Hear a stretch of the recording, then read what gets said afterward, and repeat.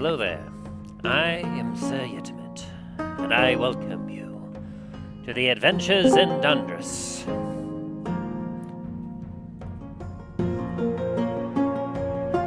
Last we left our intrepid band of heroes. Talos, the dragonborn paladin. Dane, the dwarven paladin. Milo, the bardic halfling rogue. And Dallen, the dragonborn sorceress fighter. Our heroes had just returned to the continent of Dundras, back to Port La Montaigne. After getting a few things of business settled within Port La Montaigne, the party met up back at the Comet's landing there at Port La Montaigne. And from there, Dallen introduced them to a new spell he'd been working on, as he himself believed he had mastered the ability to teleport.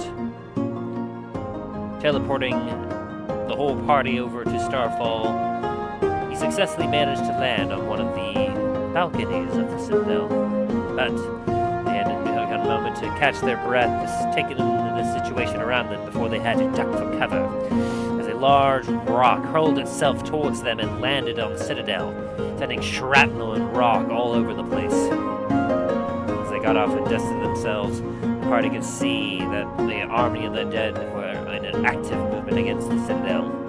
Down below, they could see the gates were currently in danger, as the guards were currently guarding it, defending it against an onslaught of undead, as they saw a battering ram getting closer and closer, getting ready to strike.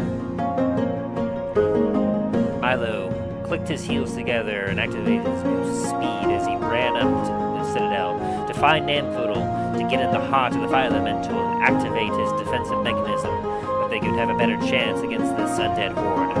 Meanwhile, the other three heroes went down to below to the gates to defend it against the army. A fight broke out as the party made it to the gate and joined the defensive against the undead army, fighting against the skeletons and zombies alike, and some commander that was flinging magic all over the place. The battering ram was almost successful, as it had greatly damaged the gate and was nearing busting down the gate and allowing the undead to swarm inside the citadel, spelling doom for everyone.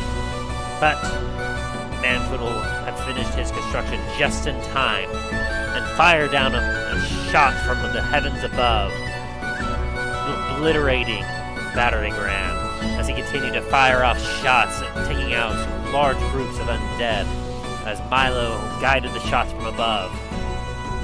Eventually, our heroes were triumphant as they managed to successfully turn away the incoming army and send them back to the forward staging camp. Able to repair the door now, the party met back up in the citadel with Varis to determine what all they could do to help break this siege. From there, Varis directed their attention to a map, where he showed them the specific areas that scouts had been looking at, such as the Western Gate, where the army of the Ash Marchers had arrived to help them out, but were currently being held up for some reason at the Western Gate. They also knew that the staging camp had a trebuchet that was slinging rocks at the citadel, damaging it and hurting people, even killing some of their guards. There was also some signs that a siege tower was going to be making its way towards its walls before too long in the north that they needed to defend against. There was also a danger of risks for their farms south of the citadel being damaged permanently by the army of the undead. Also, smoke signals were seen coming from the southern barracks. Perhaps reinforcements could be gathered from there.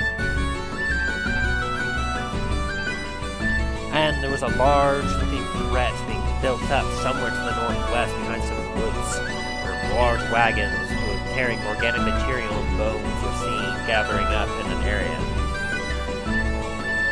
Our heroes, knowing that time was of the essence and that if they weren't quick, this night the citadel would fall, they decided to split themselves up and tackle these tasks individually.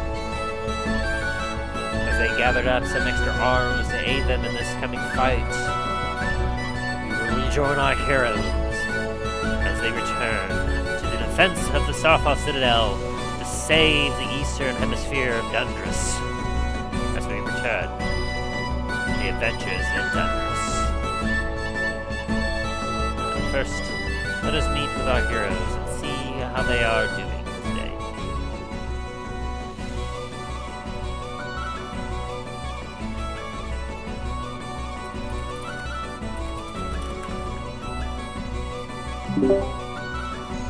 Hello there. So like all of them.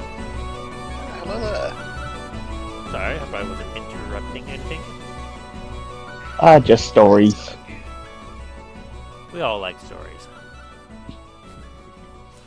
Yeah, just going to what he's dealing with in his area at work and Fun. Yeah. Hopefully nothing We had too sad. Or too terrible. Not as of right now. I mean, That's good. we had an electrical fire yesterday in the building, so that was fun. One of our server rooms.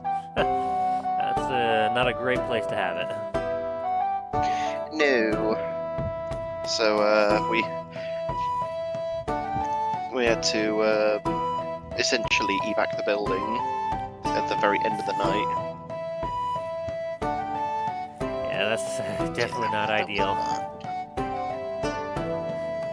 I'm glad that everyone was at least okay. Oh yeah. It could definitely been a lot worse.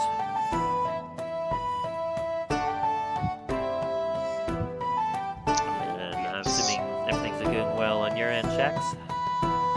yeah, just busy. Like we're getting a lot of those. Now that the main events are done, we're just getting a lot of the film crew people wanting to pop in without really updating us or letting us know. So a lot of I'm having to adjust and like kind of send my crews around to different places. Like, okay, well, it looks like you guys aren't going to be in here for tonight, so you guys are going to go over here until they're done. Because even though they say, oh, it's only going to take about an hour, it's like an hour to 2 hours later. Or like, oh yeah, we'll only be in here for like 45 minutes. No, you won't. You're going to be in here way longer. Yeah. It's like we know this. We know the gist. And then Ryan, everything going well with you, school and everything?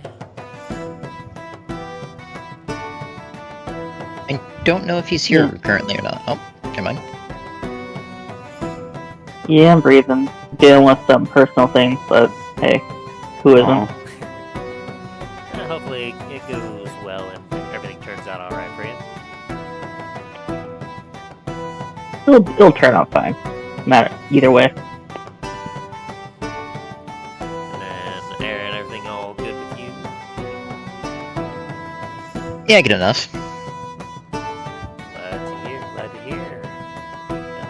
Everything's doing fairly alright for me. I got a new guy that's joined me at my workplace, and he seems relatively young, but energetic and enthusiastic, so I'm hoping that he works out pretty well. And, interesting enough, I guess it's today. Today marks the official 5th anniversary of me starting at my workplace. Ooh, nice. Survived 5 whole years. Yay. Survive. So, I guess I'm supposed to be expecting some sort of pamphlet or some sort of thing this coming week about that. It's like you survived 5 years with us. Congratulations. A new record. Practically. I mean, at my location, I've been there longer than anyone else. God damn. Like, there's a few other people that have been there for about 4 years. I'm the one that's been there for 5 now. So, yeah, everything's great. We're doing fine. We're almost about to hit Father's Day, which is one of the busiest weeks of the year for us. Everything is just wonderful, you know? Yep. Right now, I'm fielding messages from my family asking me, "Hey, what are we gonna do for your birthday?" And I'm like, "Go to the family group chat that we've set up, and everyone's tagged in. All information is there. Please stop messaging me directly." Like as soon as like literally at like midnight like at 1 a.m. this morning, my phone starts buzzing. I had to put it on silent because a family from out of town are buzzing me like, "Hey, like, are we doing anything for your birthday?" I'm like, "Guys, this is every year with you guys." I'm like, I love you, but I'm sleeping. It's morning. Basic, like, my birthday has, like, I have to work. It's a day I sadly have to work, so I'm like, guys, we're gonna do my celebration for my birthday on the 7th. Okay, we'll do it then. We'll all do it. Go to meet up at Dad's house. Chill. My family, when it comes to birthdays, it's like, I love you guys, but calm down. Yeah, I'm not too crazy about my own birthdays either, so I definitely feel you there.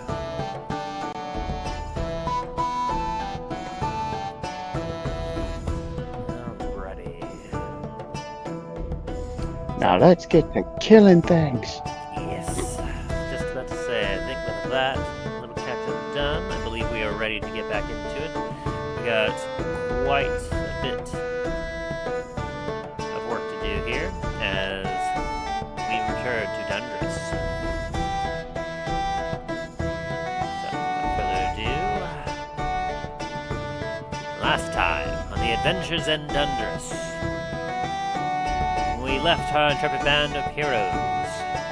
Dane, the dwarven paladin. Talos, the dragonborn paladin. Milo, the bardic halfling rogue. And Dallen, the sorceress dragonborn fighter. A band of heroes has successfully completed their quest and acquired the fire elemental's heart needed to power the defensive mechanism from Namfoodle's machine. With an army of the undead besieging their home, our heroes have left to go find the necessary things required to help them defend their home properly and give time for reinforcements to arrive from the outside. Now, they've arrived back at Port La Montaigne. After taking care of some business, our heroes met up at the Comet's landing, where Dallen had introduced the party to a new spell that he had been working on, having been inspired by some of the magics that they had experienced previously. And using this, he teleported the party directly back to Starfall Citadel. But as their feet hit the ground, and before they could even have a chance to take in the surroundings, they immediately had to duck for cover, as a large boulder was being flung at them from the distance, shattering itself against the building and sending stone shrapnel everywhere. Some of our heroes got hurt, but as they took a look up, they could see that the siege had taken a very active turn. As before, when they were just trying to starve out and slowly whittle away at the forces of Starfall Citadel, now they were in an active attack, as a trebuchet had been erected and it was flinging rocks actively at the Citadel. A battering ram was making its way to the front gate, as the small defenders of Starfall were actively trying to hold it and keep them at bay. Meanwhile, you could see other armies of the undead moving about the entire lands of Starfall, for purposes unknown. Knowing that time was of the essence, Milo clicked his heels and activated his boots of speed as he sped up the Starfall Tower to go find Namfoodle. Meanwhile, the other three made their way down to the gate to join the defensive. Very quickly, our heroes were able to engage the enemy as they worked to whittle down the undead forces, just wave after wave pounding against the gate. But all seemed to be for naught, as our heroes could see that the gate was losing its structural integrity, as the battering ram was too effective and was nearly about to fell the great door.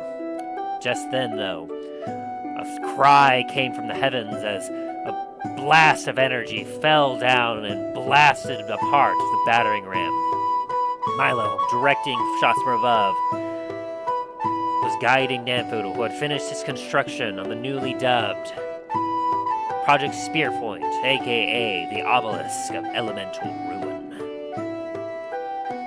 With this new defensive mechanism at their aid, artillery fire was fired from above down below, evening the odds as our heroes were able to whittle down and finally turn back this tide of evil.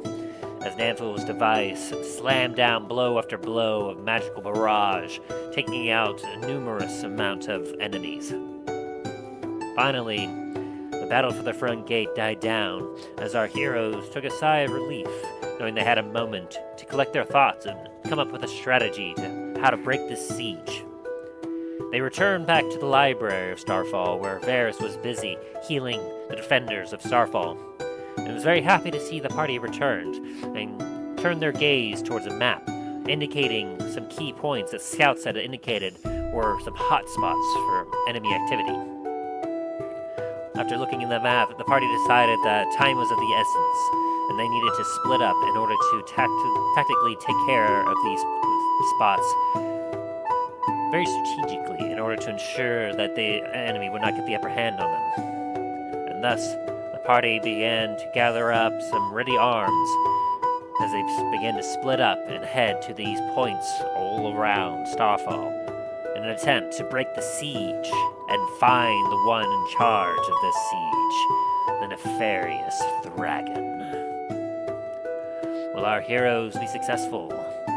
We may just find out as we return to Dundras. Dun, dun, dun.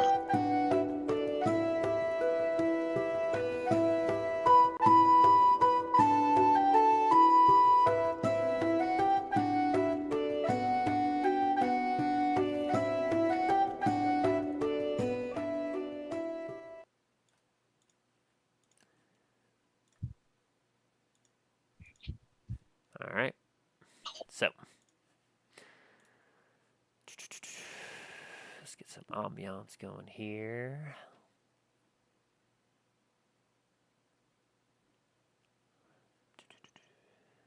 Yeah, let's go with this one right here.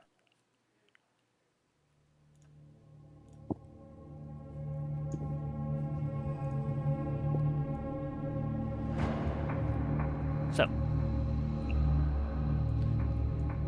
plans have all been set. As our heroes, you all prepare yourselves at the walls of Starfall, looking out at the sea of undead. You see some gaps here and there.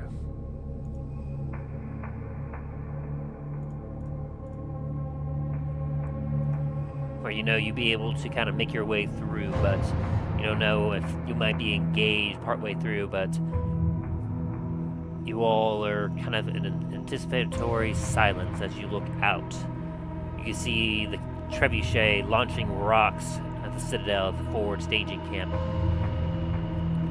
Milo, you look down to the south where the smoke signals were given at the barracks, but currently you don't see any signals there. You only hope that you're not too late. Making their way away from you all, you see as Dallen is making his way along the wall towards the strange sounds that were heard. Meanwhile, you see that Soren is making his way north to engage the siege tower that's making its way towards the wall currently.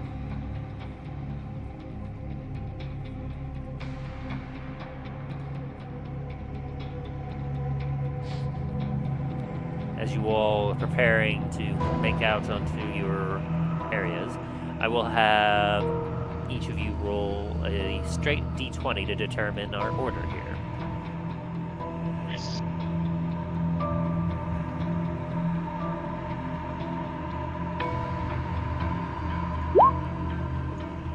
I'm getting a 13.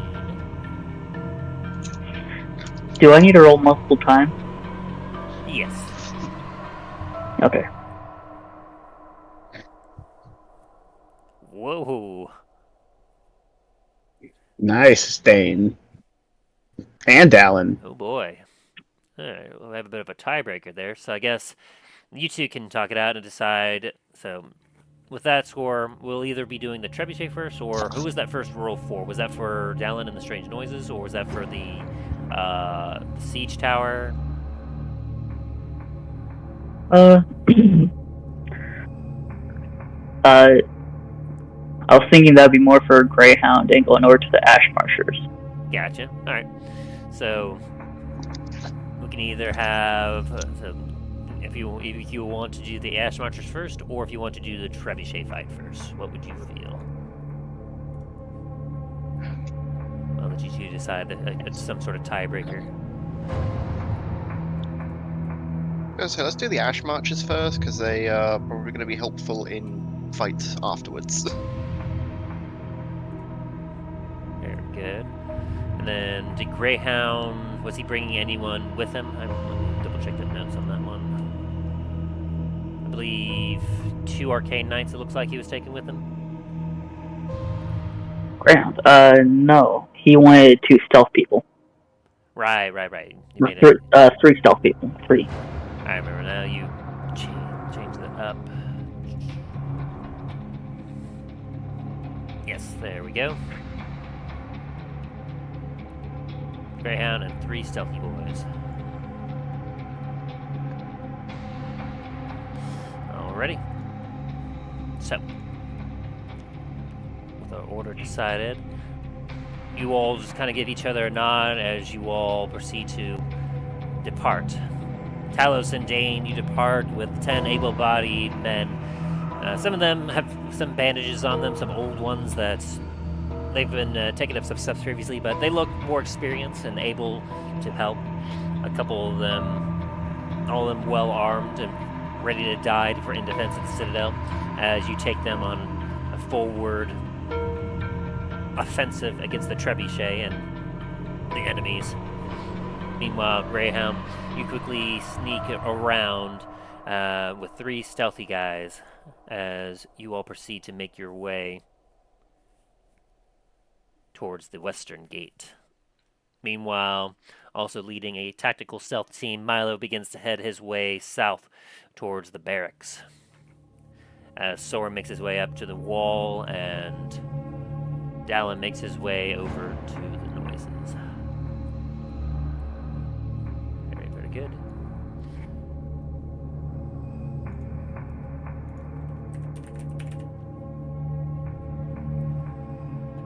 Okay, let me just check here.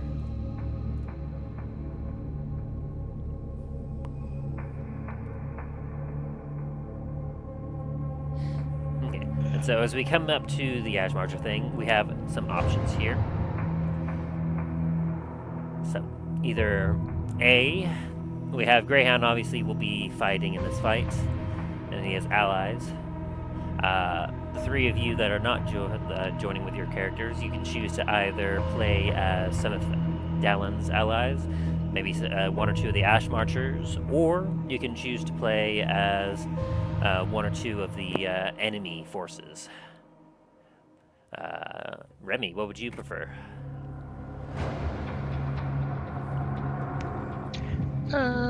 Let's do one of the Ash Marchers.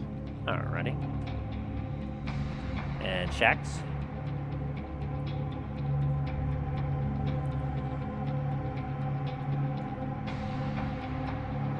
Shax, are you there?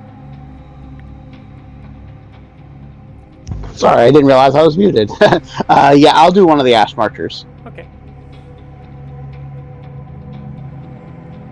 And then Aaron? I guess I'll be one of the stealth people then, since we're all just gonna go with what we're familiar with. I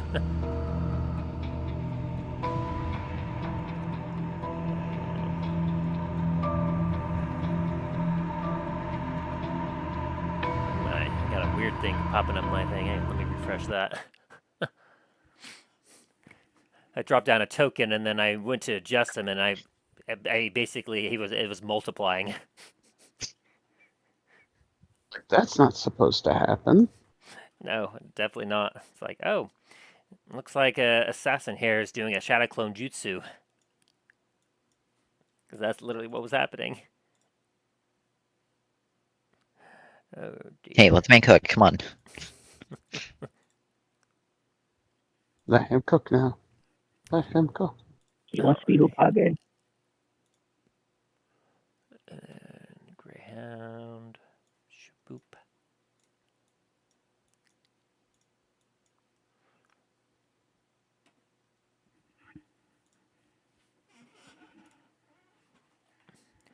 Alright, Let me give me just a second before I drop you all in, as I will need to give you all the ability to use these characters.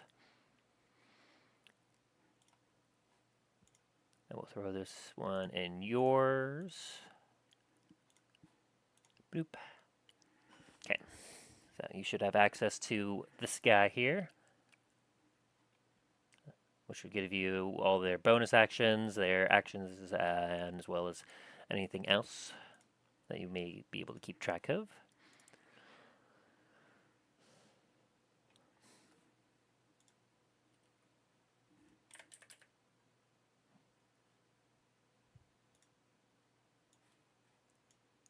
Two and three. There we go.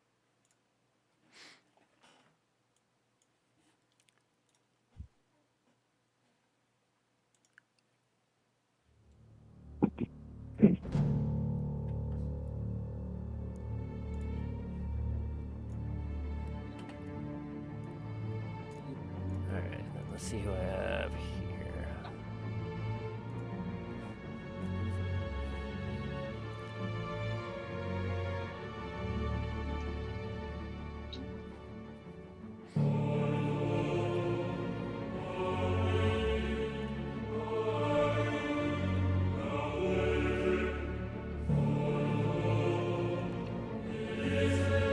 Okay.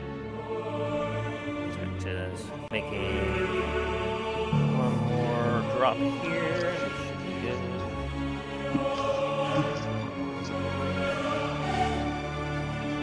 1 second. There is my delivery at the front door. I'll me run and grab that real quick.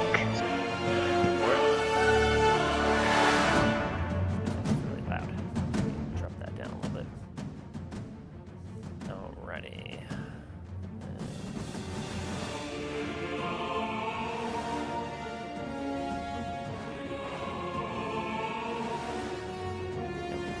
There, fantastic. Alright. Just remember, you all are in a very dangerous and active combat situation here. There's a siege going on.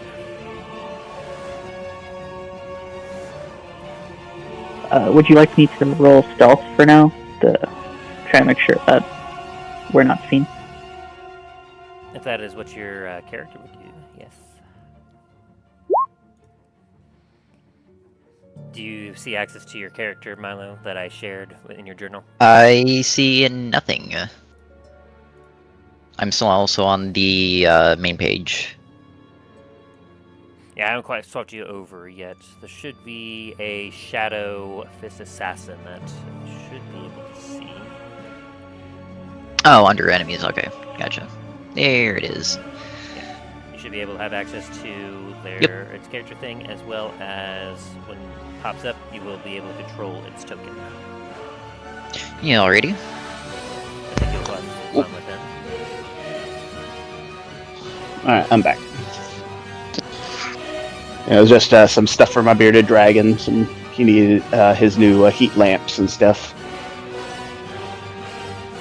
Nice. The joys of owning a semi-exotic animal.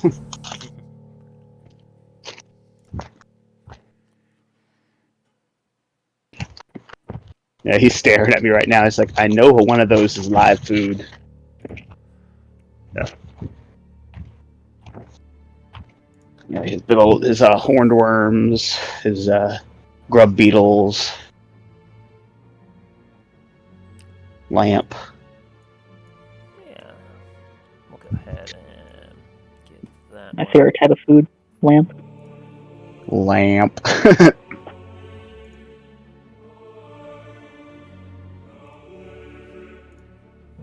It's like, does it glow? Well, yes, then it's a lamp.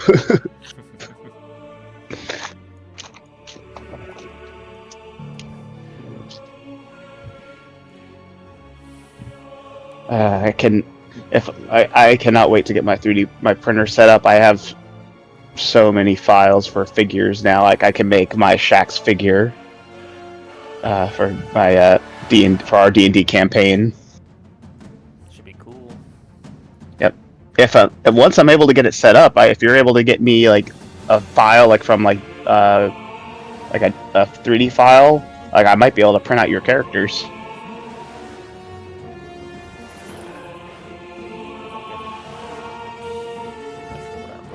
Here.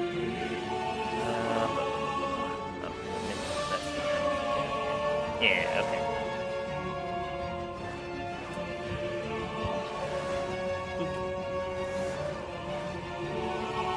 Alright.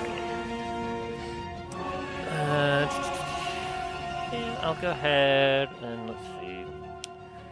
Let's give this one to...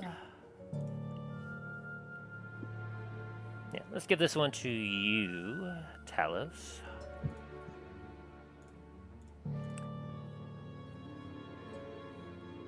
Boop. Alright. In your journal, in roll 20, you should have a character, man-at-arms, pop up that you'll be able to see and control.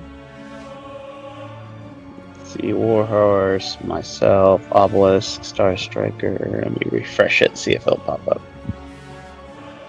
And then Remy, I'm giving you access to an Arcane Knight. Very nice. Let's see. Should be in the roll 20 journal. Maybe under enemies, possibly.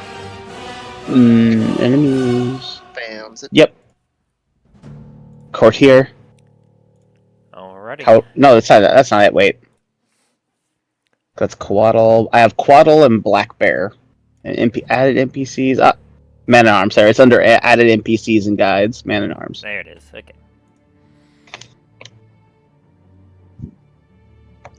Perfect.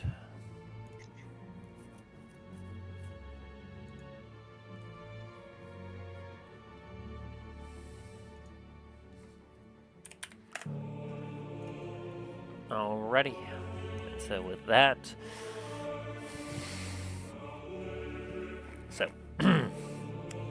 Greyhound. You've been seeing the deteriorating situation of the Citadel for the last few days and doing your best to kind of aid on the defense of the walls when possible. Getting angrier and angrier, seeing off the distance some of these enemy forces have taken residence up in your academy.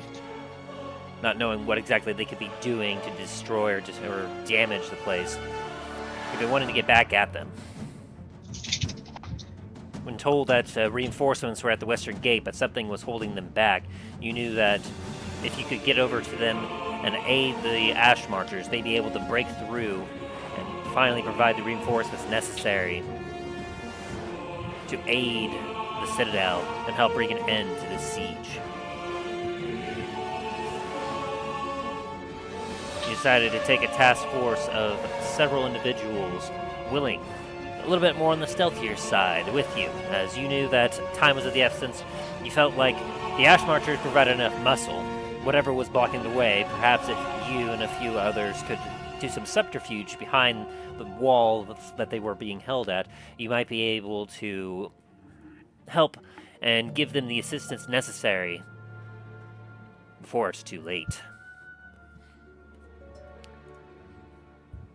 As you make your way across the fields of Starfall,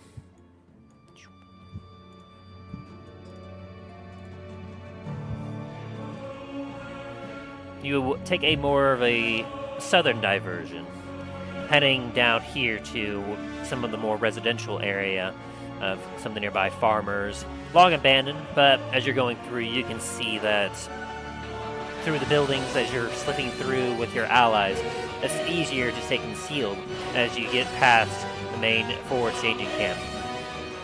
You kind of take a look behind as you watch as Talos and Dane rally up their forces as they begin a charge on the enemy camp, somewhat distracting them and ensuring that your forces are not seen. You then cut back and speed across the fields towards the gate.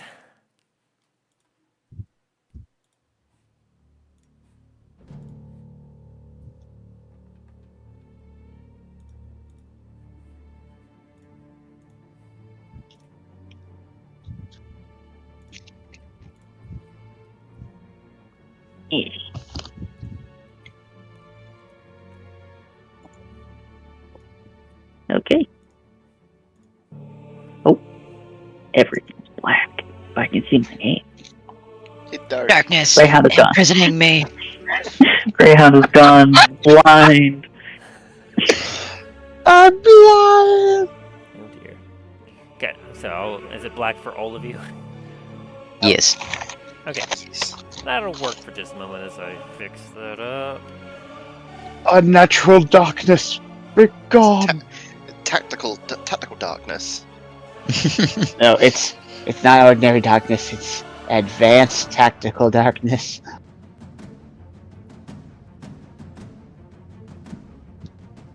Oh, what is... Hang on, I might need it. Vision on? Vision on. Hey, there we go. Okay, that's one of you fixed. Vision on. Doop. Hey, there we go. There you go. I just had to turn on your vision. Hooray! I see fire.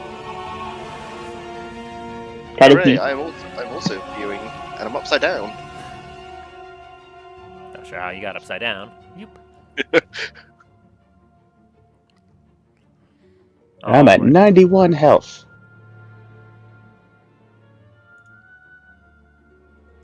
Magic.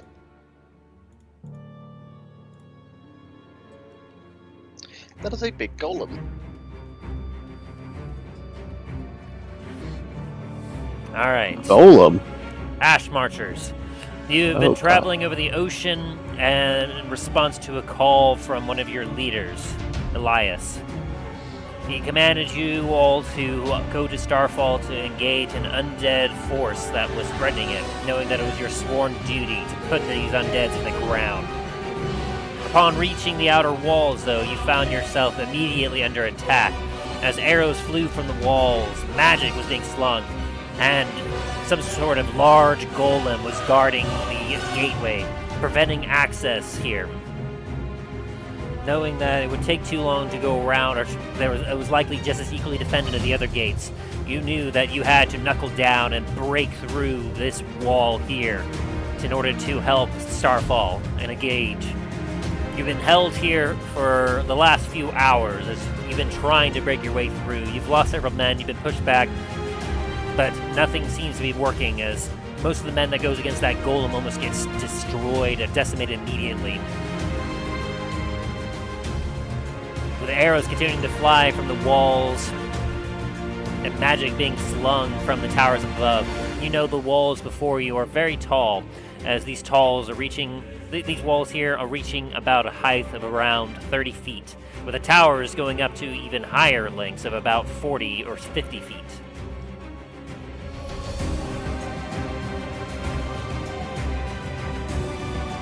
And thus, as you all are getting to position, Greyhound, you and your stealthy ally, assassin friend, have made your way back here where you can see and hear sounds of combat up on the wall.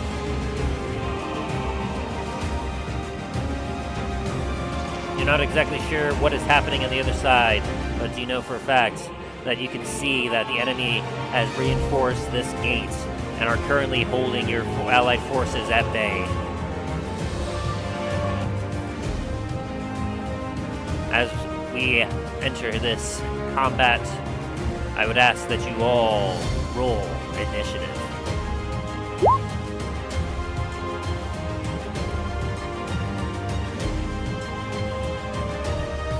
Oh boy, the enemy got a high initiative there. Roll 1 second. You should be able to roll it from the individual character sheets that you are controlling. There it is. I'm looking around like, where is it? Yeah, I'm looking at mine right now. I was like, what? There is a... Up by where the armor class is, to the right of that, there's a little D20 with init on it. Ah, okay. There it goes. It's like, hooray! Let's go! Like, slamming his axe on his shield. Make sure you take a moment to kind of take a look at your character sheets to figure out how they are going to work for you. Now, are you doing just one roll for all the enemies, or... Yes. Okay. Shame. I mean, if you want, I could do some individual rolls for some of the more specific ones. Valid, nice. It's all good. Or I should say Greyhound. Greyhound's like, get away from my skull!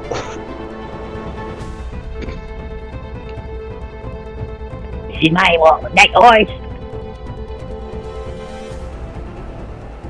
Just like the sonorous battle cry of the kobold. That's Frothing pretty good shriek. there.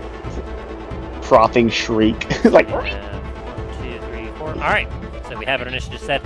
As this makes a lot of sense, as the enemy has been in active engagement against you all. We have some skeleton archers taking some shots, though our allied forces are able to kind of have some cover as they're using the barricades used to kind of try to hold them back as cover. As right now, against you, Remy, we have a skeleton, an orcish skeleton, currently swinging his great axe at you. As he swings down for a 20 to hit. And that hits. As he'll slash you for 14. Clong!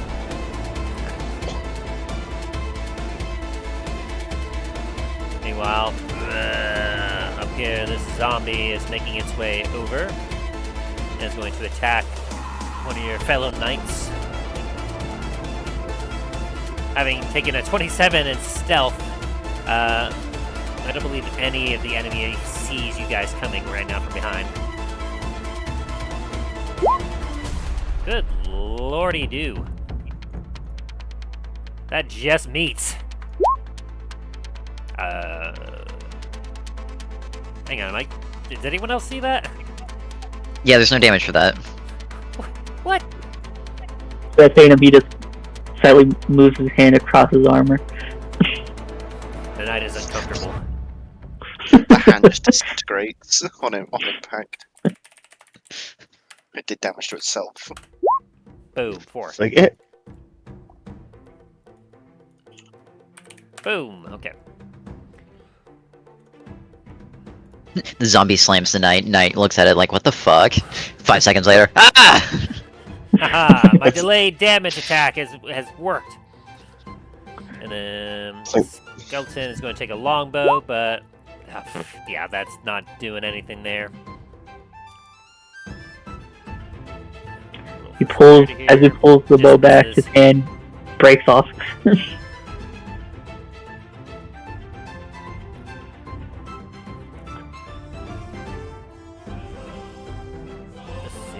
Fanatic here, he's going to cast Sacred Flame at that dude over there.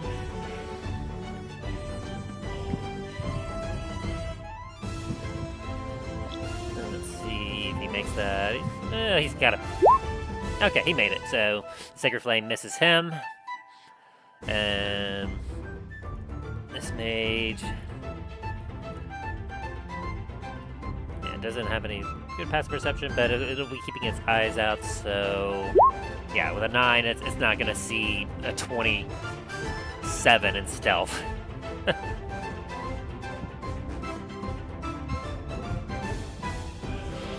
What it will do is it's going to cast Magic Missile at one of the knights, which will automatically hit, because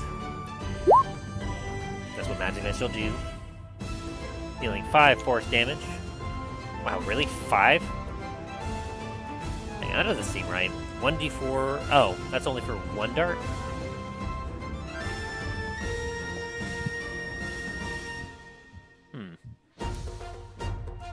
I hope that's been rolling... No, it's been rolling alright for you, right, Ryan? Magic Missile? Yeah. Okay. Because I took a look at the thing here, and it says it's just 1d4 plus 1. 1 dart. That's weird. That's not... Like, that doesn't seem right. Yeah, because it's supposed to shoot 3 darts.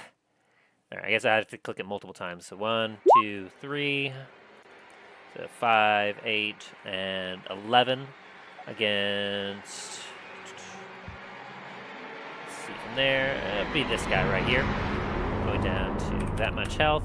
As man-at-arms, you see this guy below you suddenly take 3 bolts of magic through the barricade. Boom, boom, boom! And he goes, ah! And then this cult fanatic will aim at you, man-at-arms, as I need you to make me a dexterity saving throw against his sacred flame. Alright, dexterity save. Where is this? I think I clicked that right. Yep. Did I do it? 17 will save against his 11, so as you see these bolts of magic flame flies by, and you're able to duck and cover out of the way. Let's see. They got terrible speed. 5, 10, 15, 20. Oh, but this one will still make it to you, man-at-arms, as this zombie is going to swing at you for a 20 to hit. Good God. Oh, that's gonna hit.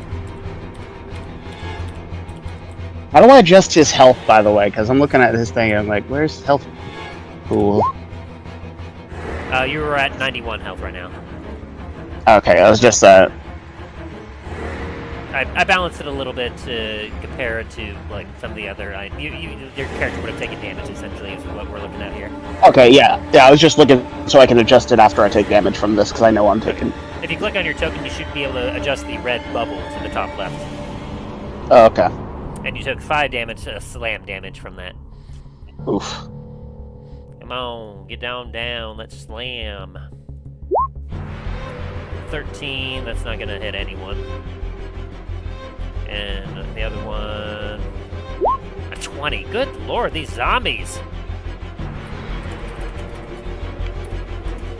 I mean, they're not dealing that much damage, but man, the fact that they're going past your AC, that is crazy. Is that zombie hitting me again, or...? No, they're hitting some of your other allies. 1, 2, 3, 4. Okay.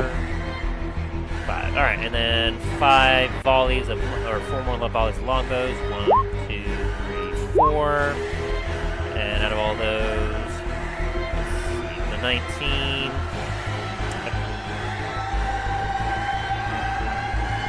doesn't look right for your AC. I think your AC is more than 12, isn't it, man-at-arms? Yes. Yeah, it should be that number. 18. 18. So let me adjust that real quick, because it's not showing up properly on your token. Boop. There we go. Okay, but a 19 will hit you, man-at-arms, as you will be taking a 9 piercing from this bolt here. And that one misses, that one misses. That one will hit. And that'll hit that knight guy there, which will deal him 6 piercing. Bringing him down to that much health. Alright. And then, last but not least, we have our big fire crazy dude here.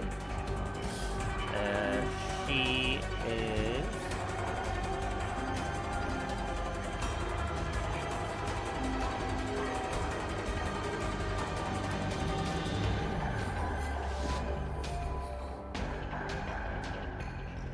which I say flame dude, but you know that he's a flame dude because you just see an individual just actively on fire on the top tower.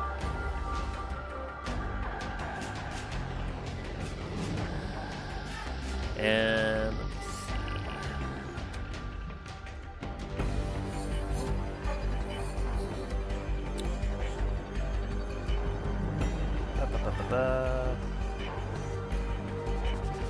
Man, they got a lot of different spells.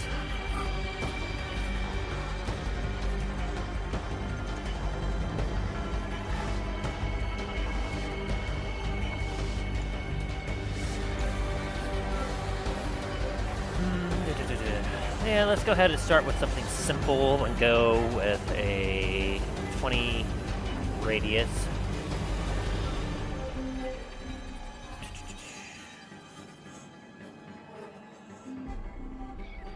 That'd be a little too much there. Let's see.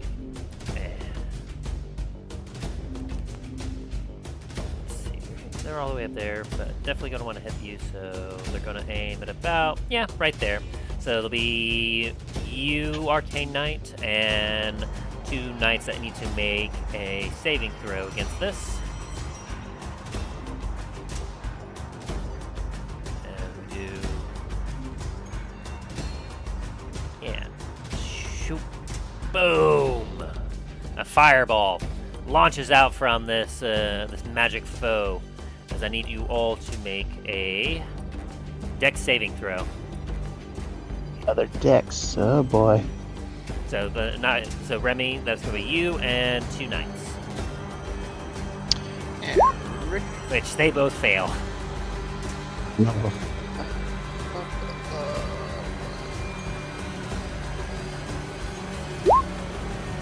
And you fail. And so Alright. all 3 of you will be taking 26 points of fire damage as a ball of fire just erupts behind you. Boom! And down at Man at Arms, you see this happening as you watch as your men go, ah! And they're looking bad up there. Alright. Minus 26. And that temporary hit points they got are from me are gone definitely. Because the rallying leader when I hit the my initiative gave them 5 temporary hit points, but those are gone clearly. Yeah.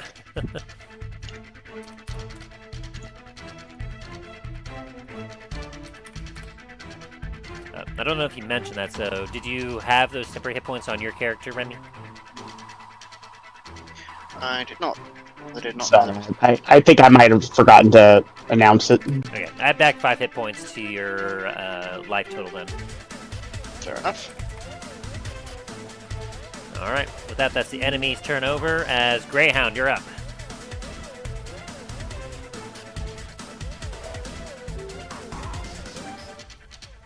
Okay, well, I'm going 5, 10, 15, 20, 25, 30, 35, 40. Then I'm going to bonus action dash. 5, 10. And how far up is this wall? 40 feet up. 40 feet up. Okay, so start there. 10, 30. Okay. I'm 30 feet up there now. And I wouldn't be able to cast a spell when I'm climbing up, am I? That depends on what kind of spell it is. I was thinking magic missile. I think Magic Missile requires that you be able to see someone. And yeah, when you're on a ladder, you wouldn't be able to see the enemies up top. Yeah. You were able to see them as you were coming in, but yeah, from that position, you wouldn't be able to really see any enemies. Yeah, that means I can't really do anything, so my turn has ended. Alright, so, Man at Arms, you're up, as well as the battalion of knights at your side, as... Alright. First, I'm going to definitely take using the attack Vicious Battle Axe, so I gotta roll... First, roll to attack. He's gonna hit this guy at the bottom. He's gonna be able to slash twice on this zombie, dealing 11 and then 13. Oh, what was that for, Shax? Oh, sorry, I thought it was my attack, or was that the knight? The 2 up here top, I was doing a couple attacks with your bottom knight and working my way up. Oh, okay, sorry. Let me delete that then, because I thought I was rolling for them, sorry. No, don't worry. I got the knight, so you control your character. Okay. And this zombie needs to make a con save, because... 5 plus the damage taken, so that's going to be 18. That zombie is down. Yay. No more of that. So we remember when we had that zombie that just would not die. These 2 knights are going to move on up. This knight's going to swing at this zombie, dealing 2 great attacks there. 15 and then 10. That zombie will need to make a con save. It makes it so this one is still up so far. But then we have our shield sentinel here.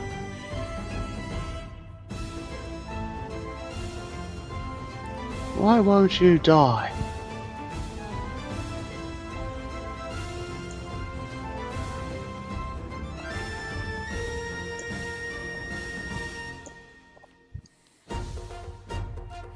He's going to swing at this zombie. Why is it to me? Okay, well in any case, he manages to hit and he deals damage to the zombie. The zombie needs to make a 14 con, and it fails. The zombie is down. Yeah. He will then move on up and proceed to take his second strike against this zombie here. Dealing 7 slashing, and then he will finish up with a bonus action shield bash.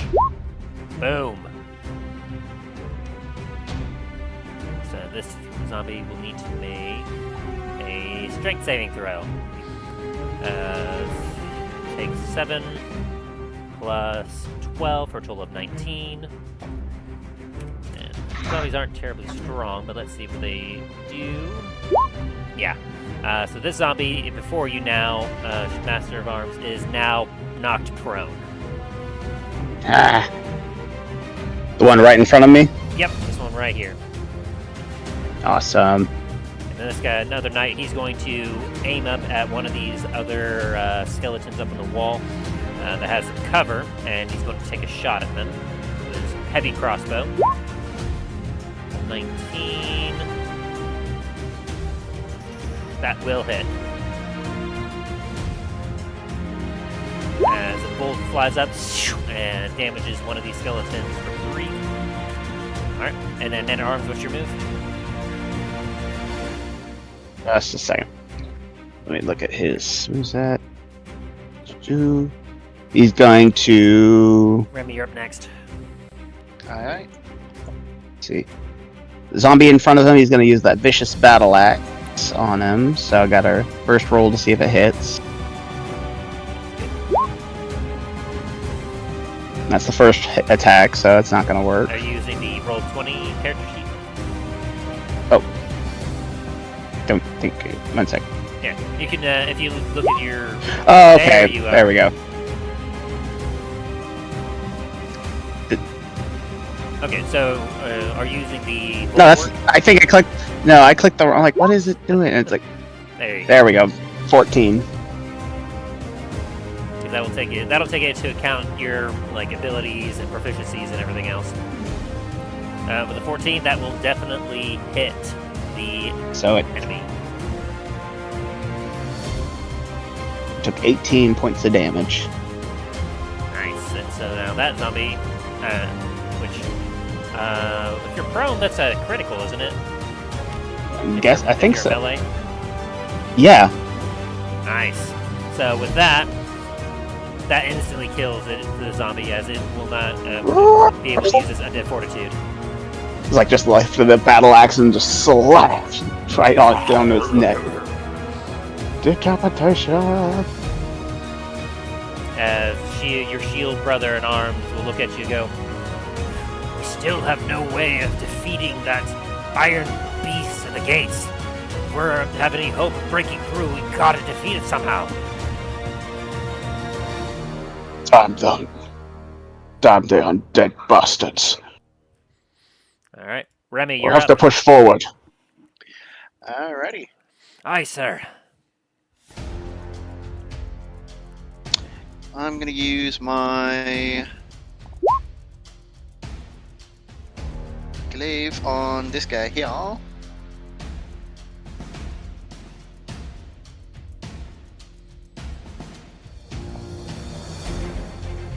Flower can't see you guys, so let me go ahead and adjust that real quick.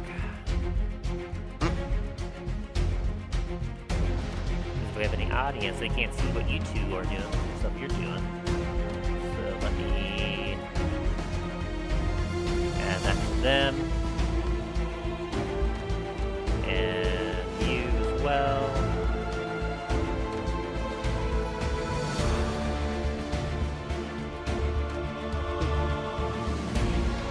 Yep.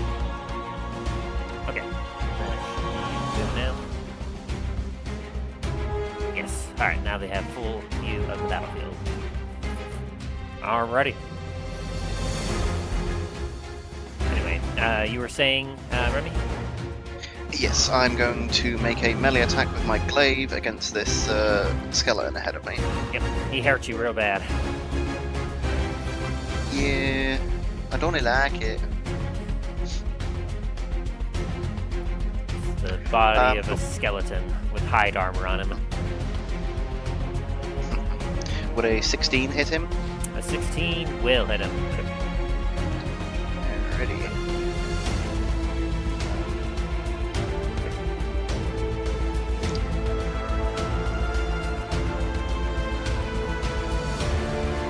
Doesn't allow me to click anything to actually do the damage. So hit the word attack on the right there on the actual screen. Like if you hit the attack button, it should pop up with the damage. The word attack right next to the 16 and the 17. Oh, There okay. you go. I'm looking on the actual character sheet. It's like, where's this attack? Yeah, you're able to. So even for your character sheets, once you roll like a specific attack that has like been written out, like a normal like an attack, you're able to click the attack word right next to the dice roll on the chat screen, and that will automatically roll the damage dice for you. Good to know. Yeah. So you deal 4 piercing and 13 lightning as your glaive decimates this orc skeleton as you're shattering it into dust and bones. And meanwhile, your fellow knight up here, he's going to be swinging at this zombie a couple times, hitting both times.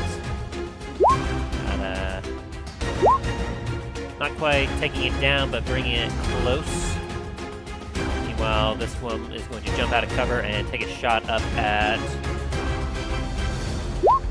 Shoop. 2 shots up at the skeleton on the wall, both hitting and... Are you kidding me? That doesn't seem right. No, it does say just 1d10... Oh, because it has like no... He has no dex, that's why. Well, he deals 2 damage. Honorable battle, brother. And he'll jump back under cover. Any more moves from you, Remy? Yes, I'm going to move up here. Oh, is there something here? That's just battleground. Okay, on my end, the field of vision is very weird. Yeah, Right I see now. that. I mean, there's obviously some walls up here that like be blocking some vision, but yeah, Yeah, I kind I of see see what that. you're looking at there, and I don't know what's going on there. Yeah, it's almost like under the map there's like an overlay or an underlay of like other walls that are not there but are there. It's weird. Either way, I'm going to use my second attack to hit this zombie. Yeah, let me do a little reveal-y here. Did that fix anything? No. Okay. Yeah, I'm not sure what's going on there. All right, and 19 will definitely hit the zombie. Oh boy! It's a much better roll than last time. Honorable battle, brother. Yeah, the zombie doesn't make it. This zombie's down.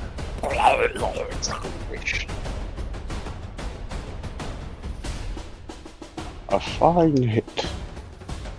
As from across the battlefield down to the south of you, Remy, you're going to see one that's wielding a larger shield as he shouts out, "Brother, we're about to charge the beast! Prepare yourself and your men!"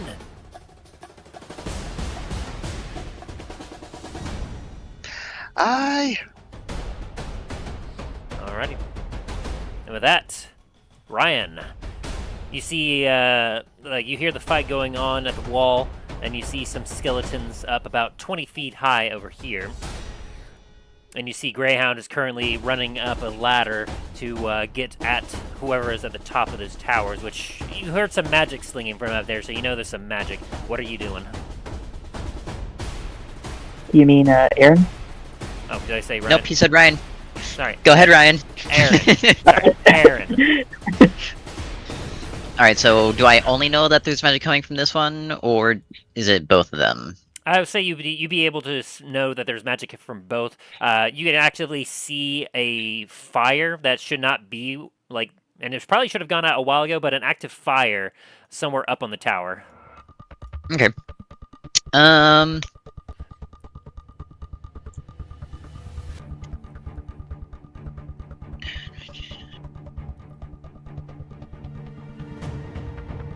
Let me see distance here. These guys are going to be a little stealthy. Oh.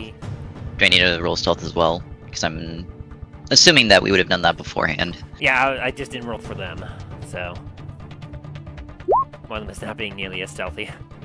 Oh wait, that was dexterity. Whoops. Same There it is. Well, no. Bonus is a little bit different. A little bit different, yeah. Alright, so they got 30 feet of movement between the two of them. So, one of these assassins is going to follow after Greyhound here. 5, 10, 25, 30, dash, 5, 10, 15, 20, 25. So, he's likely going to be about a few feet behind you, Greyhound. I gotcha. Alright, I'm going to move my guy up here. 25, 30, Sorry, up here. 20, 25, 30, as this other assassin is coming up right behind you. Then, as my action, I'm going to cast... Use his action to dash. You're a little faster, I believe. Yes, I do have cunning action. Well, I don't need... Yes, my speed is... 40...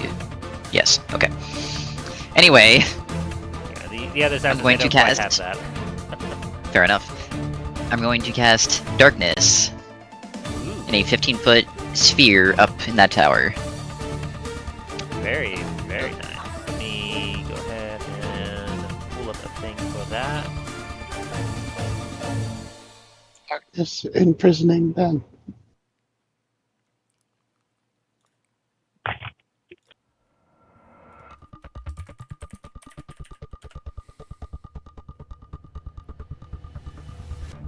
Is that on repeat?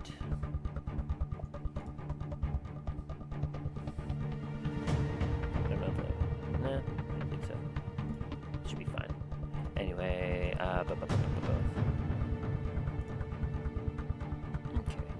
And you said you're doing it in just a normal casting of darkness? Yes. 15 feet radius.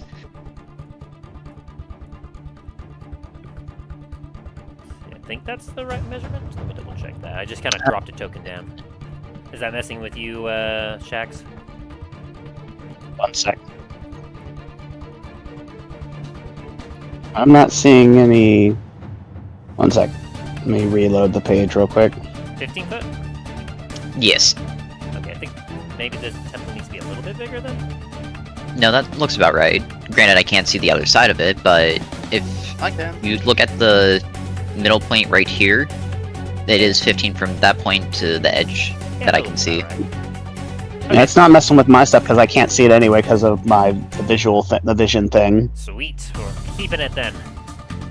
So yeah, for you and the other side, as you all are about to charge in, you can see on the top of the tower, you suddenly see just a smoke cloud erupt up on the top, like of shadow, and you hear voices yell, "Oh, what's happening?" Think we may have our distraction, brothers. Wait, Remy, did you move your token? I was trying to get rid of the darkness and it put me in the wall. I figured it out, never mind. I went through an arrow loop. I think we may have our distraction, brothers. Alright. Is that your And then I, turn? Over? I still have my bonus action. I'm assuming underneath this tree here, there would be some, like, dim lighting, quote-unquote, from the branches. Yeah. Alright, I'm gonna bonus action dash into here. Alright. And ignore, like, the weird texture off map. I had to make the map bigger, but there was no way for me to make it... I didn't have the same thing. So anyway, just count this as additional part of the same place. I assume so. Alright. Top of the turn order, we get to our enemies. The skeletons are going to lay down some fire upon the knights here. 1, 2, 3, 4, 5. Oh boy. Got some bad shots. Yeah, this one is going to completely miss you, Remy. This one here at the top, a 13 is not going to hit anyone. A 6, a 13, and a 17. I don't think the 17 even gets close. So their shots, a volley of arrows fly by, and all of you are able to kind of duck and cover. There's no more enemies in the field here. The golem in the front is continuing to hold position, holding its action for anything that gets too close to it. Up here, we have our 2 magic users that can't see anything now. There they are. Not able to cast anything there. No fun. They don't have any means of dispelling this magic, it looks like.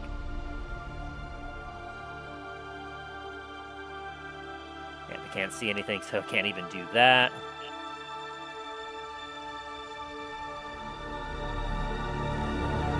It's going to roll survival because it doesn't. This guy doesn't know what to do. He's like, I don't know what to do, man. It has a generally good idea about where it is, and it's going to attempt to kind of move out of this darkness.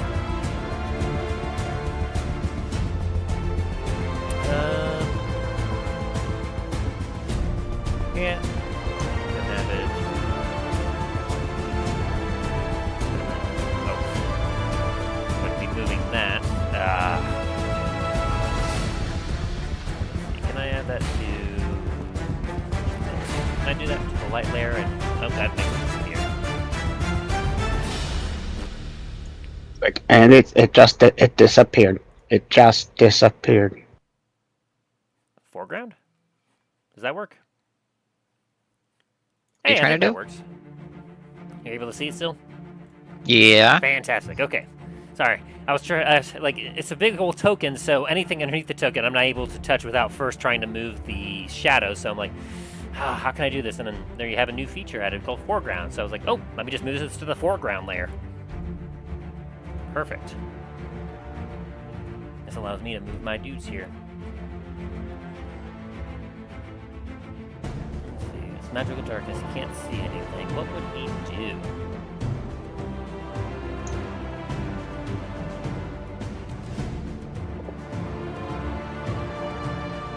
Well, I suppose he probably move this way, 5, 10, and go down 20 feet down the ladder to get to the wall, and then 5 move this way to finally get out of the shadow as he's realizing, oh, okay.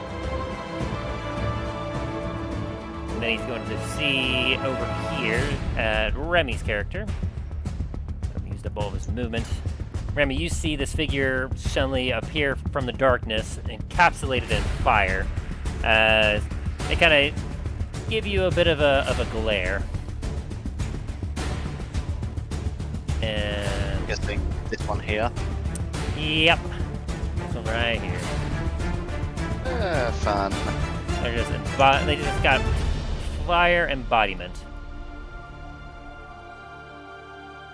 Ooh. I wonder if I have a thing for that.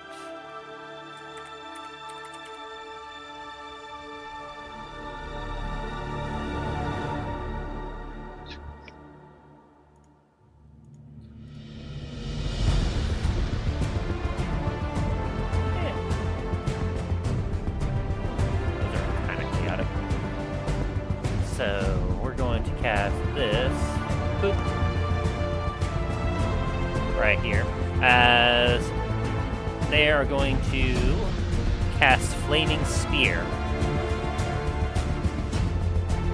5-foot diameter sphere of fire appears in an occupied space of your choice within range and lasts for the duration. Any creature that ends its turn within 5 feet of the sphere must make a dexterity saving throw. The creature takes fire damage on the save. As a bonus action, you can move the sphere up to 30 feet. If you ran the sphere into a creature, that creature must make the saving throw against the sphere's damage, and the sphere stops moving this turn. Cool. So, yeah. Basically, she's going to direct it directly at you, Remy. So I need you to make me a dexterity saving throw. Sounds good.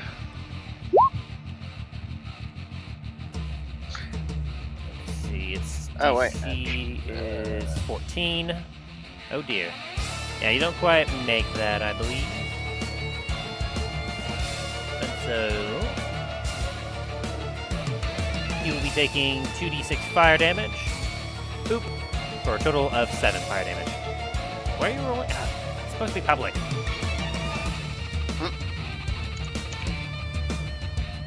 Alrighty, there we go. So, you take 7 fire damage as the sphere rolls into you. Yeah! The cultists appear. I don't believe he's going to have as much luck as he did. Oh, dang. Yeah, he's able to kind of figure out where he's going. He's going to... can't really see or do much, so he's going to go start climbing down this ladder here. 10. And he's going to be out of the darkness as he's climbing down the ladder. He kind of looks up and goes, ugh. He starts to look around to see what may have caused that. But I don't think he's going to have much luck here. There's a soft 20, but I think your stealth roll, Shadow-Faced Assassin, was greater than that. Yes, mine was 26. Though you would see one of the assassins. Yeah, the one that followed Greyhound is kind of currently out in the open as he looks over and he's going to see the assassin. He's going to shout out, "We have assassins behind the wall!" And he's going to fling a Sacred Flame at him. I don't think that's going to be terribly effective against the assassin. As the assassin is going to be pretty adept at dodging things, I would hope. Yeah, easily dodges out of the way as he kind of pulls out some weapons and gets his at the ready. Meanwhile, we have our mage up here that still has their turn to take. They are going to cast.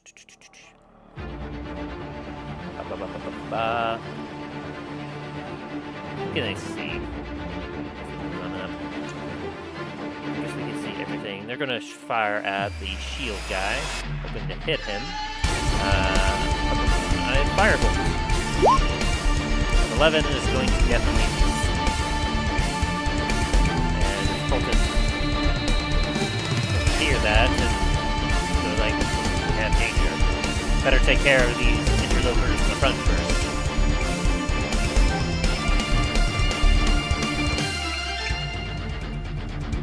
Sacred Flame! And he's going to target Man-at-Arms. So, Man-at-Arms, I need you to roll me a dexterity saving throw. I fail. You take 4 points of radiant damage as a sacred fire lands upon you. Greyhound, you're up.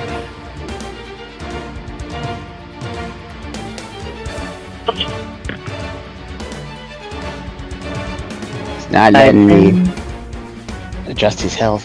It's like 15, 20, 25. And Greyhound is going to cast Green Flame Blade on this boy. Twice. On the Red red Nickel. cultist. Yes. Was your stealth greater than 19? Yes. Okay, It was- neither of them see you. Okay. You said it was 4 damage, right? Yes. Make attack rolls for it.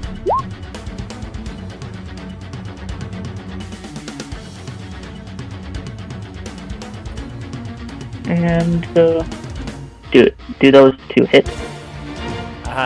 Him? Yeah. I believe Okay. they definitely hit.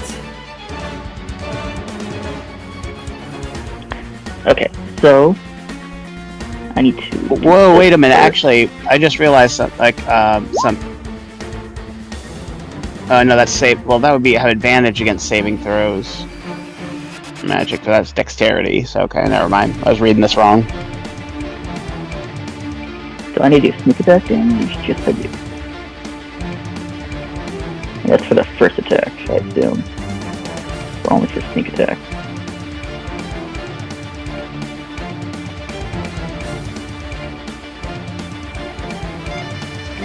As Greyhound, you kind of run up stealthily, and like you can see these figures of magic are flinging down spells down on the battlefield before them, and you come up behind one of them, and as he's caught completely off guard,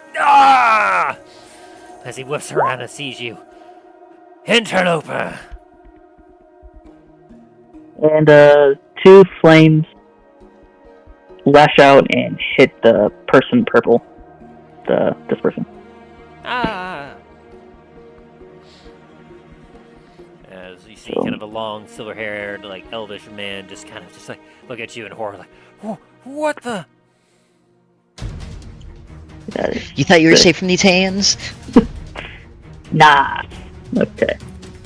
68 for both of them. So that's for both of them. Good lord. Yes. 25 fire damage. Do they make On any the saving throws, death or?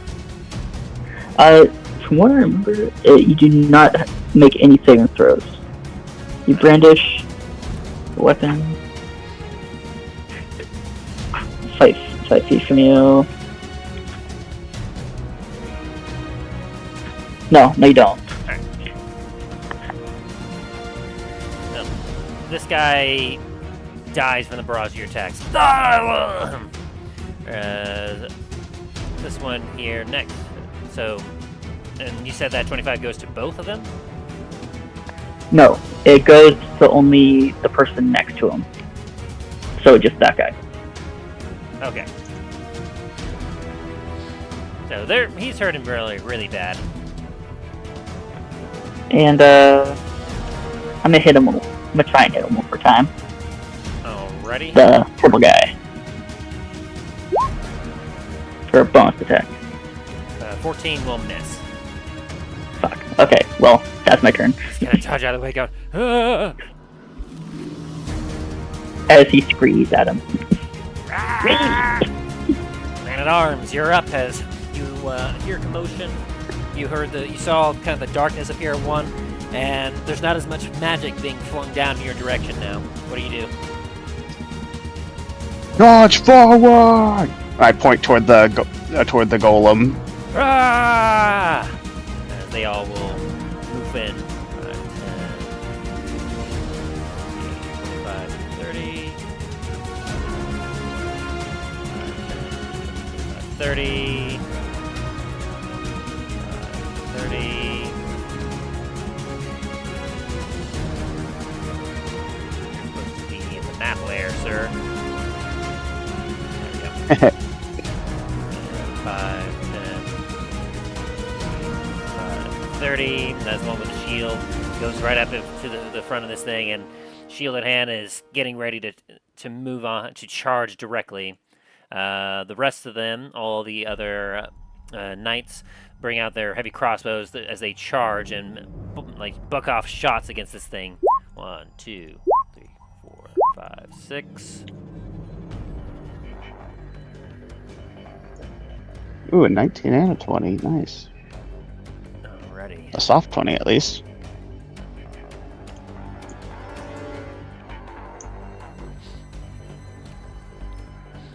and you watch as they're taking shots. You're watching as some of the bolts are landing into this golem, but much like before, all these attacks don't seem to be doing hardly anything.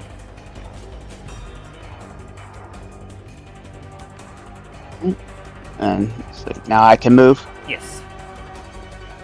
5, 10, 15, 20, 25. And since I have moved in a straight line at least 20 feet, when I attack this thing, it's going to activate automatically the ability battering charge. So when I attack my damage, it'll take an extra, whatever damage phase, it'll take an extra 2d8 damage to whatever I attack. And when I also attack, the creature has to make a strength saving throw or get knocked prone. Alright. So I do multi-attack. So that should... That's just a description of it. Alright, so I'll be able to... So let's see, where is it? So you're able to make 3 melee attacks, and you can use Bulwark or Combat's Call if it is available. So you can use 3 melee attacks, or you can replace one of those melee attacks with either Bulwark or Combat's Call. The...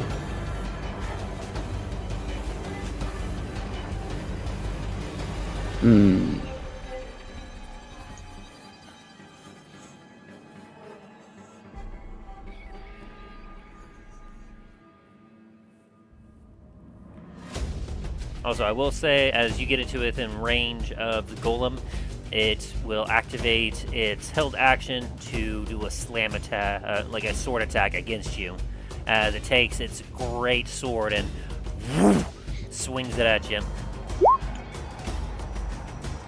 It doesn't make it. 17 just misses as you dodge under it. Alright, with that, I'll use Bulwark.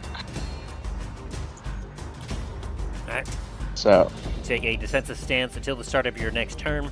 Anything that attacks you will have disadvantage, or you will have advantage on dexterity saving throws, and you have a +2 to AC. Alright, it's like multi-attack says I can attack and use Bulwark, so... Yes. So I have the Bulwark, and that means I can do 2 regular attacks on it, right? Correct. Alright, where's the button for that? Should be like the Vicious Battle Axe right underneath your actions. Alright, that's 1. Alright, so you roll a 23 to hit, and a 23 will indeed hit.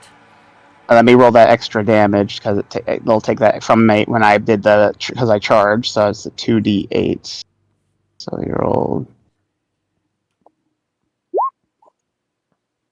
Takes an additional 10 for that attack, and it has to roll a strength saving by a DC of 16 or higher, since it did take damage. Got a 17. Alright, and this is the second attack. Slam into it. Bong! Oh, sorry. It's like a pillar of just solid steel. And the second attack is 16. I don't think that hits Nope, it. 16 will miss. Alright. So, for the first attack, it took a total of...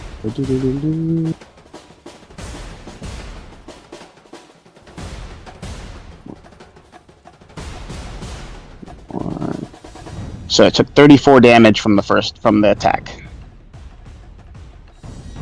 Very good. And compared to your allies, whose bolts have just been bouncing off this thing, you notice from kind of the magical edge of your vicious battle axe that you are actually biting into this thing.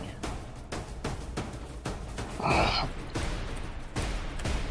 gonna yell out, it's like,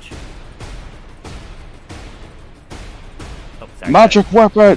I'll just yell out, magic weapons, as I point toward it. Rah! That's gonna be my turn. Alright. Remy, you overhear that, and you see that there's a orb of fire next to you. What are you doing? Alrighty. I'm gonna do an elemental bolt against the lovely person who attacked me. Alrighty.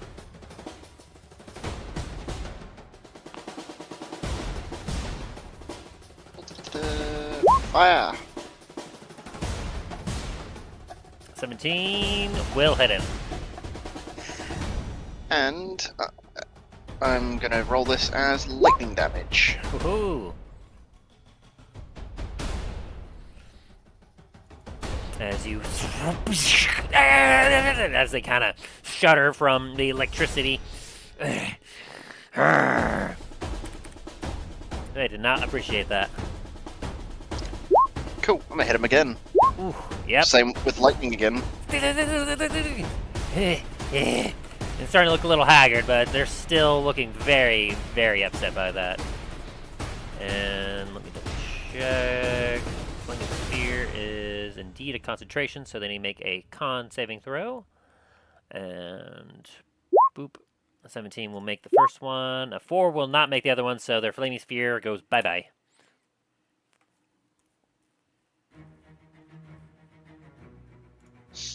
Alrighty, and that's my turn. Alright, as the other two knights are going to charge on up. Rah!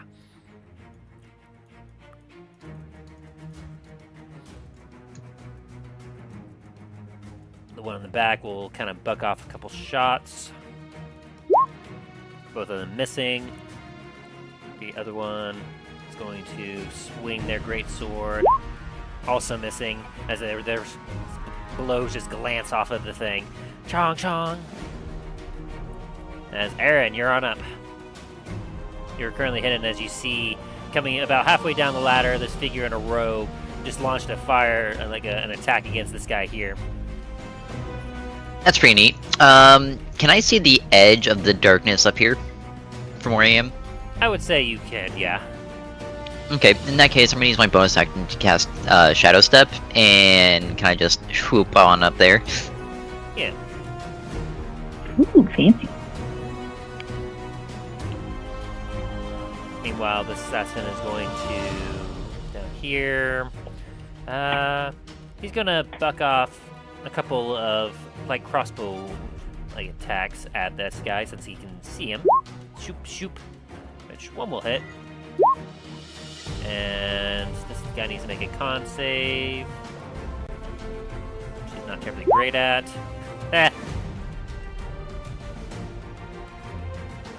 Oh, that is unfortunate. As the guy shouts, "We got assassins!" The one that he sees whips out a light crossbow and shoots a bolt right into the head of this cultist who his head jolts back as he then starts to foam in the mouth. And then he falls to the ground. Dead. And Rip. we'll start to charge up the ladder. And as he's doing that, I'm going to use my short sword on this caster here. For 16 to hit. 16 will hit. Alright, perfect. He needs to... Oh wait, how do I roll damage for this? Hit the word attack right next to your rolls. Ah, okay. In that case, he needs to take 7 piercing damage, 13 poison damage, but wait, there's more! I also have sneak attack because I had advantage on that attack. You did indeed. And they were not expecting it.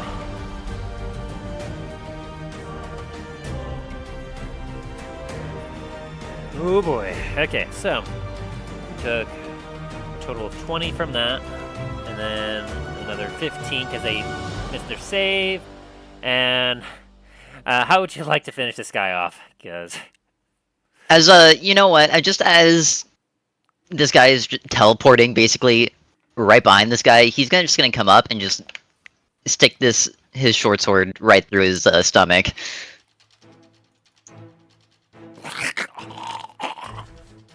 you're just gonna hear a gasp, and as they kind of look around.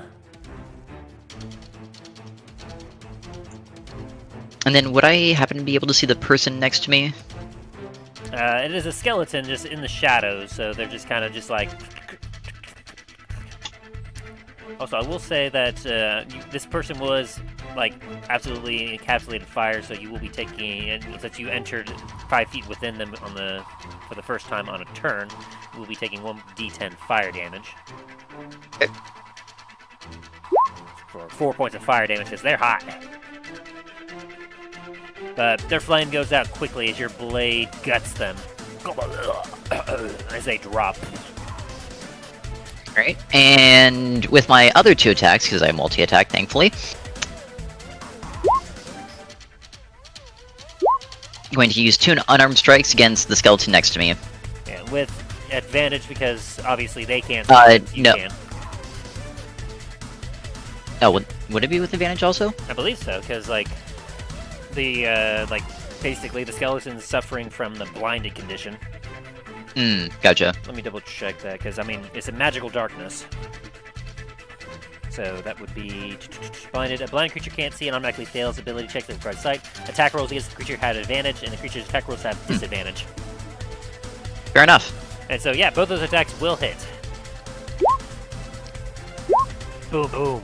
And because I'm using an unarmed strike, I'm also going to use Stunning Strike. Oh, good lord. Okay. You know what's something that skeletons don't have a lot of? Constitution. No, it's actually intelligence. Oh. Oh shit! Well, thankfully I used 2 unarmed attacks. Let's try this again. There we go. That one went And charm. as it is. The skeleton can't see. It is stunned. It's not having a good time. Meanwhile, this other assassin is currently going to be working on the gates here. Woo! With a 20, he unlocks one of them. My man. As he's working to try and get behind this golem. Alrighty. So, is that your turn, assassin? Is indeed. Alright, and then just so you know, Graham, the other one is falling up the ladder. He's about, 10 feet from reaching the top. What a slowpoke. He's falling up the ladder? Well, he's going up the ladder.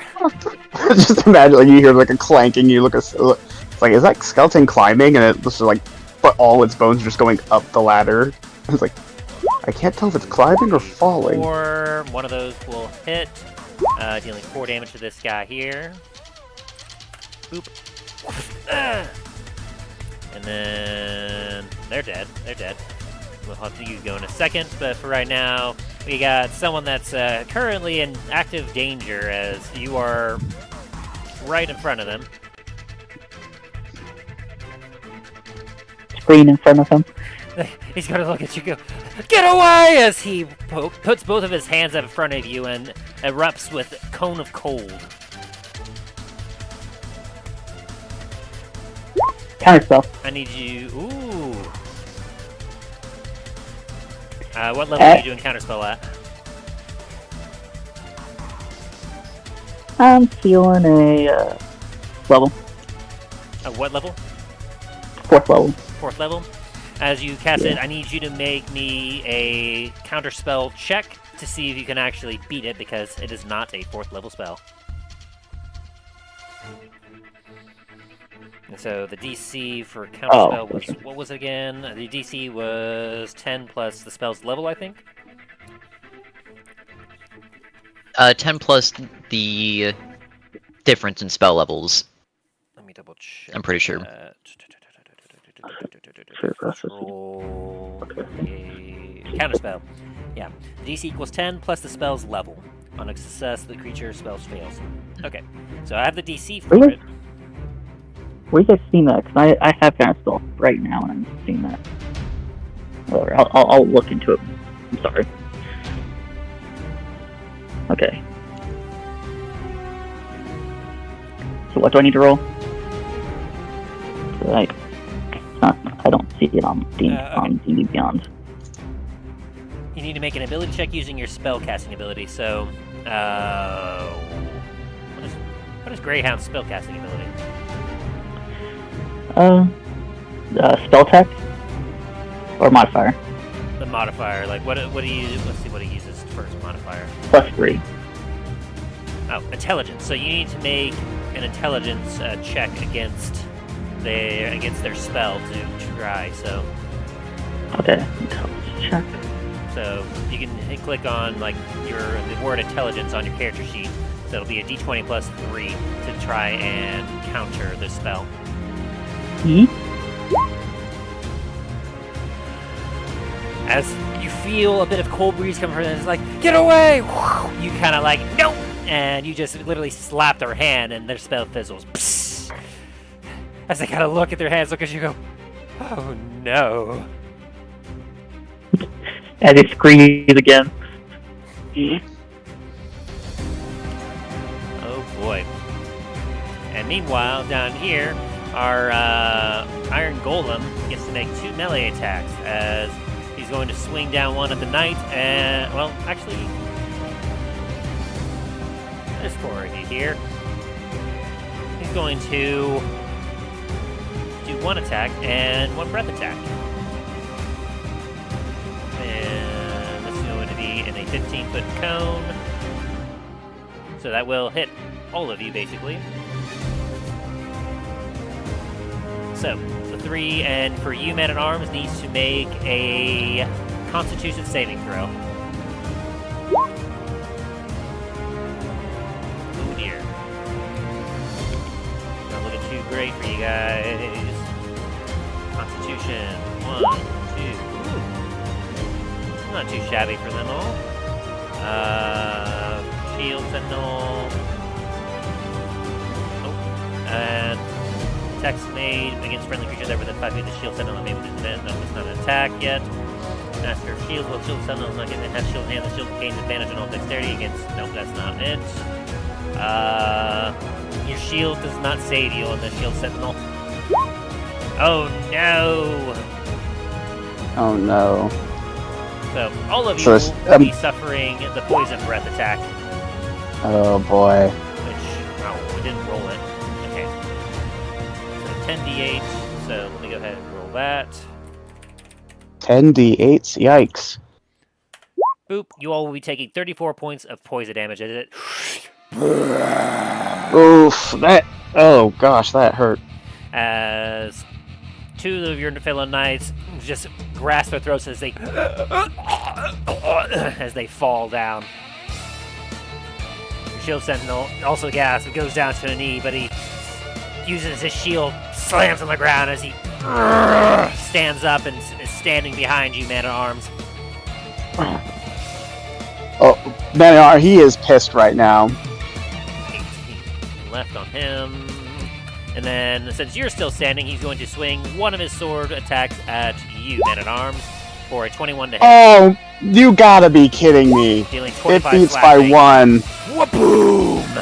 As his sword just bashes up against you. Damn. As the Shield Sentinel is going to shout, "We need backup!" Damn, that... Greyhound, you're up. Okay. You all can kind of see why Greyhound? the Ash Marchers were being held back now. To be fair, though, we thought the Ash Marchers were going to be stronger. They are really strong, but the problem is, like, they have a lot of fire-based attacks, and they quickly learned that fire-based attacks against this thing were not working. As some of you may remember that there was a similar creature like this employed in the previous fight. I am going to cast Sword Burst. Oh, no. And What level is that? oh no, it's a cantrip. No. Well, it's a cantrip. It immediately fails as the mage counterspells that as it slaps your hand and goes, "No! You're gonna do that to me, I'll do that to you!" So, I'm kind of picturing it's more of Greyhound has chains coming out and he just gets slapped in the face. And then Greyhound is going to stab him with one of his soul knives.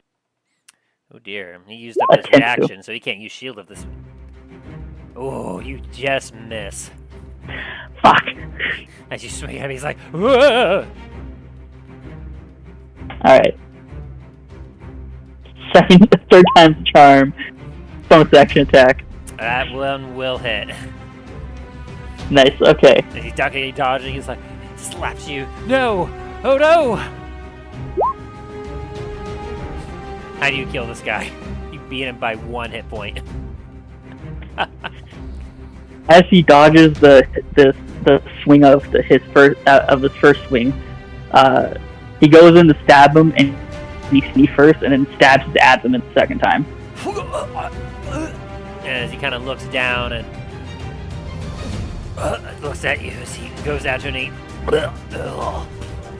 And he hits the ground dead. As I was hoping to kick this open, but I won't actually. Well, that's just a ladder that just kind of goes down. Oh, that? So if I were to try and drop kick that. That's a 20-foot drop. Yeah. Greyhound comes down here. You see a bunch of skeletons with like bows and arrows firing down upon the knights. 5, 10, 10, 20. Yeah. And Greyhound's gonna scream as loud as he can, trying to get everyone's attention, but I can't make a check for that, so he was gonna scream. Not to try and taunt him. You will definitely get the skeleton's attention as they'll kind of look back at you and go, eh? And that will be my turn. Alrighty, man-at-arms. It looks like you are now up. Alright, so I'm definitely using multi-attack, and before I attack, I'm going to use Combat's Call. So, all 5 allies within 15 feet of me gain 15 temporary hit points, and they have advantage on all attack rolls and ability checks. Alrighty. While they have these hit points.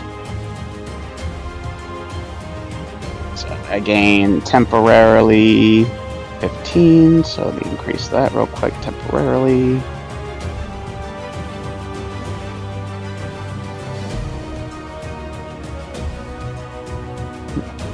Juicing. Alright, and so I'm assuming it's going to be this guy behind you and the 3 behind you as well, and Remy. Yeah, it's 30 feet. Yeah, it's 30 feet. Remy, I think, maybe... Let me see. Oh, you just make it. Remy, you get 15. So, did you lose your previous temporary hit points?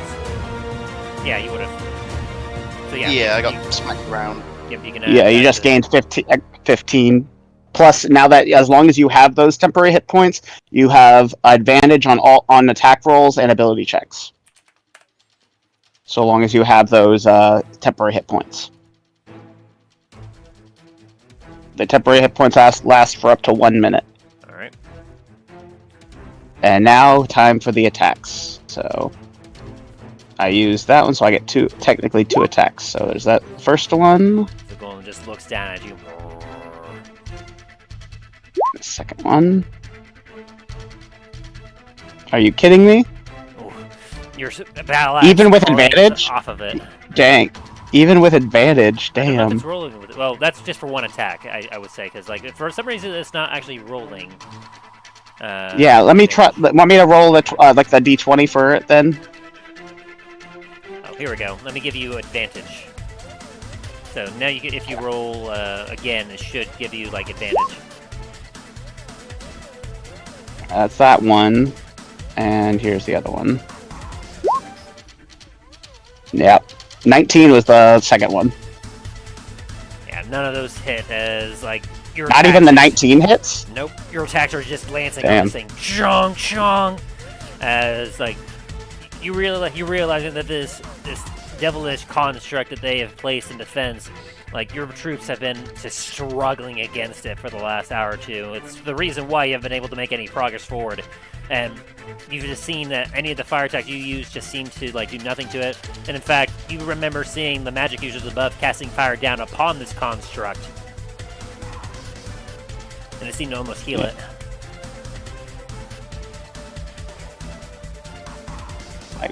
He's just like he's just like gritting his teeth at this point. He's like, very determined to try to kill this thing. Yeah. And this one, the couple knights are going to come on up here. This one is going to run to the side, seeing that how you're tackling that one. They're going to 10, 15, 20. They're going to go up and they're going to start shooting up at the skeletons up above. Chunk, chunk, chunk, chunk. Oh boy, there we go. We got some good shots. By the way, with the bulwark thing, what does it mean by the recharge? Does that have to? Do I have to roll? Yeah, you need to roll a straight 1d6 on your turn. And if you get one of those numbers, it recharges and you're allowed to use it again. But if not, you have to wait until your next turn to try to roll again to recharge it. Okay, so I can't do that now. I gotta wait until my next turn to roll to recharge it. Yes. Well, okay. no. Well, just double checking. You used it last turn, so right now you can roll it again to see if it recharges. It's a 1d6, you said? Yes. Okay, it does not recharge. Yep. Alright, so it's going to be 9, and then that's going to be another 9, as this guy, the one directly to your right, Greyhound, will take this bolt.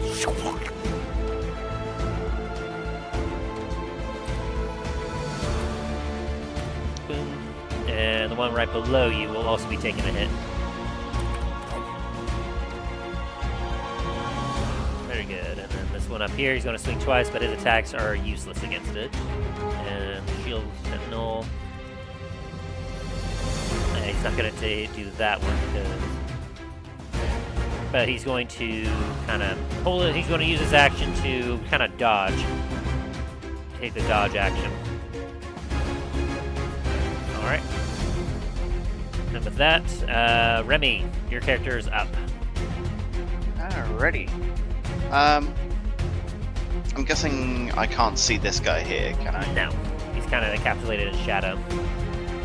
That's fair. In that case,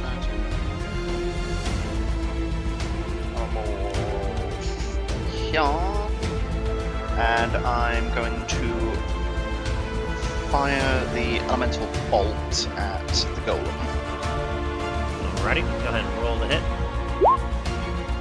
18, unfortunately, will miss as the elemental bolt just zooms past and crashes against the gate behind him.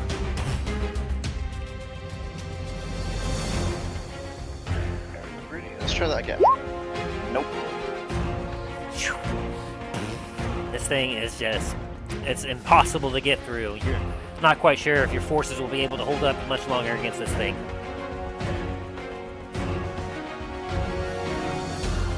Alright, our Shadow Assassin, you're up. This guy scrambles on up to 10 feet. He looks around and goes like, what? And he's going to 5, look down below and see you down there, Greyhound, and he's going to be like, ah. As he will then take his light crossbow and he's going to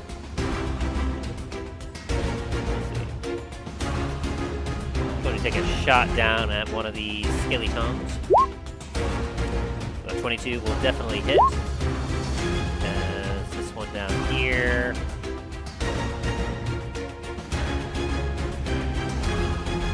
Is immune to poison, so he won't be taking the poison damage, but he will be taking the 7 piercing.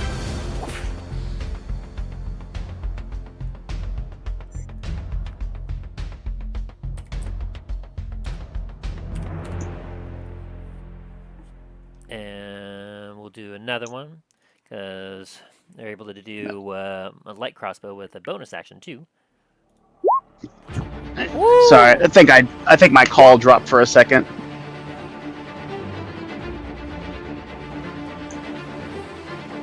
It's going to be another 7 piercing damage. Boom. Alrighty. Man, it really sucks that the poison doesn't do anything to these guys. Alrighty. And the other one, he's going to move on up. And he's going to attempt to do another lockpicking check against this door. That's his next one. And his deck. Ah, he's going to be struggling with it. Alright, and then Aaron, what are you doing? You have a stunned skeleton. Well, I was gonna ask if That hits, but I think I know the answer to that. Yeah, all I will ask is, how do you want to end him?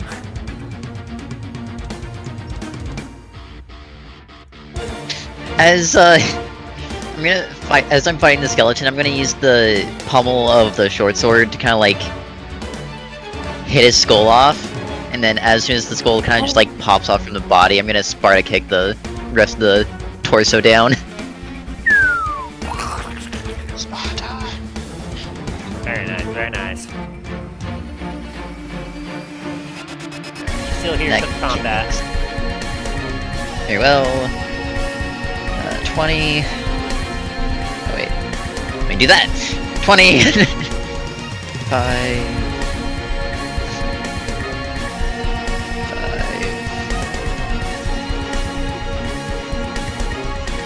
Oh, those are 2 doors down there. Got it. Okay.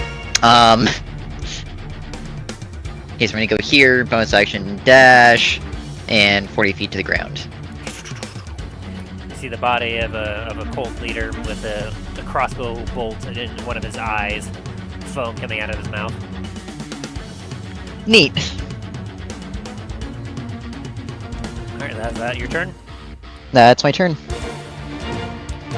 It's up the turn order. Greyhound, you get a ping from Treth as he's like, this is a regular check-in, he's seeing if he needs support, please respond if needed. Would Greyhound know about the fight going on about the golem? He hasn't seen it. No, he probably wouldn't have seen it just yet. Alright, so he thinks everything's going A-okay though. So he's gonna reply, Ash Marchers are almost through! We're gonna get reinforcements! Copy that. We'll inform Varis of the development. And you're gonna get attacked by a bunch of skeletons. I'm on a call, this is rude! 5, 10, 15, 20, as they're all going to surround you. And...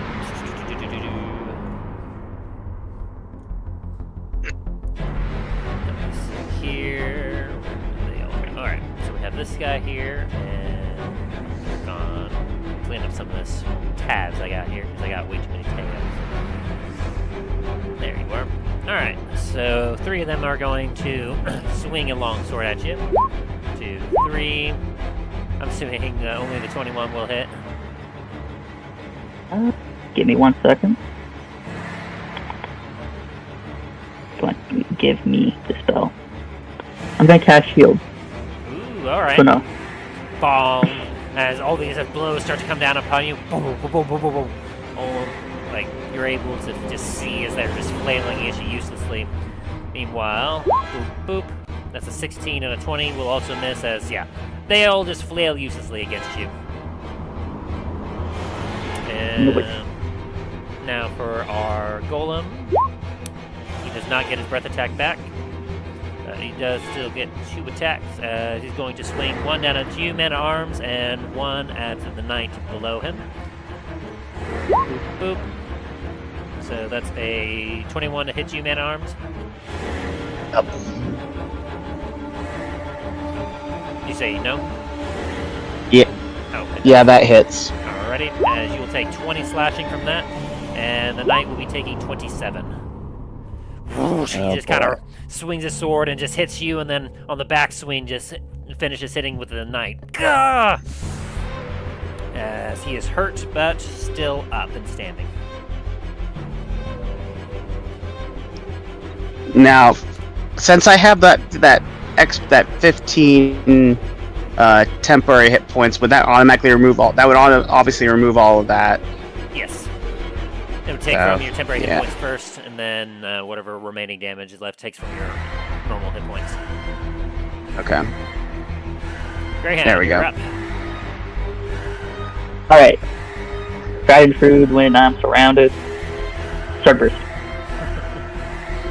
And no one around to counterspell it this time. So happily. So they we all need to make dexterity saving throws. Yes, DC 17. Oh boy. Alright, the captain will not make it. And the warriors, 1, 2, 3. They all fail. Oh wait, hang on. Oh, so they have a fellow ally skeleton within 5 feet of them. They get advantage on their dexterity saving throws. Shit. Because of phalanx formation. So that's going to be still a 13, a 15. So 2 of them will fail, but 2 of them will succeed. So are you having both those one rolls be for both of them?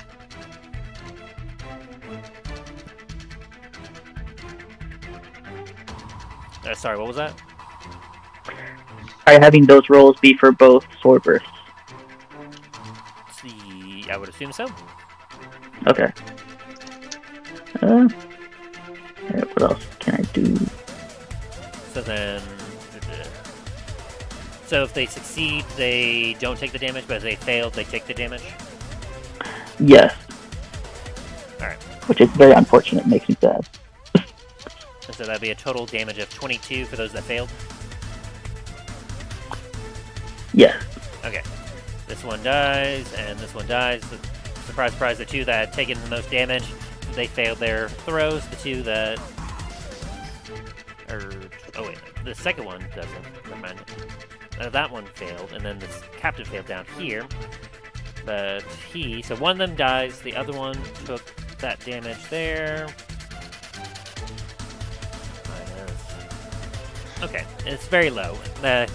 This one right below you is looking very ragged. Alrighty. Anything else you got, Graham?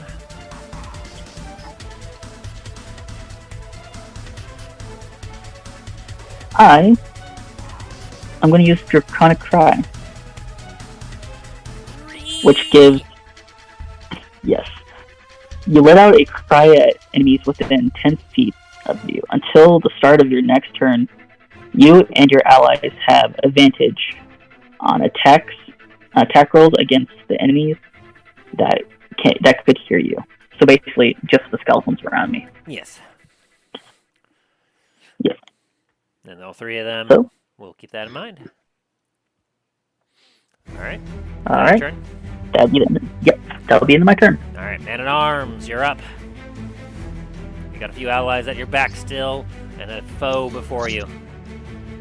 Alright, so real quick, let me just roll that that D6 to see if I get my bulwark back.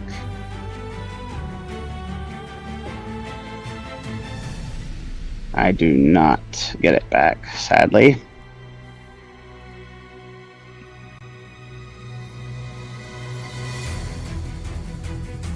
The magic resistance rally. It's already done. Oh, I just realized something, but never mind. I'll use it. I might use it later. Just gonna have to do. The only thing really I can do is my vicious attack. So there's not really much other than that I can do. So it's 1. The 11 will unfortunately miss. That's 2. 13 will miss. And that's 3. Oh, you were getting weak. You were being battered by this enemy before you. You were determined to try and take it down, but your attacks just keep glancing off of it, just uselessly. Bong, bong, bong. Unfortunately, I don't have any items, so that I don't see in his stuff. So Shield Sentinel is going to move up right next to you as he's like, "We will take him together." just like clenching jaw, but just like nods. That's gonna have to be my turn. The knights will take a couple shots up at those skeletons, and they'll have advantage now. 2, 3, 4, and they all did that. So only one of those attacks are going to hit. And deal 9 piercing to this one on the bottom left corner here. Very nice. This guy is still going to flail at him uselessly. Bong bong. Alright, Remy, you're up. Alrighty.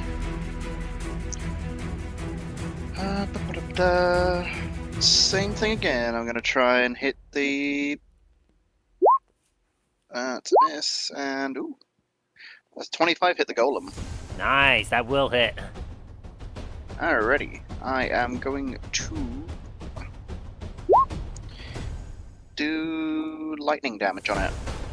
Ready, and... Why does it say acid? I think that's just the base thing it does. Yeah. Okay. And lightning But the architect can choose between acid, cold, fire, or lightning. will damage it. As you watch as his body shudders as it takes that damage. Very nice. But the man at arms gonna yell and it's like keep that up. Hold the line. Alright, is that your turn, Remy? Yeah, unfortunately. It is time for our assassins to go. And this one assassin is trying to be stealthy to try to get a sneak attack, but he is like not having it, so he's going to use his bonus action to make a shot down at one of them, which a 21 will hit, dealing 11 piercing, bringing the skeleton low. And then the one at the gate, and by the way, this is also your turn, Aaron. Yes. The other assassin, he's going to be sweating heavily as he attempts to try and lockpick this gate. And with the 7, he is not making it happen. He's just fumbling with his things like, come on, come on. And as he's struggling, and assuming Greyhound and the other assassin have the other side, 5, 10, 15.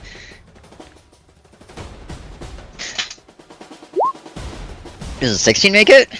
A 16 will as the gate opens. And you see this hulking figure of metal before you. Not looking at you, looking at, you can see our bodies and a few men struggling against him on the other side. And that was my action to open that, wasn't it? I'm afraid so, because of your, you had to use your action to do a... Shame.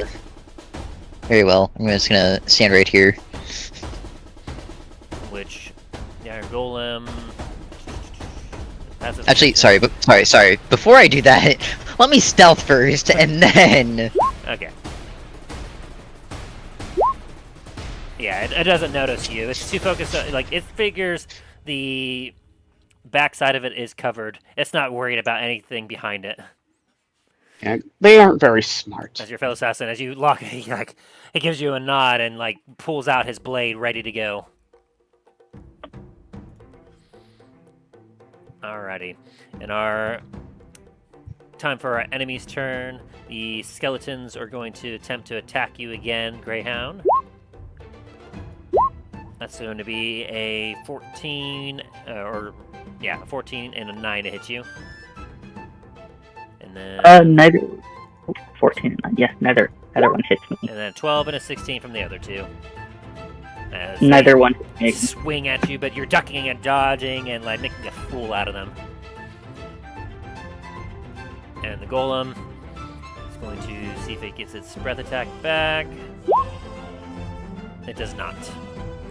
So he's going to swing down at you again, man at arms, because he is getting a little bit tired of you being here. But the shield sentinel is going to activate his protector, which will give his attack disadvantage against you.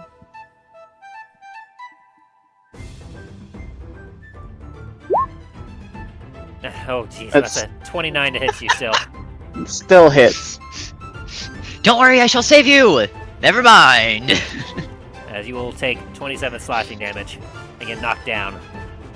I am down. That goes way above. I am at. It's not way I am past dead. your base Yeah, hit points, but Yeah, I am dead. as his sword comes down. As Remy, your character sees the man at arms go down. Roll And- death saving throws. The second attack misses this guy here. As it just swings by and he goes, no! Greyhound, you're up. Alrighty.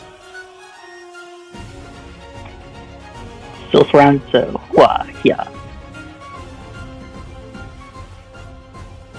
Dexterity saving throws. DC. Whoa, the captain makes it. Oh shit. And one of the other skeletons makes it. Now, this one here, the really weak one, does not and gets shattered. Man, bullshit. At least Wait. one of them. Oh wait, take no, it down. they're close enough. They have advantage, so that's going to be a 21 Oh. and a 19. Alright. And misses all of them. Because they take their shields out as you start to swing, you watch as they instinctively phalanx formation their shields and their shields just absolutely absorb all the damage you're sending at them. Alright. I mean, would they need to take 2 dexterity saving throws, or? I think it's just one you're doing, right? No, there's 2 of them. Oh, there's 2 I'm of doing them. 2 attacks. Oh, I misunderstood that one. Okay. So yeah, let me have them roll again. Okay. The captain will make the next one as well, and the warriors with advantage. It's a 16 and 14. I think those will fail. Alright, so then Oh, yeah. 8, that one will actually go down, and the other one is going to be hurt.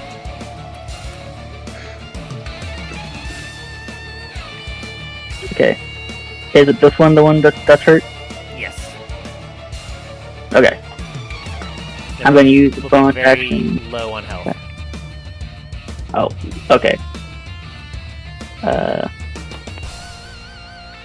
Yeah, That will hit. on that one. Alright. Let's see. Can't do anything to parry this, so deal 5 damage, hurting it even more. That was unfortunate. Okay. It's not down yet, but it's getting very close. My turn has ended.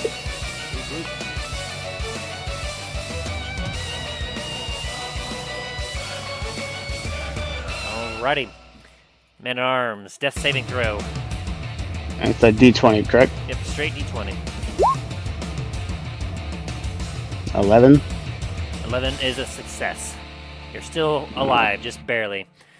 Your brother at arms, the shield sentinel, is like, no! As he's going to attempt to just slash at this thing. But his attacks aren't magical. And so Damn. his attacks aren't doing anything, but he's doing it just because. And this is a larger creature, so even his shield does nothing as he's just boom. He's putting up a very noble front, though.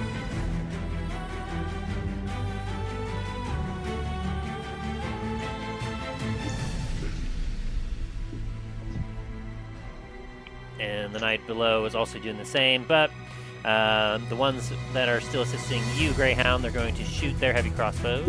Chunk, chunk, chunk, chunk. And that's going to be 1 blow that hits, and a second one that will hit. That's critical. Woot, woot. So this one goes down, and then the one flies over and hits the captain, just shattering his bones as he gets scattered behind the wall. As they just cheer, yeah, and they will start to charge back towards the golem. 20, 25.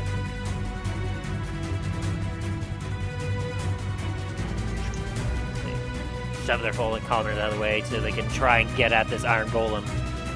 Remy, you're up. Alrighty. Da-da-da-da-da. And that's my turn. Shoo, shoo! Bolts are flying, nothing's happening. Now for our assassin. Well, because he doesn't know that, magical attacks,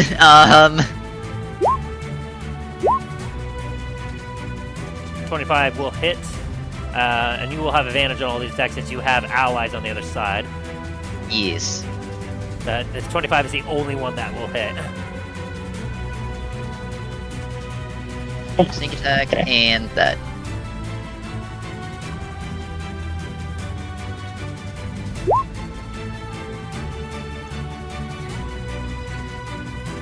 And I will say that this thing is, in fact, immune to poison as well. I kind of would assume so, but this character would not know, so. Yeah.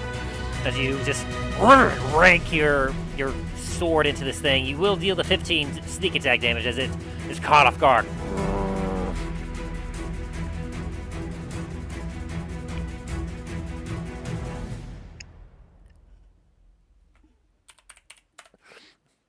Meanwhile, your other fellow assassin is also coming up right alongside and is going to use his short sword against for a 25 to hit and a 23 to hit, which obviously it does nothing because his attacks are also not magical, but he will be dealing sneak attack damage.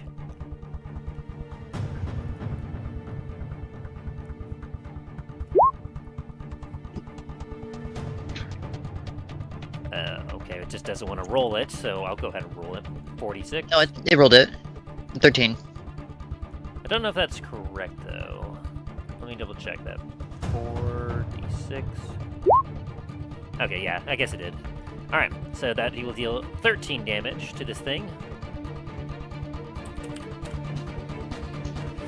As you both jump on its back and dig your swords into it. Remy, your character sees this as the shield center goes, "We have it flanked!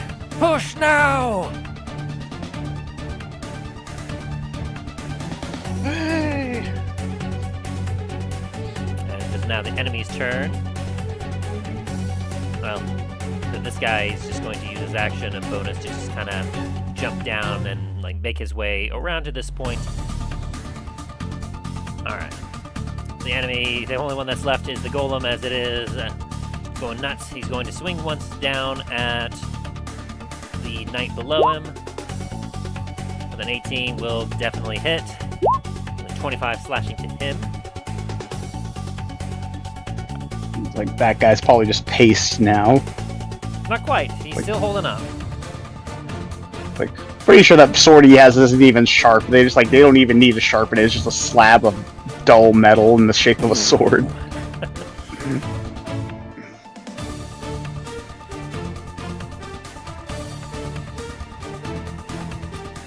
He's definitely hurting, though. He's definitely very much hurting. He will then also swing over and do 1d2 just to figure out. Oh, come on. Looks like he's going to attack the top one assassin. Does he also get his breath attack back? Let's see. He does not. He's going to swing up at the other assassin that struck at him, which this is not going to go well.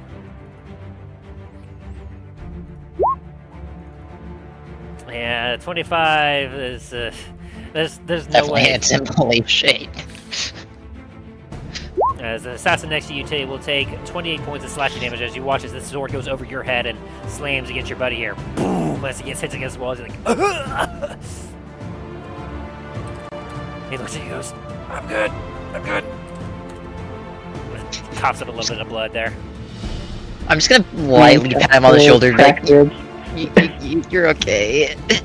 Greyhound, you're up. Alright, Just a few broken ribs and a cracked collarbone.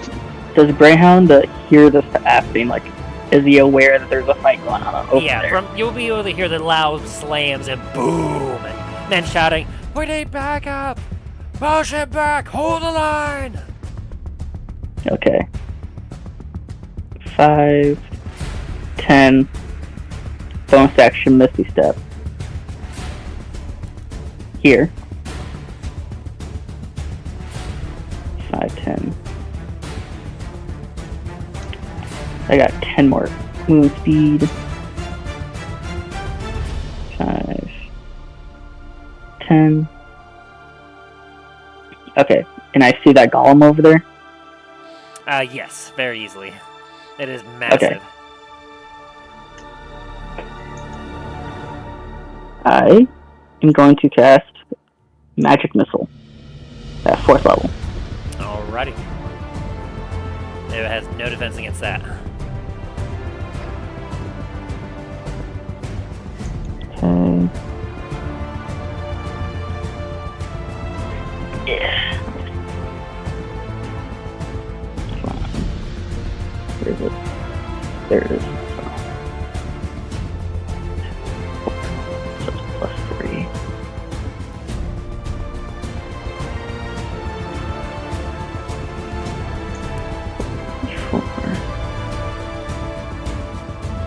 Give me 1 second. I'm changing the numbers. The proper stuff.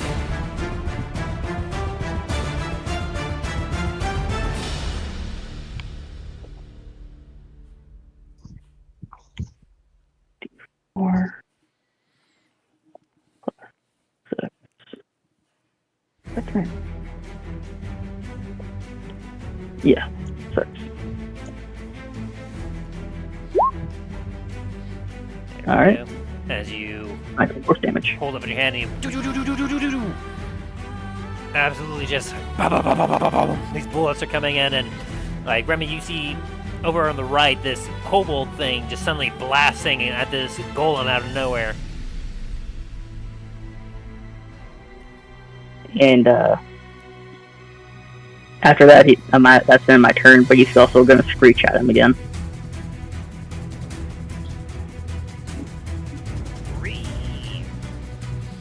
Very, very nice. Alright. Man at Arms, you get a 17.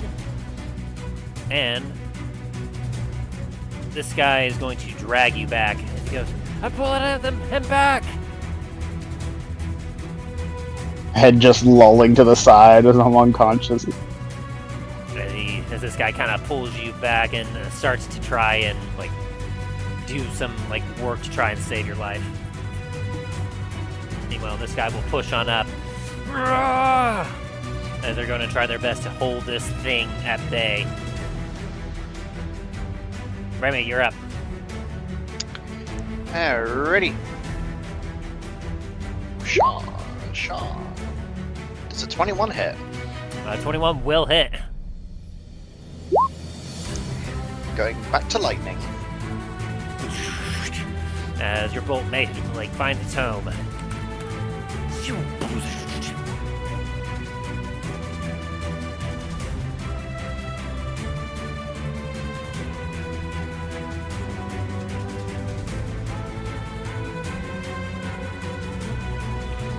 Very nice, very nice. Is that your turn? Yeah.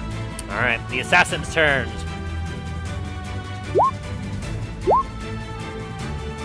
Stabby, stabby. And then shooty, shooty.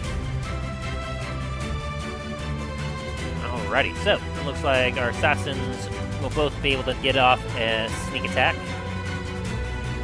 And you will as well. Woo! Ooh, 16 max. Very nice. Oh damn, that was all the damage. Boom. Oh wait, no, never mind. Boom. Discounted. And the other two, they get off an 18 and a 10. As all of you are just coming down on this thing with everything that you have. I hear just bring it down, bring it down.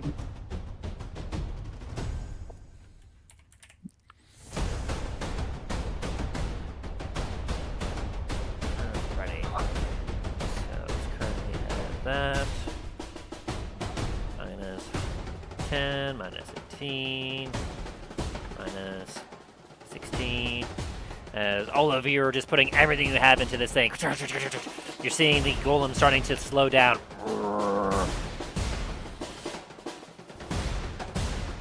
As it is now going to swing at you, Aaron, with a 29 to hit. That's going to be 27 slashing. Is it? Boom! And this thing going to swing at one of the other knights.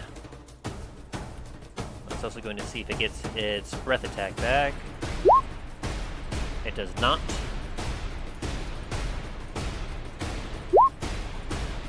And a 19 will not hit because our shield sentinel is going to activate a reaction to give a +5 bonus AC to that guy. Plus the 17 with the disadvantage that he imposes as well. Definitely saves this guy here, as this thing is swinging around wildly, just trying to defeat the foes that are now just swarming all around it. Greyhound, you're up. Okay. 5, 10, 15. And Greyhound is going to throw 2 of his soul knives at it.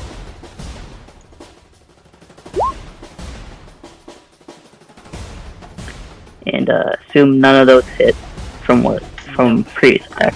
Defense Okay. is too high. And bonus attack.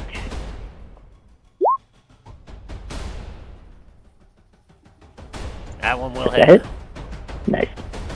At least something hit. Alright, and haha. Boom. That deals 7 7 damage to psychic it. damage. Alright.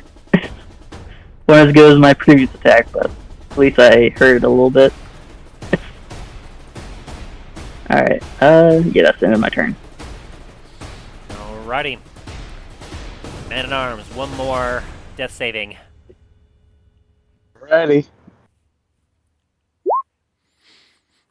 You're back I'm up alive. to 1 hit point as like, you won't be able to do anything this turn, but like you wake up to see one of your comrades at arms currently doing CPR, and you're like, "Don't go on me yet!" I just gas like. You, sir, we got you, sir. I'm gonna kill that fucking thing. Like that's like just pure, that's like immediate anger. And he's going to use his action, basically pick you back up. Meanwhile, the rest of the enemy, the allies, are just wailing against this thing, but still to no avail. Remy, you're up. Alrighty.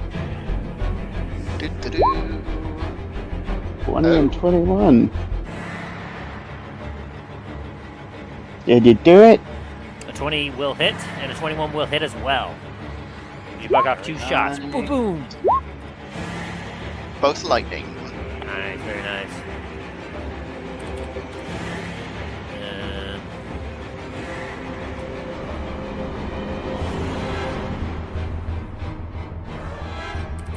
This thing is starting to get very weak.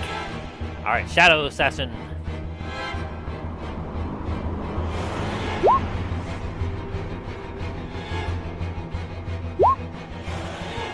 A 23 will hit. Alright. Sneak attack. And then, oh damn! Ooh.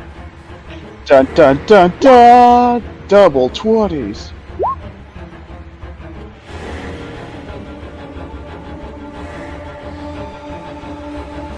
Oh boy. Okay. So he's going to do I'll do a personal roll for that one, because that's normally going to be 46. That's going to be 86. Boom! Damn! This thing, like, takes off one of his arms as he... and cleaves an arm off. Meanwhile, you're doing 12 damage over there. And also DC 15 Constitution saving throw.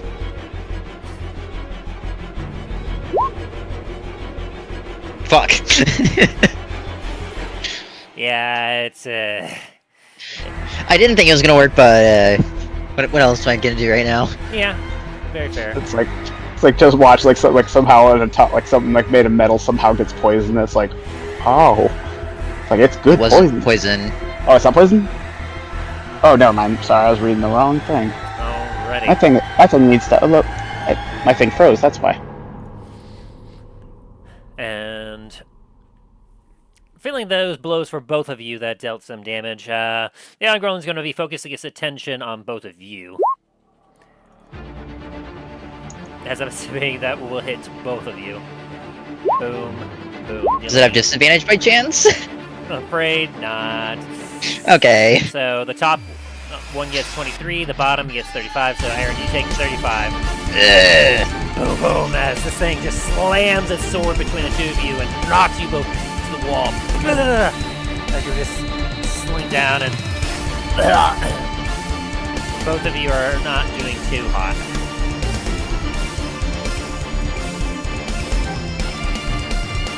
Greyhound, you're up. Alright. Seeing that the knife didn't work all that well. Magic missile again. That 21 force will damage. work.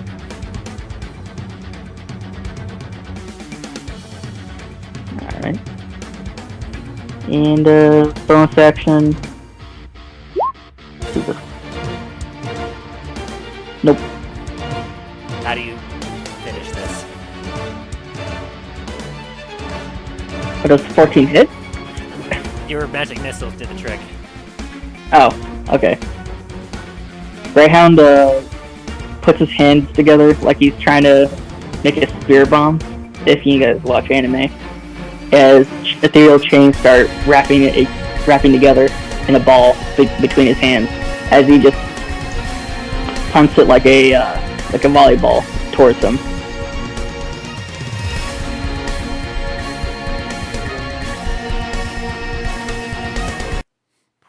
And it goes straight through his chest. And you watch as it begins to kind of wobble and whirl and crashes to the ground.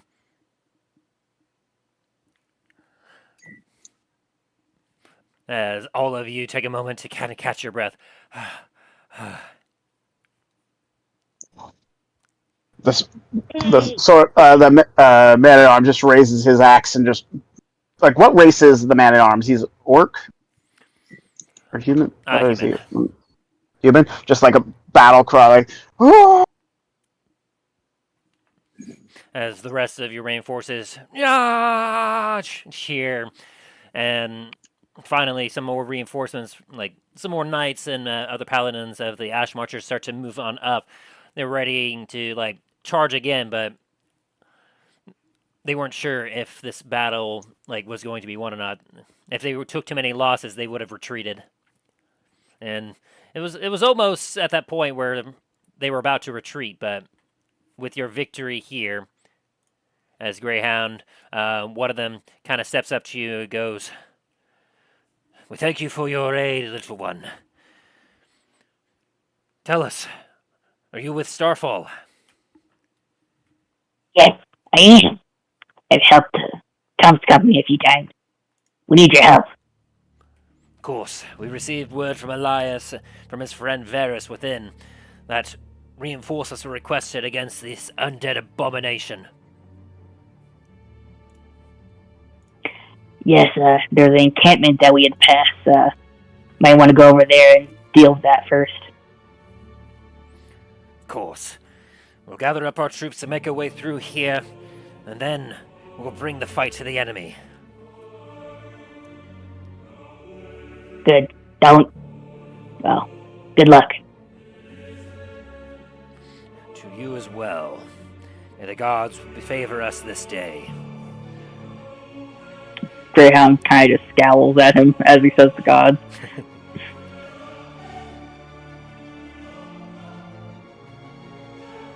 Alright. Alright, come on guys, let's go. We gotta find out if the others need help.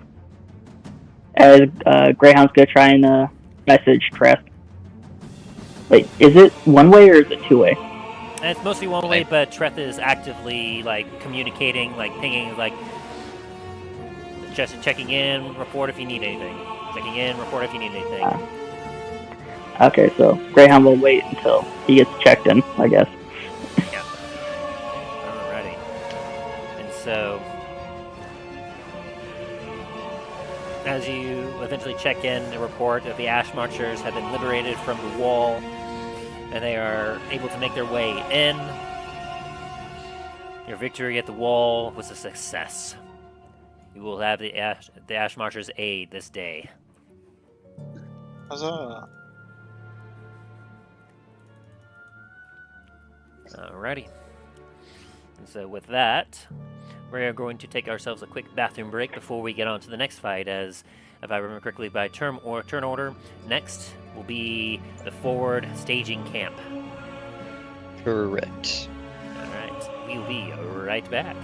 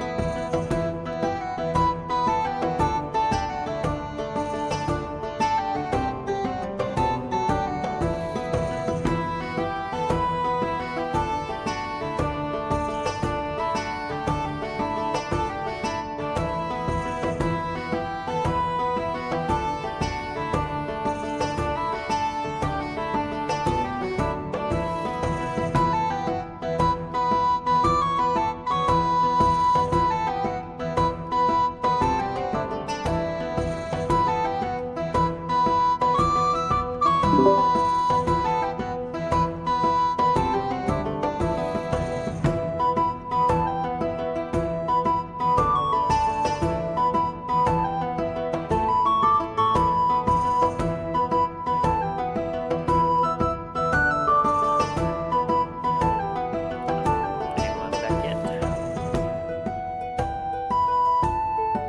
Never left, but yeah. Fair enough. Yeet. Just got back. Perfect. Yeah.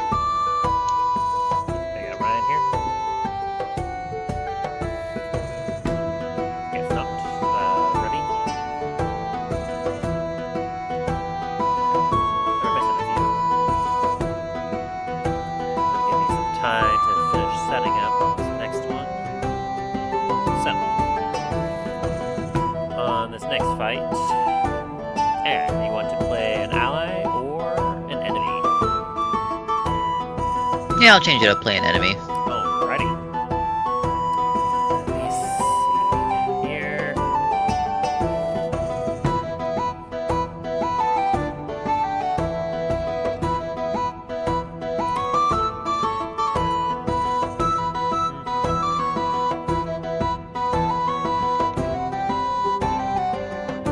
I will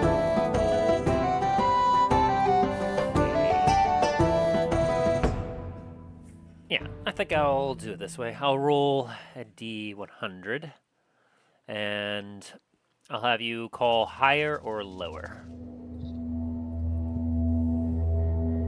Okay. To determine which one of these you're going to control. Not like gonna be controlling a peon, am I? No, no. Okay, just wanted to make sure. Two decent Like options Zug that you could play as. I'll do higher. Alrighty. Ooh. I'm very glad I chose higher. Their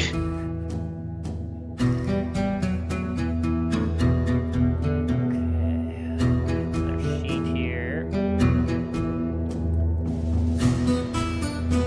Yeah. I believe that you will find, well, this one guy's a little straightforward.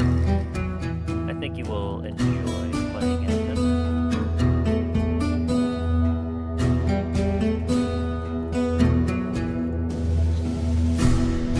I returned. My apologies. How dare you? Oh.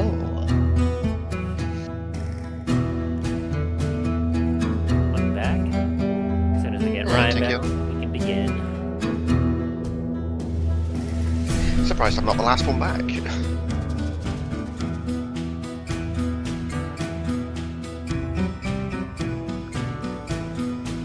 Okay, and so this next fight will be with obviously Talos and Dane. So before leading up into the attack, are there any instructions you're going to give the troops?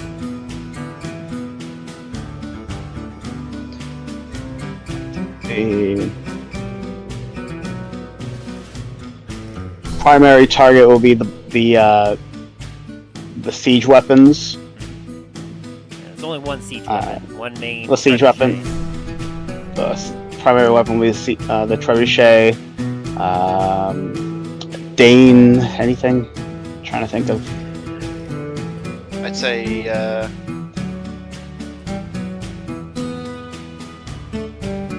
don't know. Probably like. It's like no heroics out there. We want everyone back alive at the end of the day. Yeah, it's like don't take too great of risks, but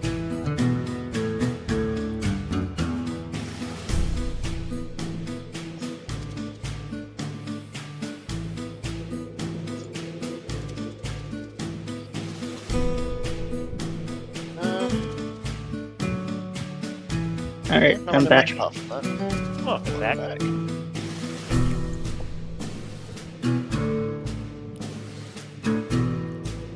So, Ryan, as we're getting into this fight, would you prefer to play as one of the allies to Dane and Talos, or would you prefer to play as an enemy? Well, this would be one of the only times I could play an enemy, so I'll play an enemy. Alrighty. I'm gonna have you roll I'm gonna roll a 1d100. I need you to call higher or lower. Higher. Unfortunate. Wow. natural wonders. Two Okay, it's D100s, it's not but broken. ones each time. It's not broken, but wow. It is what it is. Chances of that. Are incredible. It's like, what are the odds? Oh boy. Okay.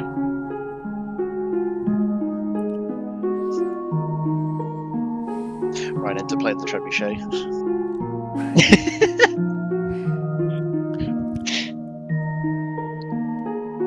You thought you were fighting a regular trebuchet. No, you're fighting a were trebuchet. It's actually just a giant mimic.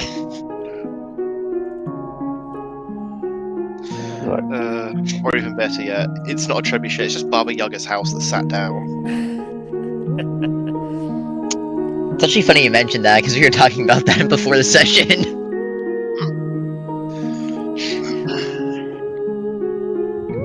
So I will say, I always do find it funny. Every single time that at the very end of the night that I have people running up to my ride entrance, it'd be like 20 minutes before park close. And there's me just going, don't need to run. We're not Baba Yaga's house. We're not going to sprout chicken legs and walk away. As funny as that would be. So for this one, Ryan, you will have control of 2 NPCs of the same name. You should be able to look in your journal and see now. Gotcha. So let's take a look at these. Am I just playing 2 basic zombies or something? No.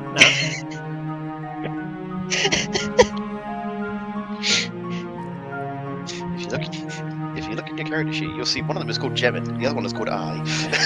I mean, it's a little bit better. It's a little bit better. That's right, Ryan. I thought the same thing when I first asked. It's like, I'm Bill, and I'm Ted, and you just screwed up. So I'm playing 2 of these? Yes. Okay. Like a two-headed ogre. To balance like the one that Aaron has. Oh. So I'll go ahead and move you over to the map as well prematurely since you're both controlling enemies to kind of get a gauge of the battlefield and what we're looking at here. Boop. And also to test out to make your movement, make sure that you're actually able to control those characters.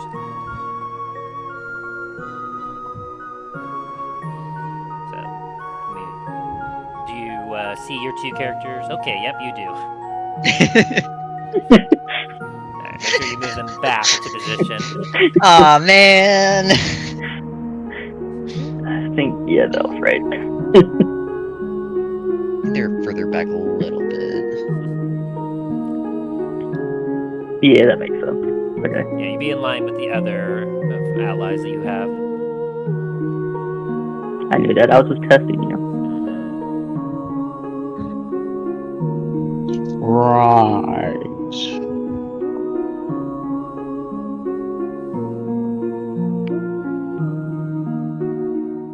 What is that?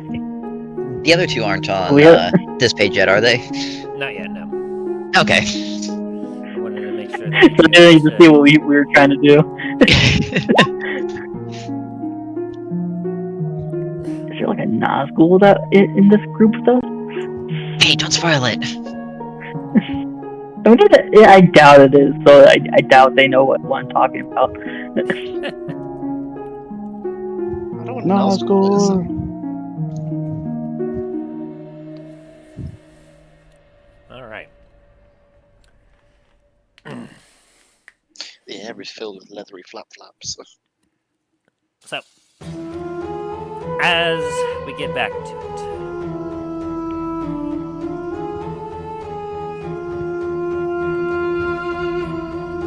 switch back over. So, Talos and Dane, you watched as your other allies took off. You gave quick instructions to your fellow soldiers in arms as you are heading for the forward staging camp. They took the fight to your front gate. Now, you are taking the fight to them.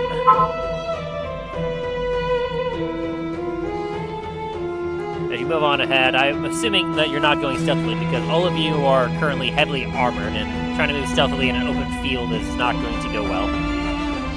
No. You see that the enemy spots you coming, and they put up a defensive wall of enemies to intercept you and combat you. You see a horde of the undead as they're beginning to move forward. A couple of larger enemies, but some are remaining back in the trebuchet as it continues to fire. You hear a ping in each of your heads, Dane and Talos. A familiar ping from Tret, who goes, checking in, respond if you need any assistance, going to the others now. And you hear that, like, first you hear that Dane, then you hear that Talos, and then you hear a pause as you assume he's probably going to ping in with the other allies to see if they need any artillery assistance.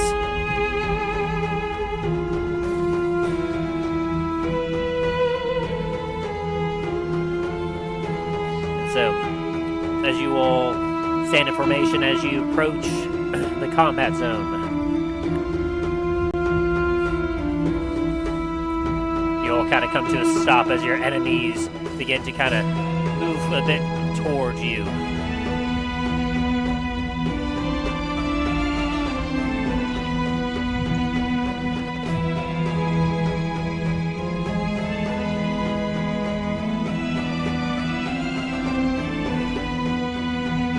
Enemies before you, you see one of the enemies hold up a horn and go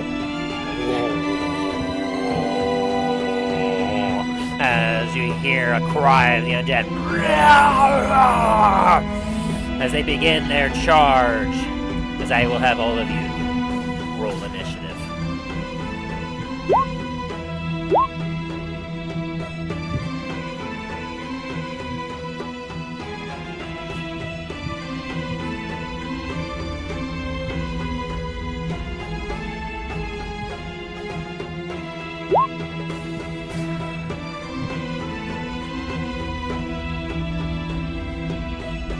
Let's see what you mean about the Nazgul.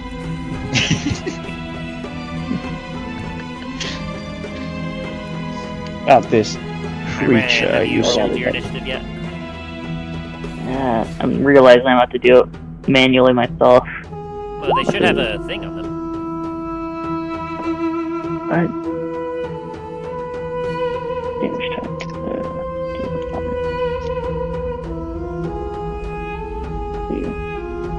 I got it all. I didn't know. Doesn't. I mean, there's dex. I could just roll a straight dex if you want. No, up by where it says like armor class, hit points, speed, to the right of that, you should see like a D20 symbol. Oh, I see it. I'm blind. Sorry, guys. You're good.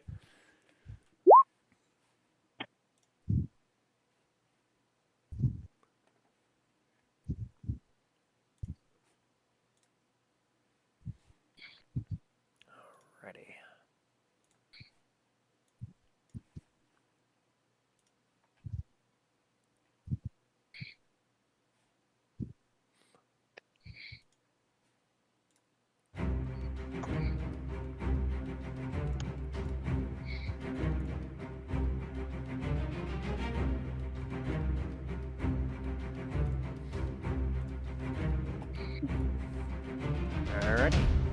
So descending initiative order, we have Talon and his battalion of troops. As I'm counting all the ones directly to the south of you, Talos, to be kind of under your direct command and turn order. Dane, you have all the ones directly to your north.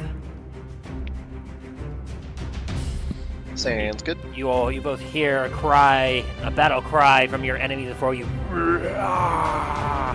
as your troops look to you for guidance.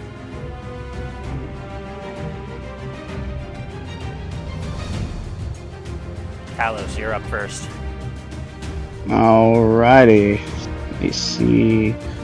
Do.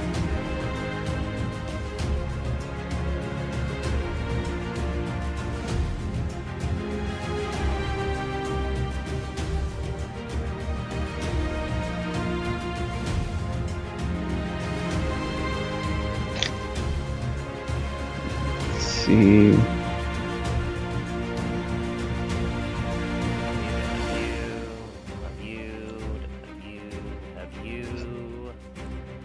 Hey, Tim. Yes. Real fast, you want to double check my speed?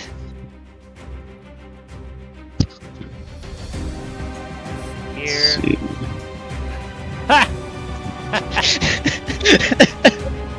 Yeah, that's not quite right. I mean, I can use that speed if you really want me to, but... The fastest thing alive. What is it? It's set to 115 right now. The largest and fastest thing. Little did you know that you were fighting just a god troll.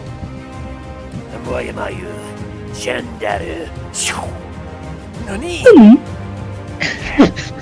Alright. Let me see what trolls What's up? you're at.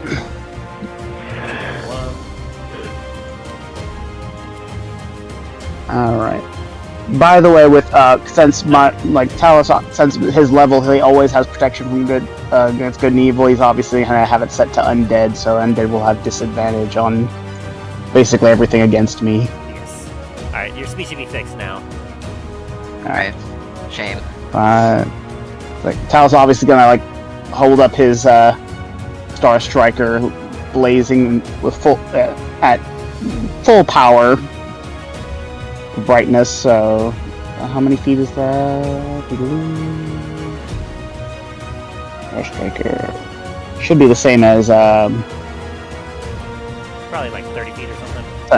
Sunblade, so yeah, regular light within 15 feet and maximum of 30 feet.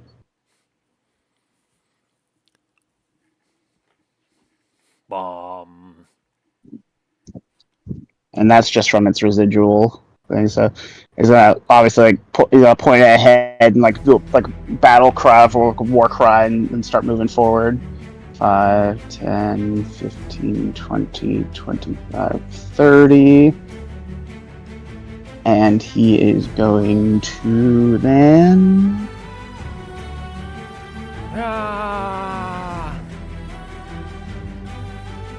Starfall! see what's he gonna do. Which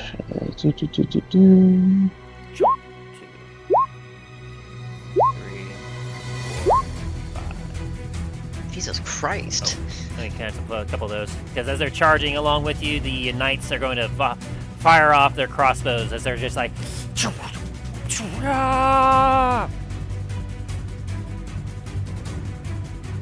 the arcane knight at your side. 30. Let's see. I'm going to shoot a couple elemental bolts.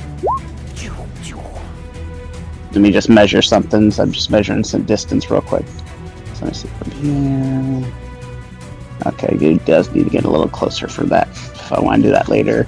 Alright, for now he's gonna Styles is gonna fire off with his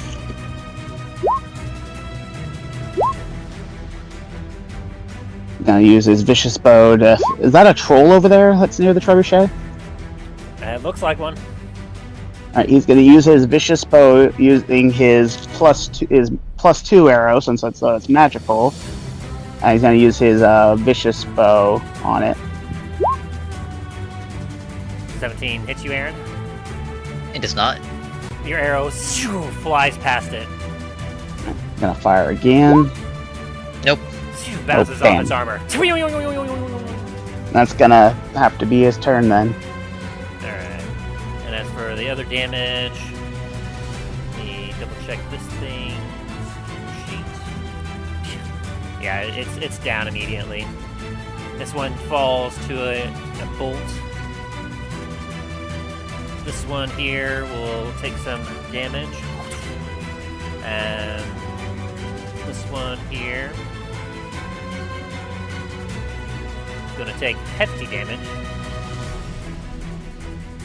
Ready.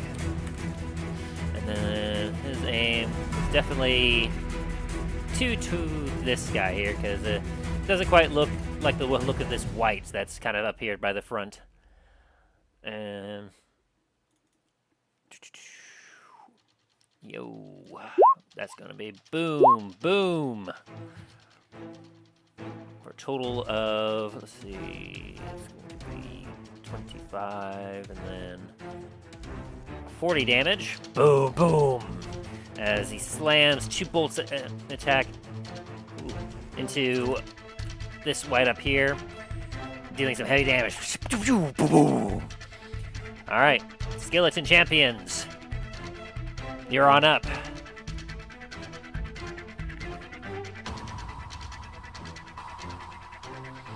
As they begin to charge forward.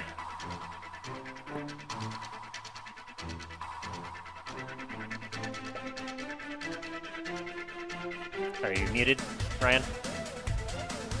I didn't want them to know it was me. Well, it's gonna be kind of I mean, obvious. they already know I'm a troll, so... What you're doing. Alright, so what are you doing? As your skeletal form clatters up to them. The attacks. I'll go ahead, since the enemy's turn is up next, I'll have them also kind of charge on up. So you're attacking this one That's knight. on this guy. Yeah, right there. The first blow will miss, the second blow will miss, and the third blow will miss as well. He's going to use his reaction to add 2 to his AC to 1 melee hit to parry your attack. As you come at him, he parries the last blow with his blade. Ah!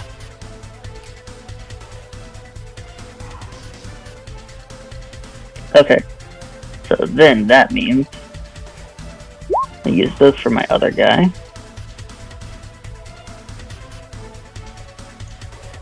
There we go.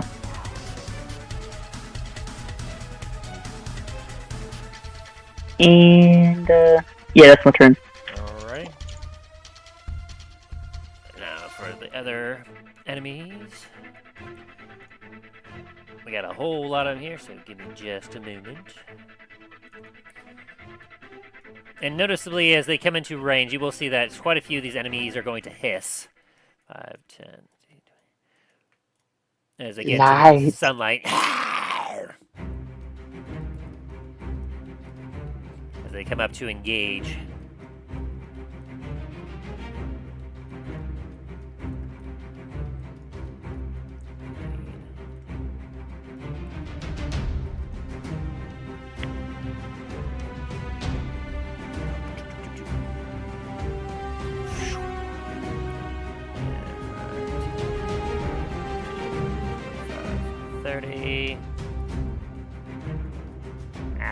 The night it burns. 30.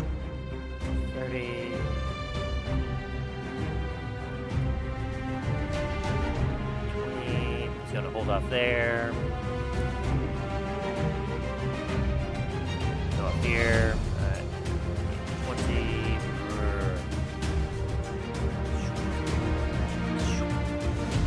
These enemies are gonna hold back here. Alright. So. I have these guys here.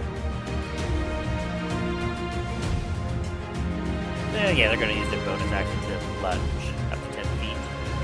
And they're going to make 2 attacks against those two guys there, whoosh, whoosh, and both of them are going to hit. One of the bottom's going to take 7, the other one's going to take 11.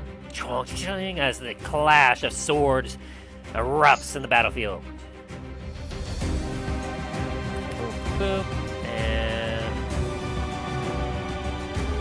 boop. This one here is going to have disadvantage on its attack rolls because of its unique thing, but it's going to attempt to use its longsword to attack. Shoot, and shoot. It misses both as it hisses and just swings wildly. It's not making any connections.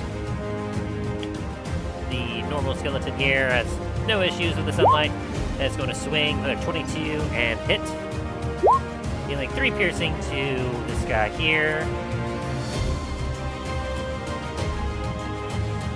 And then this character here, it does not have any issue with the sunlight. So it's going to use its claws. Ooh, with 24. I will definitely hit as he hits the Arcane Knight. Dealing 5 slashing. And the Arcane Knight needs to make a saving throw. Which he succeeds. He will not be paralyzed.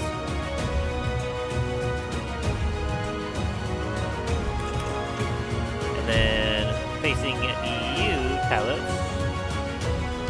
you have a fair-looking white that's going to have disadvantage on its attack rolls against you.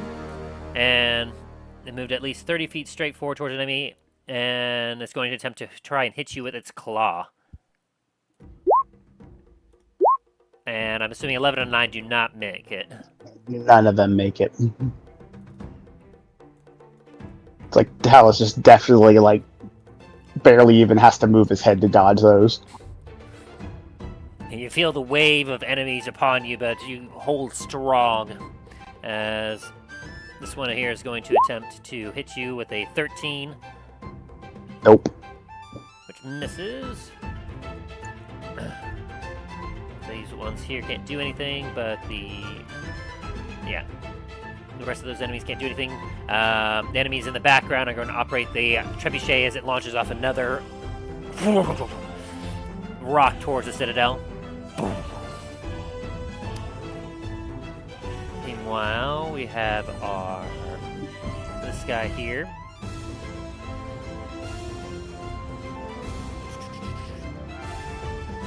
Yeah, he's going to... How long does that last for? Up to a minute. Range is 120. So he's going to get up close here. And...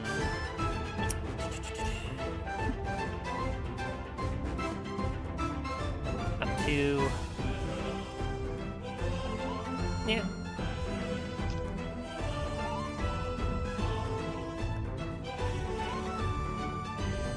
He's going to kind of hold up his hand and go fire as coming down upon you.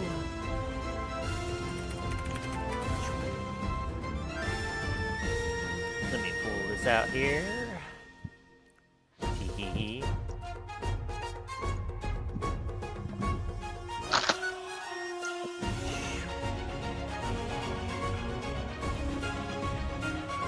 The fire. TK5.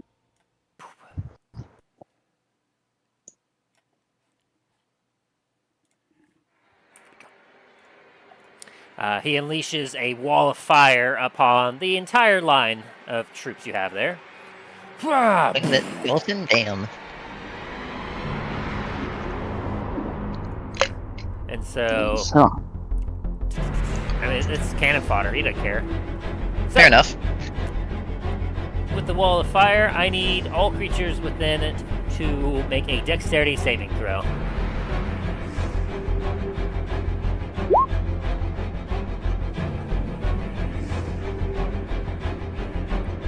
Oh, 13, so... Anyone Not that sure if that rolls under a 14 fails. Looks like I failed that one. 3, 4, and oof. So all of y'all are taking the hit. Creatures that was underneath there. Ah, it's a captain. He doesn't care. Boop. Ah, he'll succeed at least. So, here, why don't I just change the layer to foreground? That'll allow me to do that. Fantastic. Okay. So, with that, all of you that failed the 14 will be taking either this, or if you succeeded, half of this. Wait a second. 1 sec. Just seeing inventory item. Alrighty. So, he succeeded, so he'll be taking half of that, or 15. Well, I have my mantle of spell resistance, so You would have advantage. that means I have an advantage. So You let's rolled see. 13 I on still an would eight, have. I still would have. Yeah, I still would have failed. I'm like, wait a minute. Yeah. That's why I was like, yeah. That's why I was like, wait a minute. No, I know what. No matter what, I would have failed it. Damn it. Succeeded, so it's going to be 15.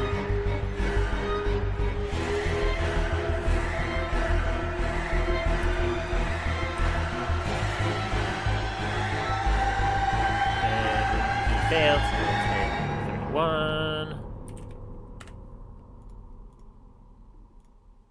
And then Arcane Knight failed, so he'll be taking the 31. And Seal the Captain succeeded, so he'll be taking 15. So this wall of fire just boom comes down upon you all as it's hot, it hurts. Fire bad. Fire bad.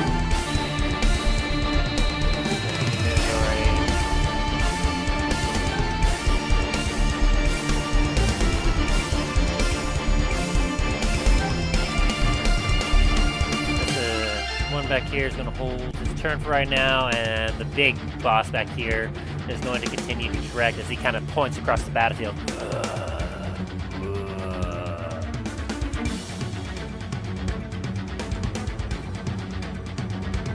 Alrighty, Mortroll, you're up. 5, 10, 15, 20, 25, 30, and hold my action. Alright, Dane, you're up. Alrighty. I'm going to cast Spirit Guardians at 4th level.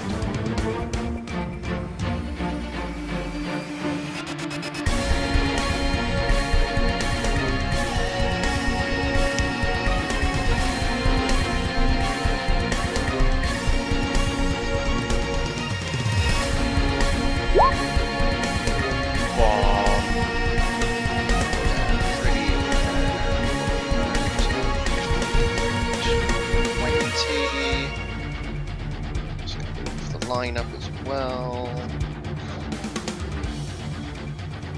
Don't have control of the guards here though. Oh, yeah, they'll all move on up as well. Let me adjust something real quick. The Arcane Knight. What is it? I can control their actions on my turn as well, right? Yes. Cool. I'm going, in that case, the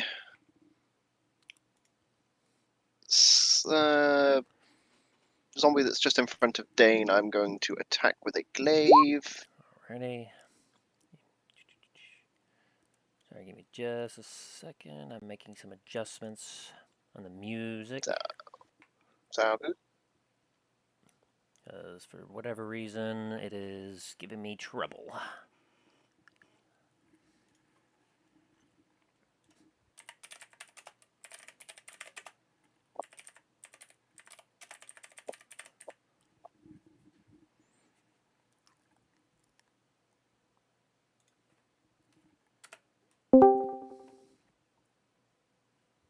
It's like, we don't want to listen to you. You ain't our dad. There we go.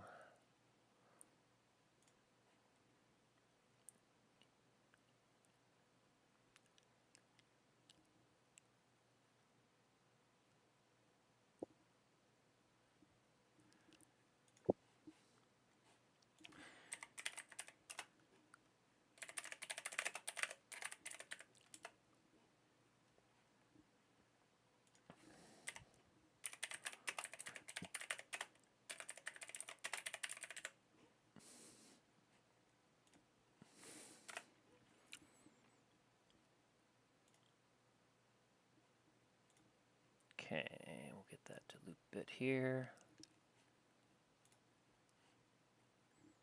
Boop. There we go. And I'll just keep that muted so that way the stream isn't affected. And hopefully that will come back shortly here. Which doesn't make any sense because I have all of the things credited. Grr. So annoying. There we go. Got it back. Okay. Anyway, as we were saying... Okay.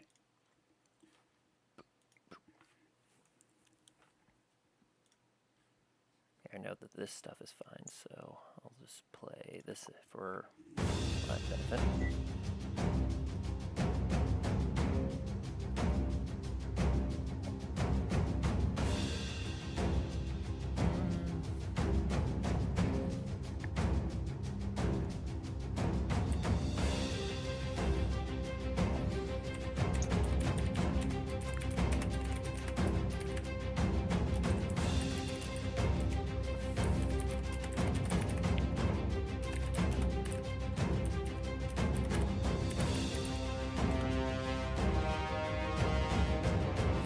Alright, and so you use a glaive on this dude right here.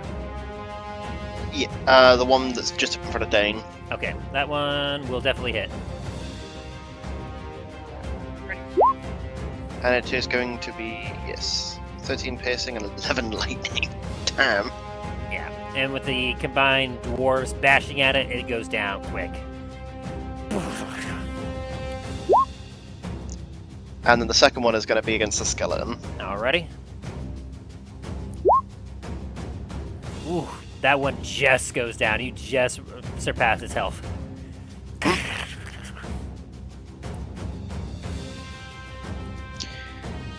Alrighty, and with that... 10.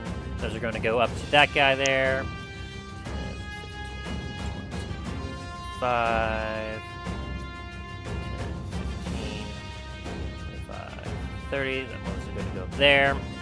Against your top guy there, Aaron. The knights are going to swing their great swords at you. For 1, 2 of them.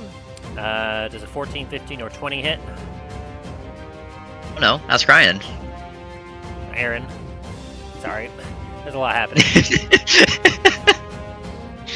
So, I believe Aaron, only one of those attacks will hit. Ryan, not Aaron. Aaron, God.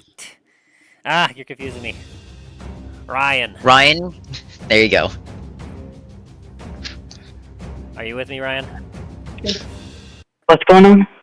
Does any of these attacks hit one of your knights? Oh, let me go see. The 20 does. Is the glaive a part of it? No. Okay, yeah. Alright, then that guy will be The up 20. here will be taking 9 slashing damage. Okay. 9 slashing damage.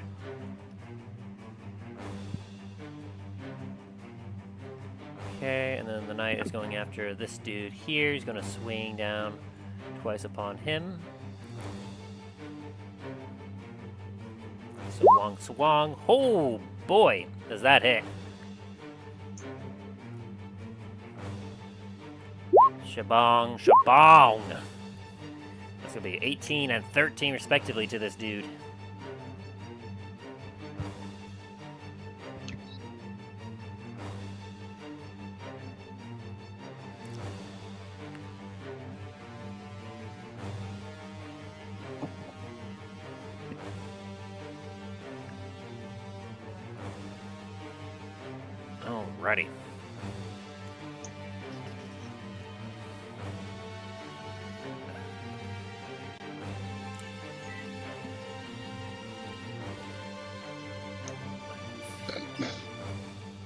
Okay, bringing him pretty low down. And then the other knight is going after this dude here.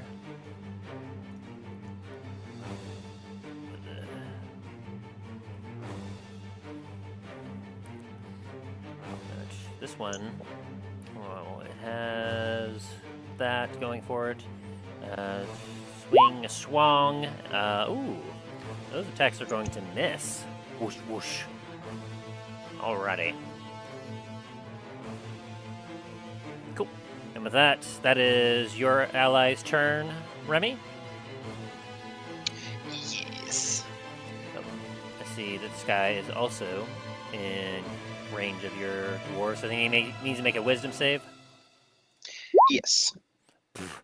Alright, so he will take that damage you rolled earlier, which was 18.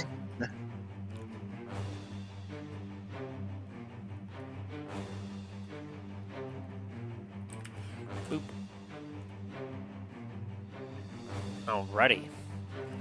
Talos, it is now you and your squadron's turn. Alright. So, this guy that's right next to me, that I'm pretty sure he's the one that set up the fire, right? It was someone behind the line of scrimmage. And he's currently still concentrating on it. Each creature within must make a dexterity on fail save. Okay. So, the fire is still burning around you. You know that if you stay within this fire, you will likely be taking additional damage. Alrighty.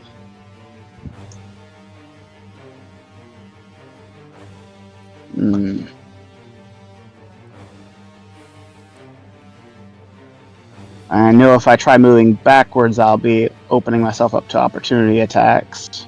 Yep.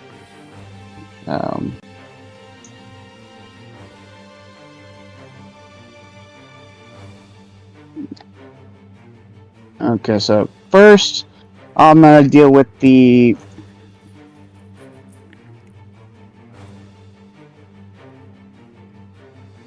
Let's see. First, I'm gonna try dealing with a thing that's right in front of. So, do I have to if I attack, do I start taking damage from the fire, or if I stay in it at the end of my turn? If you feel like if you stay in the fire much longer, you will start to take more fire damage. Okay. Alright, so... Also, you get a ping at the beginning of the top of this turn from Treth. Checking in. Please respond if you need any assistance. Moving on to the next. Will that... if I message to him, will that take up an action? Yes. Alright, I'm gonna message... have a message him to okay, well, oh dang, I'm trying to figure out how the grid would go for the position. Oh gosh, we didn't discuss that. I don't. Oh gosh. Nope, you definitely did not. It's sorry, I know a lot of stuff was happening during the week, so I wasn't able to message anybody. Oh god. I believe if you, all the players will have access and be able to control the Obelisk of Elemental Ruin. They should be in your journals if you need access to that information. All right.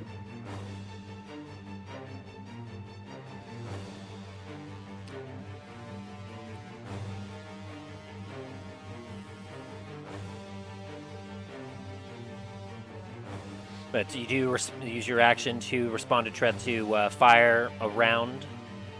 Yeah. All right, and Treth will relay with the immediate response back going. Copy that. It's gonna be force shot. On. Oh no! Close that. Close. There we go. Yep, he has flame shot and flame jet available, but force shot currently. Everything is online.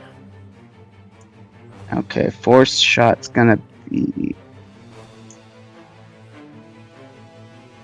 on. Let's see, where can I? How can I do this?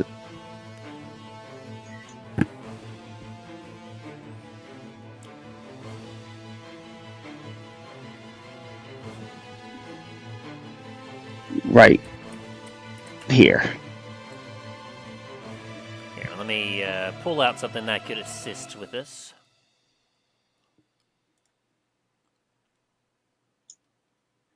I believe this is a 20-foot sphere.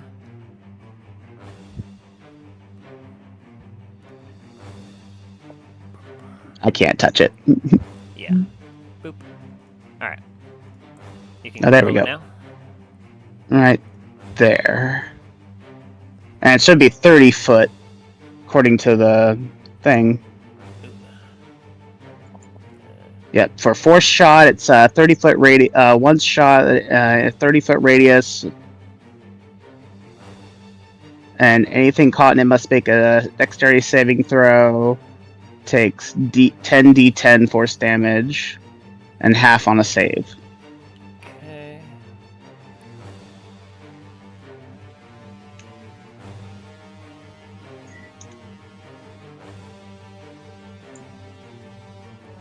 One more square, it looks like.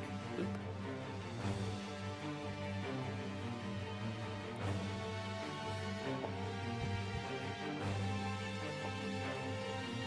The measurement isn't quite matching up the way I would like it to. Let's see. No, that looks like it's too big. Okay. Go ahead and guide it to where you want it.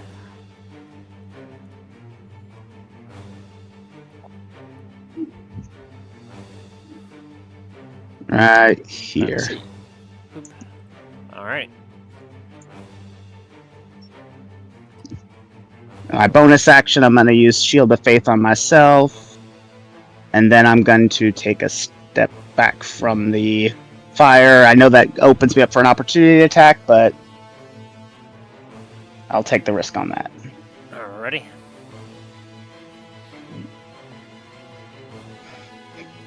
Keep that in mind. So change layer.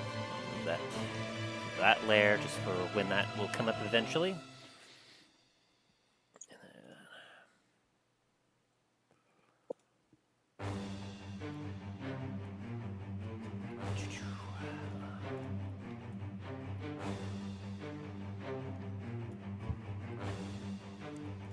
Alright.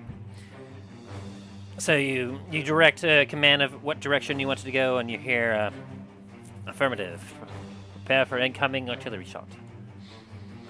Alright, and so then as you kind of take a step back, you will be taking some attacks of opportunity against you from 3 enemies, it looks like. Yep. I'm assuming an 8 misses.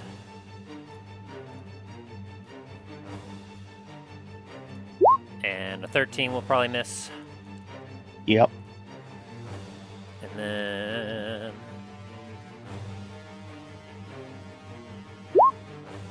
a 9 will miss, because it has sunlight sensitivity. Yep. Dang. Yep. That would And if it's undead, it has... yeah, sure. Yep. And if it has undead, it's at the, if it's undead, it has a disadvantage. Alright. And as I think it's I'm gonna yell to my knights that are and warriors with me to sorry, hold fast. And that's gonna be my turn. Alrighty. And then your allies, he's going to kind of do a flanking maneuver. This guy's going to get on the other side. He's going to go there. He's going to take attack of opportunity from this dude here. That 16 will miss. Hey, Tim. Yep. So, 2 of these knights are actually within range of an attack I can do. You did hold your attack action. I did indeed.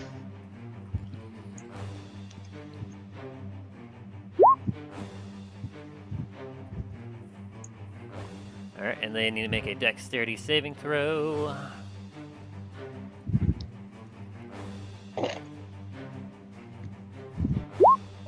Which, that one's not going to make it. As they're basically wanting to bring through the fire to try to get out of it. They do not see your blow coming. Neither one does. As they will both take 14. Ouch. And then on my next turn, I roll to recharge. Yeah, at the beginning of your turn, you roll to recharge. Okay. Boop, boop. And this guy's hurting pretty badly now. Boop. Ah!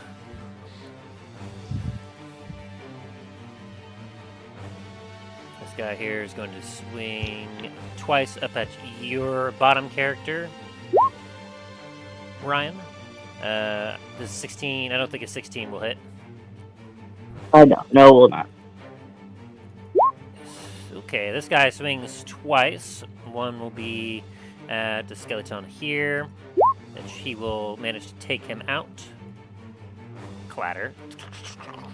And then this guy here, yeah, he's got nothing for his AC practically. And he's going to take 10 slashing himself.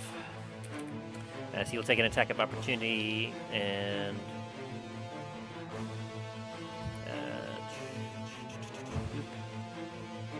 he's going to move up there, and he's going to take an attack of opportunity from this skeleton knight with a 7 to miss. Alrighty, and then this guy here, he's going to swing up twice at Shoop Shoop. Ooh, that's pretty good there. Both of those will attack and hit the ghast.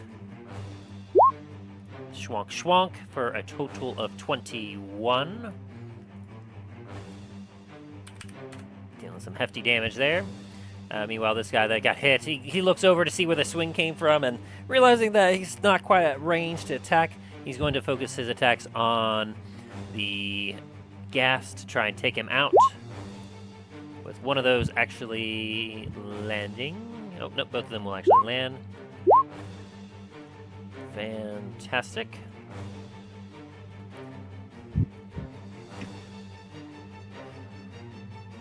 And it will go down.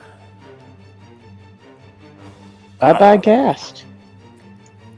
And then the Arcane Knight is going to focus on that other one. He's going to use his glaive to slash twice up that guy. Right here. Both of those attacks hitting. Shoop. Ta-da, shoop. And having already been greatly weakened before, he will also go down.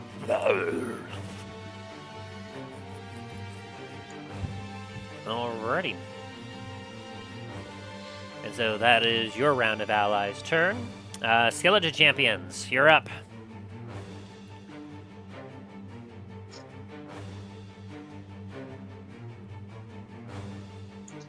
That's you, Ryan.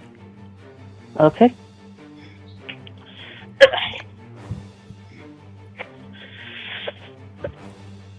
Okay, the skeletal champion will be attacking him. This guy here. The one to his right. This guy right here. Oh, up there. Okay. Yep. Go ahead.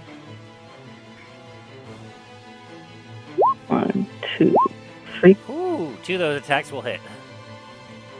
Oh, nice. He will have no chance to parry or block those attacks. When the skeleton hits a creature, weapon attack, it deals necrotic. Okay.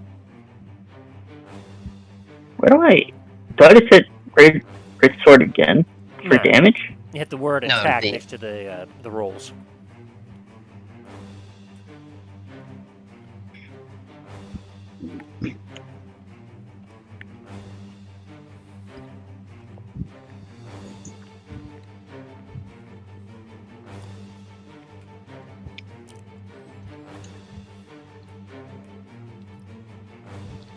The fuck? So on the chat, Where it says Great Sword 2116, if you hit the attack word, it should roll the damage automatically. Yeah, it's just not letting me do actually click on it. Okay. Let's see. Text. I can. 2D. What the fuck? Why can you, but I can't? What the fuck? Okay. I'm just gonna manually put it in. Doesn't do anything because you don't control that character.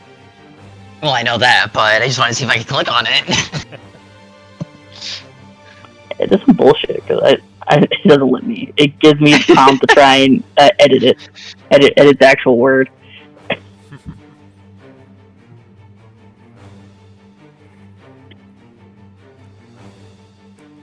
2d6 plus 4.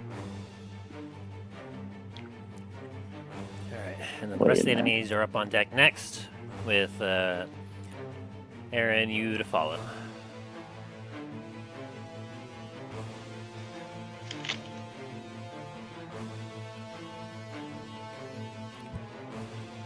Okay. You said 2 of them hit? Yeah. Yep. Ka-chonk, ka-chonk. 12 and 10. And when skeleton hits, attack deals the crack damage to the target points. Ooh, and you're using one of your necrotic smites. Yep. Boom. As you bring him low, as he goes down to an 8. Ah! But he looks up at you defiantly. Okay. Deals necrotic damage. Necrotic damage. And the target can't hit. Okay. I cannot heal. Now this guy, he's gonna be attacking him. So I have the actual roll already now.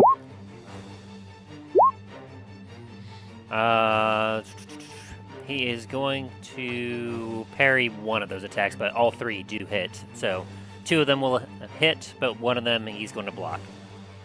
So, Gotcha. okay, so yeah. Okay. So roll damage twice. Boom, boom. And this one is going to necrotic smite as well. And he's down, as with your necrotic smite, you beat him to the ground. Ah! As he falls. Okay, and that'll be my turn. Alrighty. Damn. One of my knights down. It's war. In war, people lose their lives. Yep. Alright. The enemy's turn. They're going to move on up. Shoop. 10, 15. They rattle their bones. A few of them are going to need to take some damage. Yeah, this guy, between the fire and your dwarves, he's down. He's down. Alrighty. This one has plenty of action up there. This one, just gonna need a roll for it. Go ahead and roll your dwarves damage.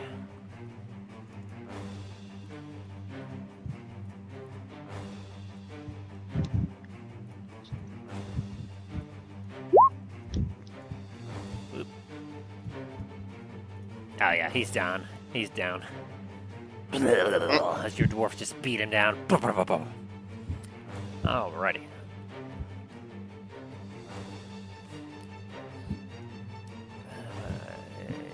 10, 15,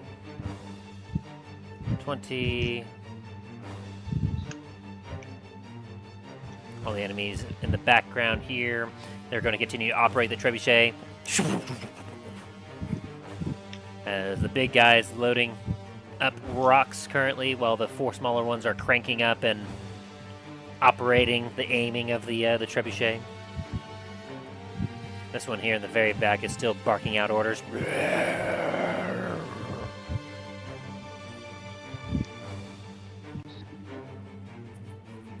Alrighty. First and foremost, Skeleton Knight. He's going to swing down twice upon this guy here. Boom, boom. One is going to hit. As he'll deal 9 slashing to him. Boop. Zombie couldn't quite make it. That one's down.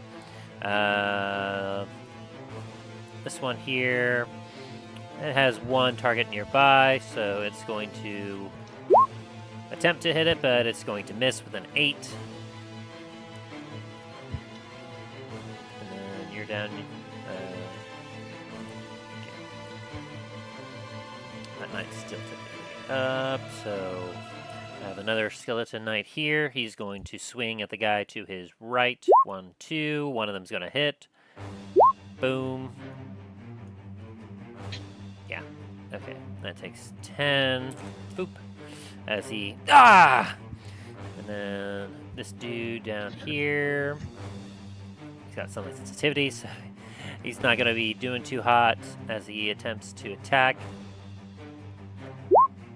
10 is going to miss, and the 7 is also going to miss. None of them. Other skeleton dude here, Skillabro. He's going to swing his short sword. A 23 to hit. Very nice. Does not have sunlight sensitivity. As he'll deal. Oh my god. He kills this guy. Oh. As he jumps on Guy's this guy. dead. Ah! Damn it. You're losing guys left and right. Alrighty, War Troll, you're up. Very well. Damn. All right. Not quite recharged That's fine. just yet. Boom, boom, boom. You stomp on up as an arcane knight looks up at you. Oh, no! Oh damn. Ooh. Alright, let's see if he has any reactions he can do anything. He is going to cast Shield on himself, which increases his AC up to 22. Which doesn't really help, because you have a 23 and a 28. Nat 20, but yes. Yes, and that 20. So go ahead and roll your damage for both of those.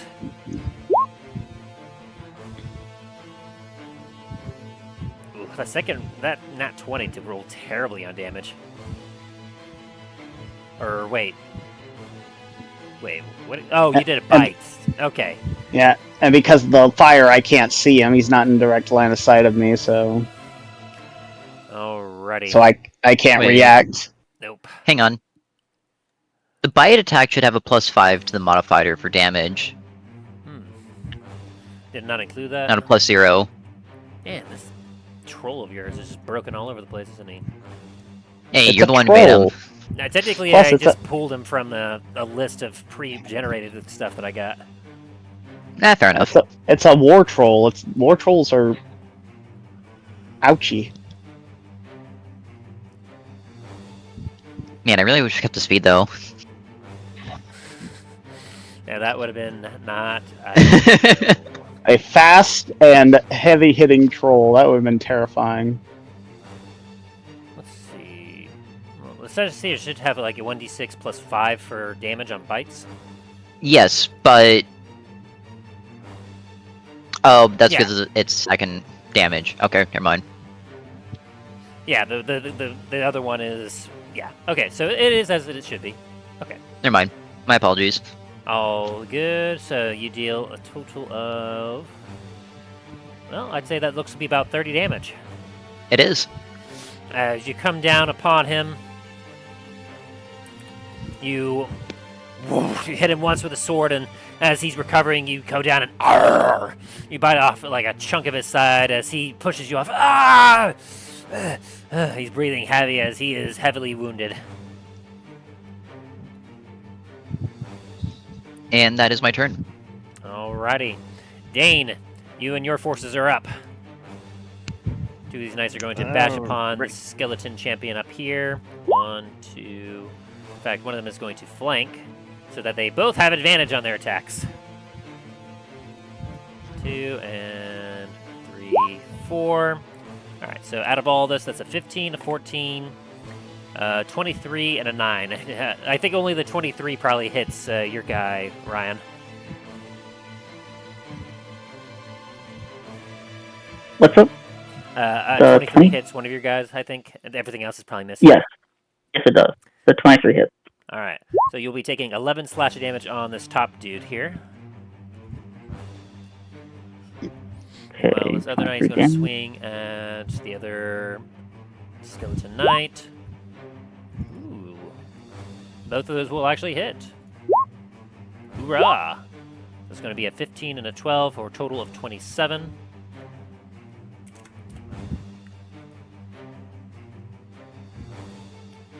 And I see you're charging on up here, Remy. Just a smidge. This guy's going to charge down at this guy here. Swing, swing. And he's going to miss both attacks. Good lord. Alright, and that's all your allies there. For the Arcane Knight, I'm going to use the Elemental Bolt. Oh, that misses, I'm guessing, against this zombie here. Oh, If you're going against the zombie, that hits. okay. They got an AC of like 8. So it needs a Black. beat. Yep. So you And it's going to be lightning damage. as the zombie just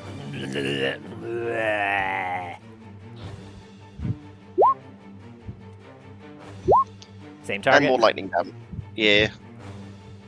Alrighty.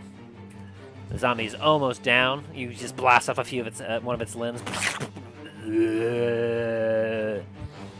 It's getting a bit crispy around the edges. Mm-hmm. Just a wee bit crispy. Alright. And so now, And then my... since it started, a bunch of things are now starting its turn, or like a bunch are in your range because you got your spirit guardians up, I believe. Yes. Is it when they first enter or start their turn? I forget. Stand by. Spirit Guardian.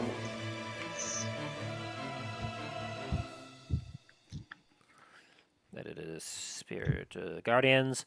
All right. In cast spell, you could designate any An infected creature's speed is halved in the area when the creature enters the area for the first time on a turn or starts its turn there, and must make a Wisdom saving throw. Okay, so since it's starting there, let me see what else is left. So he was already in there. Skeleton needs to make it.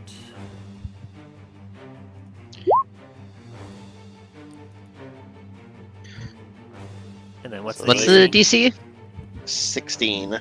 Damn. Ooh, you'll be taking dwarf damage, a total of 20 radiant. The skeleton goes down as the dwarfs beat down on this thing. The other skeleton knight needs to make a wisdom save. Fails horrifically, as it will also take a beat down of 20 damage, of dwarf damage. And There's no one other, extremely drunk dwarf just like going around clubbing everyone in the kneecaps. no other new enemies. All right. Anything you? So you obviously haven't used your action yet, I assume, Dane. What about the Wraith up here? I think it need. Oh, it didn't. It started its turn last time, so it needed to do it last time Okay. because it's been in your thing, I believe, right? Yes. Okay, and it made it save, so it took half damage, I think. Yes. So 10. Okay. All right, all settled. Your move, dwarf. And then, oh jeez, I forgot the block of text. Does a 23 hit you, Aaron? Yeah, it does. I'm sorry. Are you sorry? You're like he's fighting against you. He's your enemy. I know. Don't apologize to the enemy soldier. And 15 with that, and But 10. what's that? Okay, another 25. and with that second hit, I'm also going to use a level 3 smite. Oh boy. What was that movie with the guys that they could curve the bullets? It was like the scene where he's smiling, but he's like, "I'm sorry," and still shoots him. I always forget. The so 2. Okay, cool. War Troll, prepare for the hurt. Yep. An additional 19 damage. Boom. What kind of smite is this? It is Divine Smite. Radiant damage. So it's Okay. Radiant. Is the War Troll undead? No. No. Okay, cool.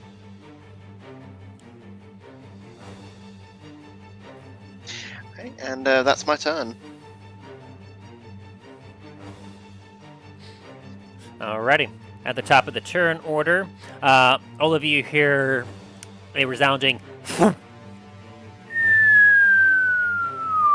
and then suddenly a little off target as the range was a little further out, but it still manages to make it hit its mark right here.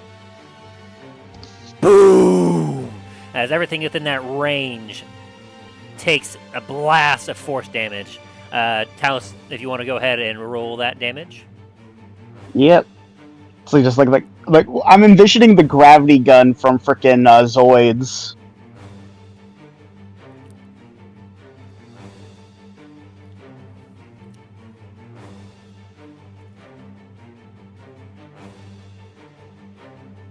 It's 45 force damage. Alright, so everything underneath it needs to make a dex saving throw.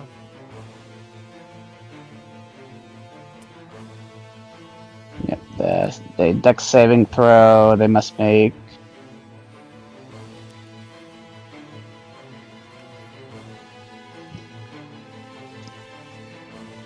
DC 20. Yep.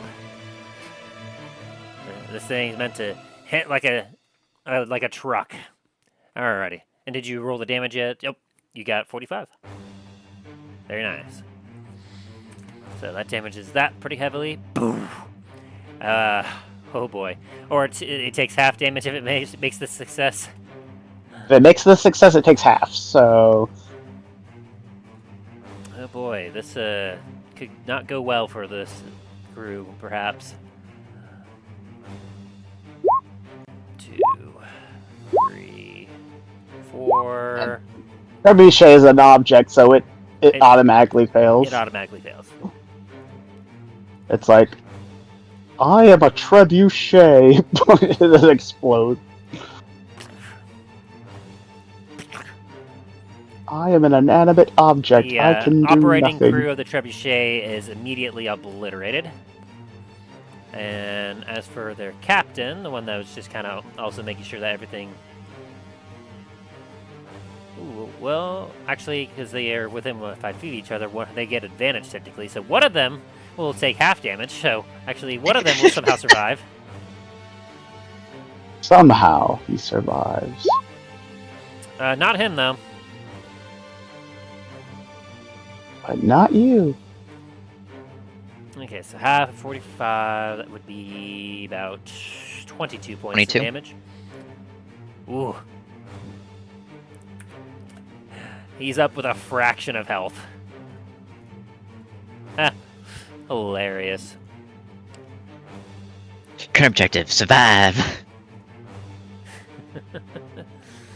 Ooh. He is dead. He didn't even get to show off any of his stuff. He's just gone. Just turned into elemental paste. And then as for the boss, as let's see. He doesn't have any resistance or anything to this. It's force damage. There's very few things that have anything to force damage. He's going to use his one and only legendary resistance to succeed this. To take half damage. As he gets a bill of light. No. As it's going to kind of look up at the citadel, look over at you all, and realize, oh, I think this requires more of my attention.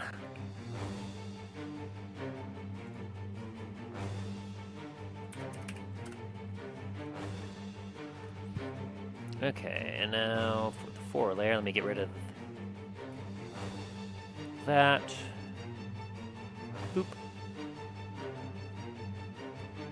Alrighty. Big guy up there is fine, but obviously the trebuchet takes an insane amount of damage.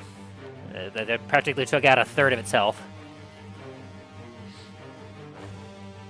Alrighty. So with that, the trebuchet goes silent as it no longer has a crew around to operate it. Talos, you and your remaining crew are up. Yeah. Alright, so 5, 10, 15, 20, 25, 30. And Troll, be gone.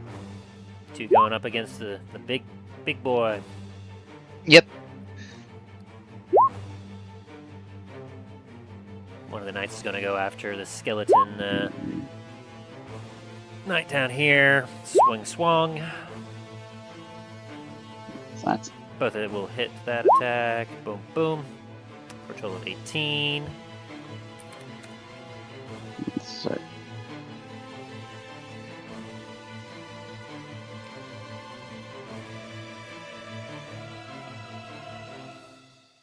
I'm also with that hit. I'm also going to use Searing Smite.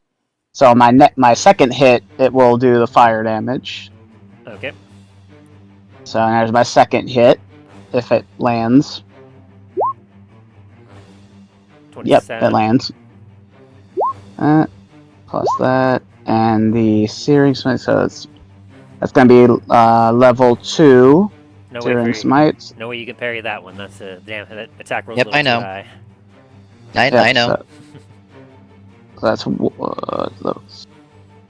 that'd be, since it's level 2, that'd be 2d6s then, correct? Yeah. Yep. And then doesn't he make a save or catch on fire? Yeah, he has to. Let's see, reading this, he has to make a. Which saving is it?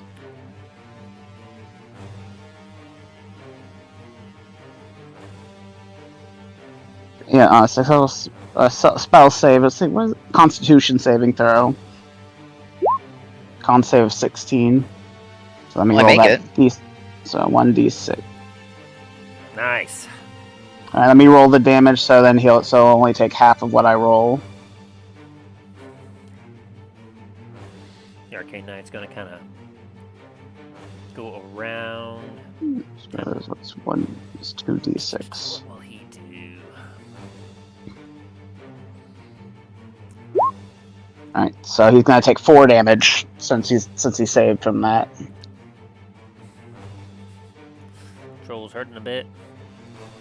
The Arcane Knight, he is going to throw a fireball. He's all like, hey, a fireball sounds like a great idea. And now let's see, that's my second attack, and what else? Am I gonna do anything else? No, I lost concentration on that, so I'm back to my regular, on my Shield of Faith, since I'm concentrating on my Searing Smite, so.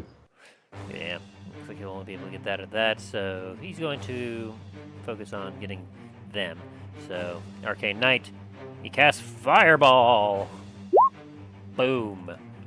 And so, the skeleton guy back there. Not you. You're gone, so I'm just going to get rid of your tab. All of you are gone, so get rid of your tab. Where is... Okay, I'll just click on you. Oh, there you are. I had you all the way over there. He needs to make a dex saving throw, which... Oh, wow. He makes it, so he'll take half of this damage, which doesn't matter because he's at 4 hit points. He's dead. And that's gonna...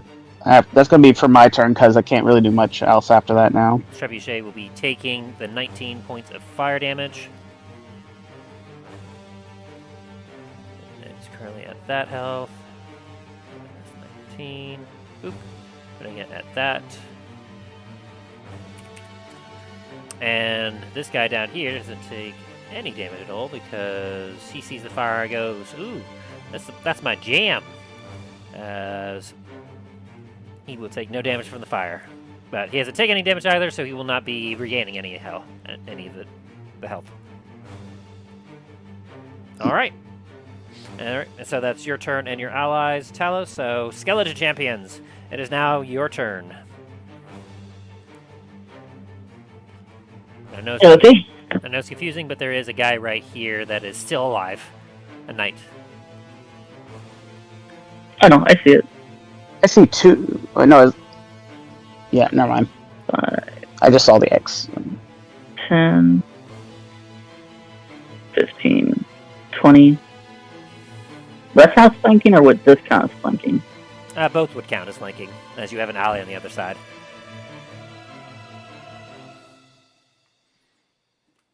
Okay. And for him... He sees you coming. Oh. Oh boy. Yeah, even if he tried to put up shield, that would not aid him. The 25 and the 26 will definitely hit. And the third one will as well. Damn.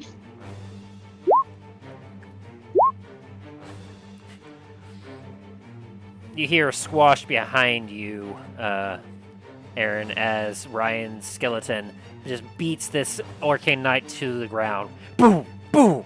Boom!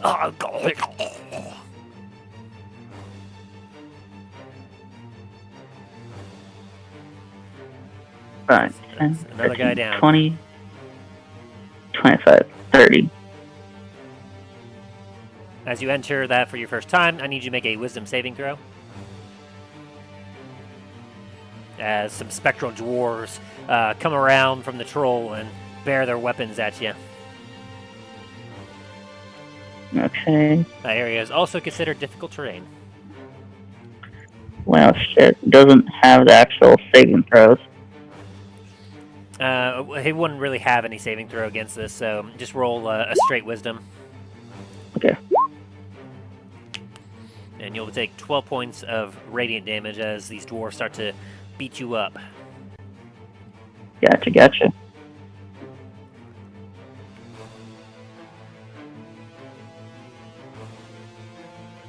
Gonna beat you up.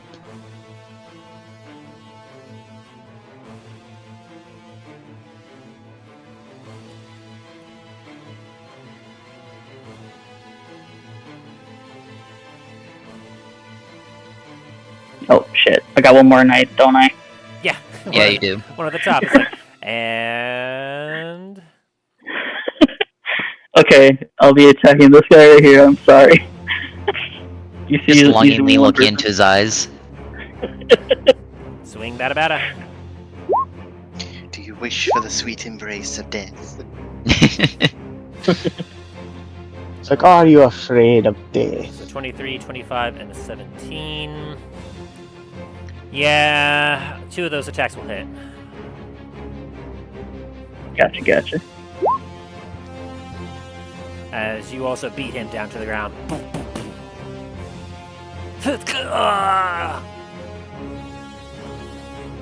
Okay, and that'll be my turn. As both sides are making progress on the battlefield. A lot of the enemies are losing their unlives, but you're also losing quite a bit of your guys' lives as well.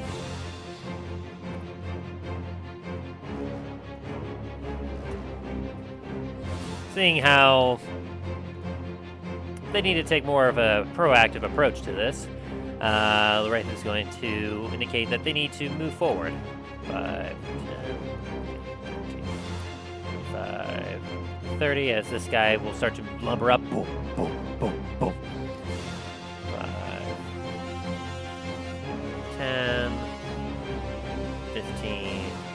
and all the rest of his movement to get there. Zombie's going to attempt to make his way up. And let's see here. He does not make his save against your dwarves, as he will start to get beat up by them for a total of 12. But he will have made it just enough of a room that he will try to slam upon the Talos, the Nat 1. Natural wonders. How bad did he fail? He breaks his hand upon your armor, and you have an opportunity attack on him. Yay! As he just swipes at you, like the top part of his arm to his elbow just falls off, and he looks down at it as you just, bam. 18 points of damage. Dad.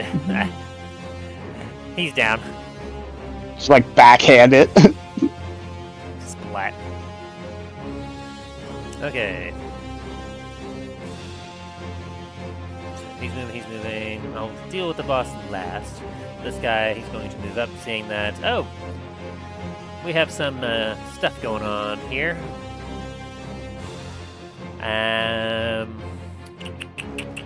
Controlling that guy up there. This zombie is still technically up. He's going to go over and slam attack on this other knight back here. That will miss. And then Skeleton Knight, he's going to continue attack of this guy up here. Miss and miss. Alright. And then... okay. Looks like this guy here needs to make a wisdom saving throw. Ooh, not 20. He takes, like, half damage. So he'll take 6.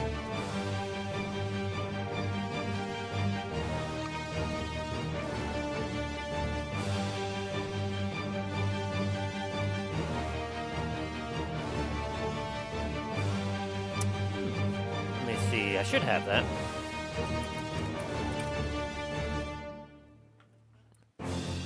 Ah, perfect. So he'll take 6, be down to that, and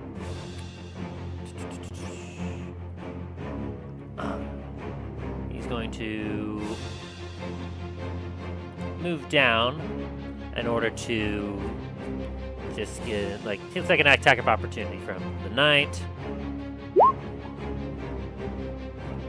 Who will miss. He will then wiggle his finger at this dude over here as the Wraith will command, and a spirit rises from its body.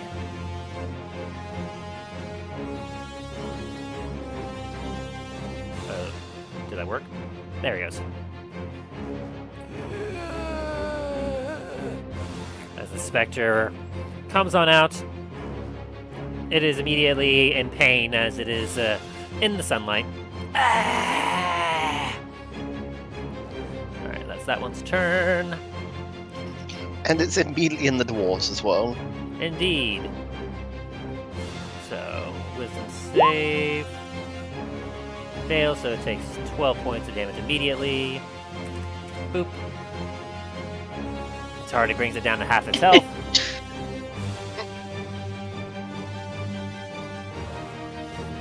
Okay, this dude down here is white.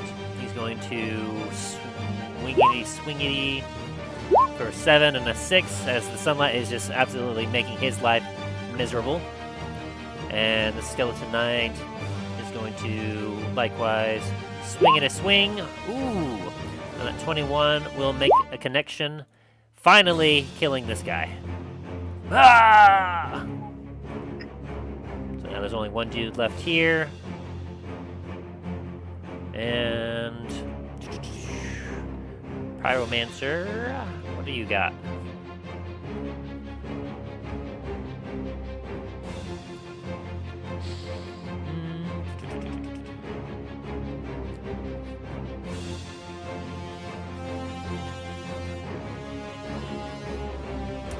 And is your let's see. I'll figure that out in a second. He is going to... he's going to cast another fireball. Why not? He's got like 3 of those. Oh And he hasn't boy. used any. But you know what? How many times can he do that? Okay, he's got 3. Okay. Yeah, you know what?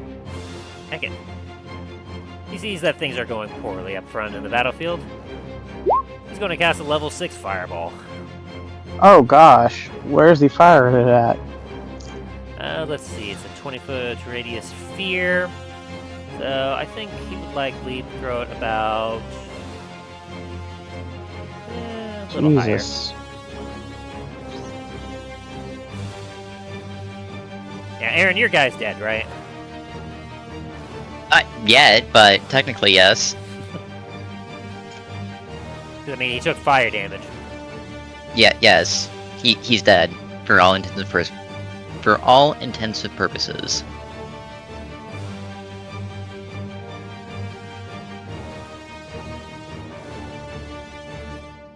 So you know what? Since you lost your character first and not him, I'll give you a special treat.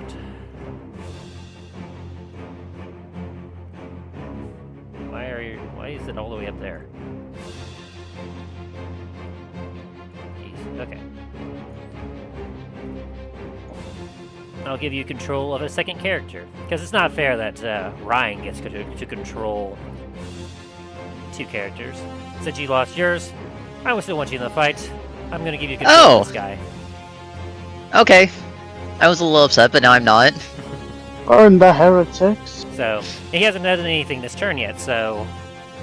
Interesting. Okay. And this is part of his action, so... Holy fuck. Okay, I'll let you... Well, let me do the fireball as you get acquainted with your new Yeah, toy. you're good. You're good. That's a dexterity saving throw. Yes. Damn it. Yeah, there's no sugarcoating it. In order to get everyone... Yeah. So, that's going to be Remy, that's going to be Talos, a DC of 14... But you 2 are close enough together, so actually you would benefit from each other's some bonuses to your saving throws, I think, right? How much would I get from Dane's? Well, it doesn't calculate it, so you'd get a 13 and I'd get a 14. Yeah. I think you would actually get a 15 from Talos at this point, right? Let me just double check. Pull it up. Feats and traits. So yeah, that zombie's gonna be dead unless it makes its. Aura protection. Yeah, it's a plus. It says aura protection +2 to all saving throws for for allies within 30 feet. Within 30 feet of me. Okay. So that'd be This arcane for knight will Dane, take the 13, 40. 14. So Dane would have 15, and I would only have 13, so I would still take the damage. Ooh!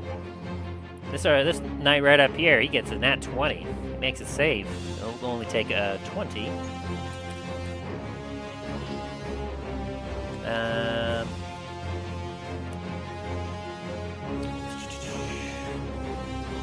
This dude. So if we fail it, I would take the 32 points of damage, right? If you fail, you will take half, which is 20 total. If you failed the save. Yes. It's only 20 damage? Okay. Alright, that one is not doing too hot. This one, even if it fails, the specter that rose immediately was in pain from the sunlight, beaten up by dwarves, then blown up by a fireball. It disappears in its corporeal form.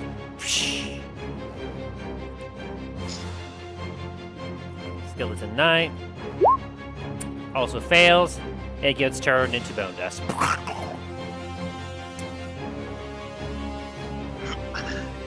Alright. And then you rolled for your skeleton champion. Looks like you made it, so you took 20. Did you take that damage down already, Ryan? I don't remember hearing the damage. It was a 40 total or Oh, it's 20, right here. 20 at half. So, you're at like 20. I failed the. I'm pretty sure I failed the save. So because I would only been at 13 on the next save, so I would have taken 40. Yep, you would correct? have taken 40, Talos. And with Talos's +2. Shoot. Talos, was that You would have +2 been at save or 15. +3? +2. Oh. That's what. At least that's what it says on my thing. And Or a this guy's dead. protection, unless there's something that gives an extra. Alright, cool. Let me see. So I'm reading through my. Alright, In that case, I'd be layers, 4. map layer. Boop. Let's see. The map layer. I'm gonna send all these bodies back to the map layer to get them out of the way. Or a protection. Boop. There we go. Class features.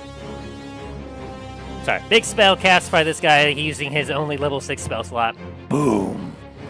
An explosion of fire erupts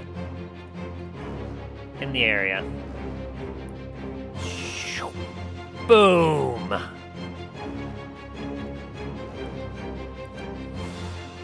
Taking out quite a few enemies and allies alike. Hey, Alright. dang. Hmm? You took damage, right? I haven't taken any damage because I made the save and I used my Shield Master Evasion to take no damage. Ah, got it.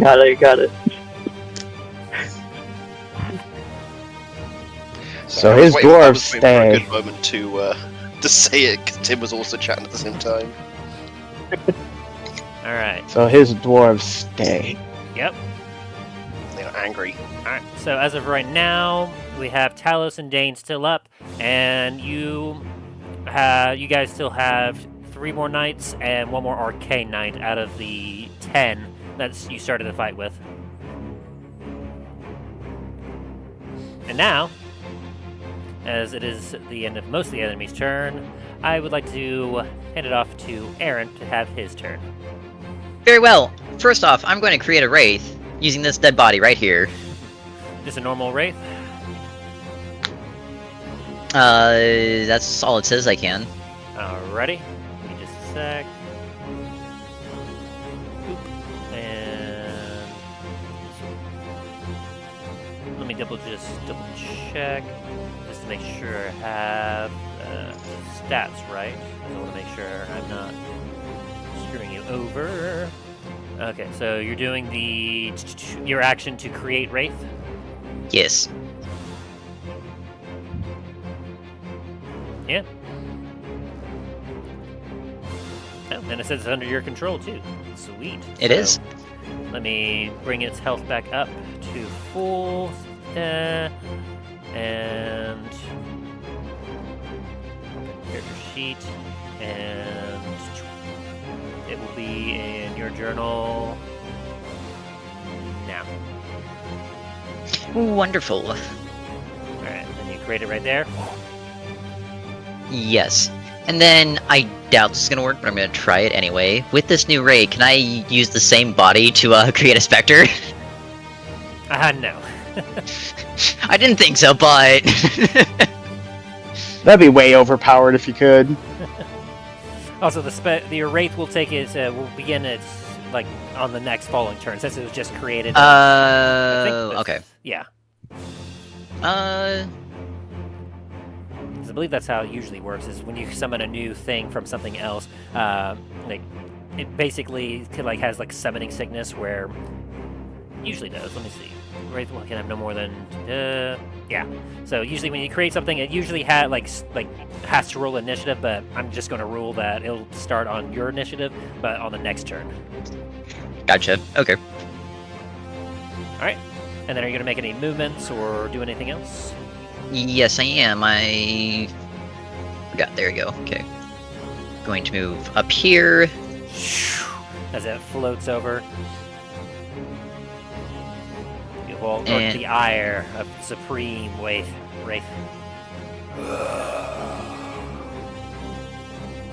And that will be my turn for now. Alright.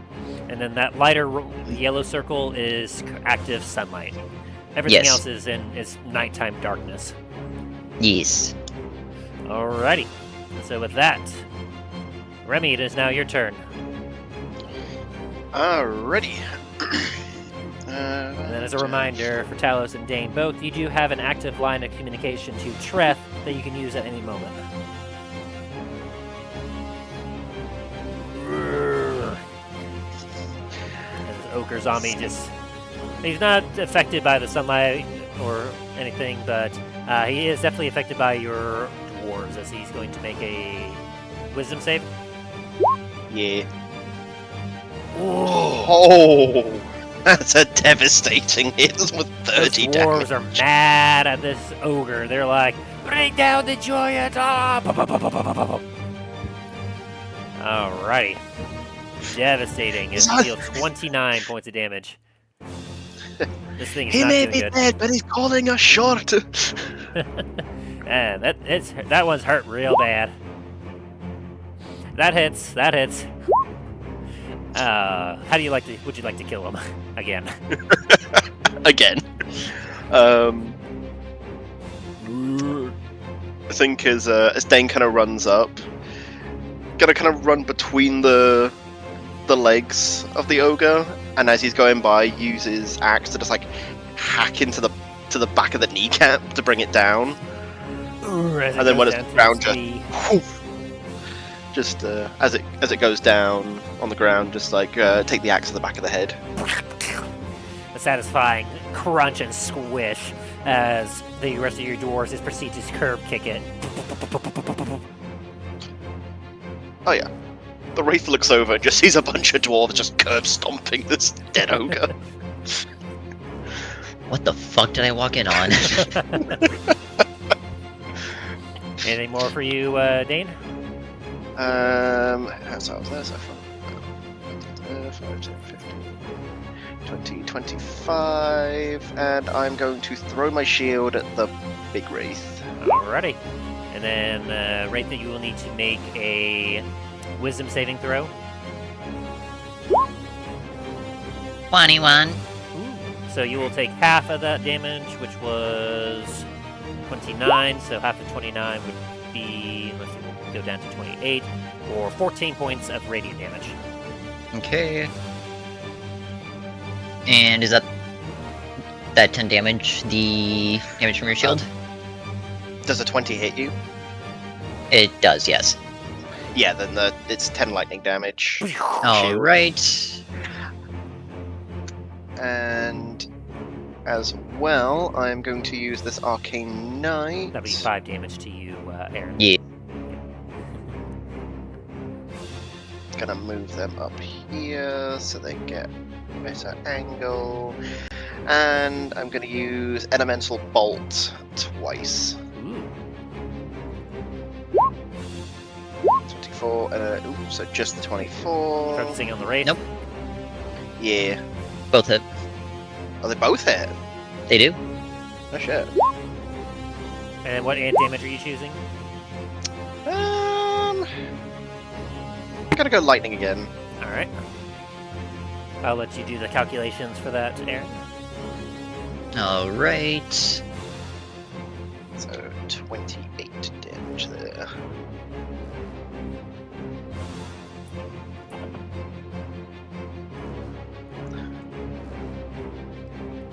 Oh no, the ogre, it lives again!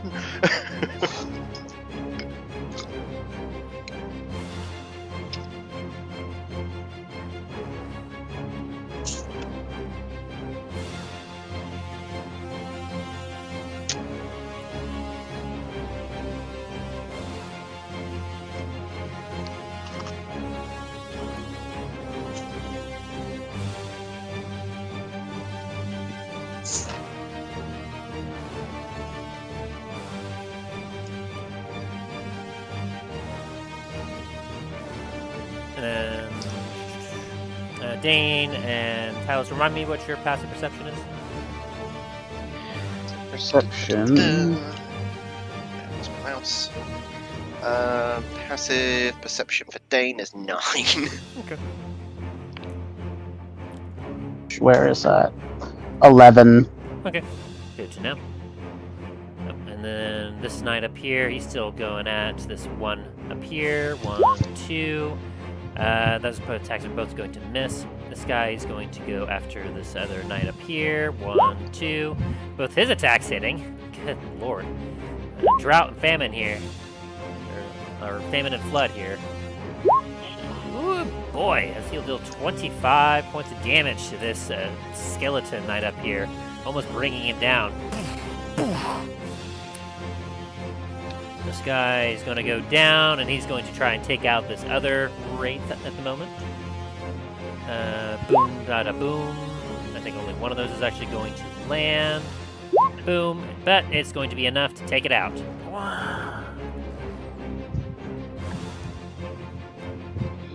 Alrighty. And that should be your turn there, I believe, Remy? Yes. Alright, top of the turn order. We got Shax, you're back up. Okay, how many allies are near me that are currently down to 0?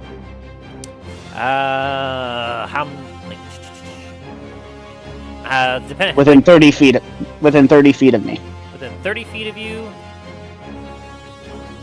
that's going to be 1. 3. It's like if I move to here. No, 3, 4.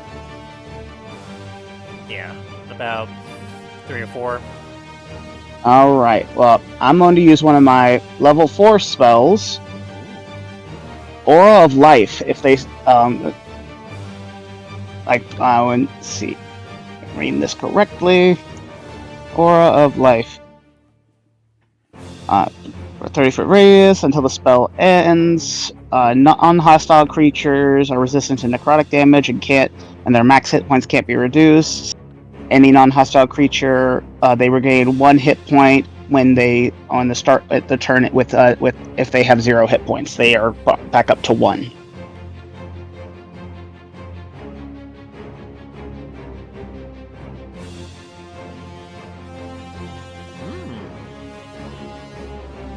Interesting. Hang on, life preserving. Until the spell lands, the aura moves with you, so now you each non-hostile, including as resistant to necrotic can't be reduced. In addition, a non-hostile living creature regains 1 hit point when it starts its turn in the aura with 0 hit points. Okay, so that's the thing, is that it has to be living creatures. Okay. So technically they're so they're considered dead. Okay, then never mind that. They're already taken down. But if you cast that, all of your active allies that you have left, so like Remy, you have a couple, like 3 other knights up here. Oh, and of course the other.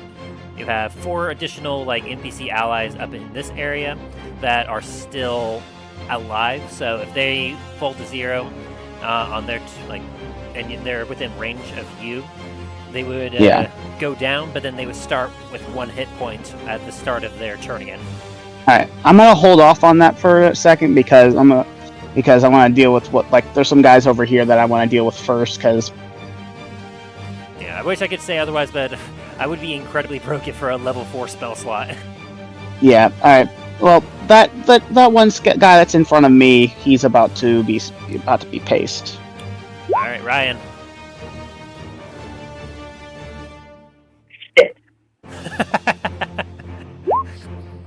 And I'm still concentrating on my Searing Smite, so let me roll that one. I think the Searing Smite only works for 1 opponent. Yeah, it only works 1, so yeah, never mind. And you already used that on the troll. Yep, so that's 22 points of damage for that strike. 22? Okay.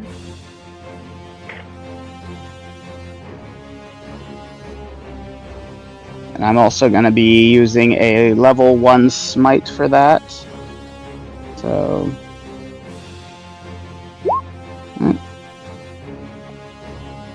22, 23, 24, 25, 26.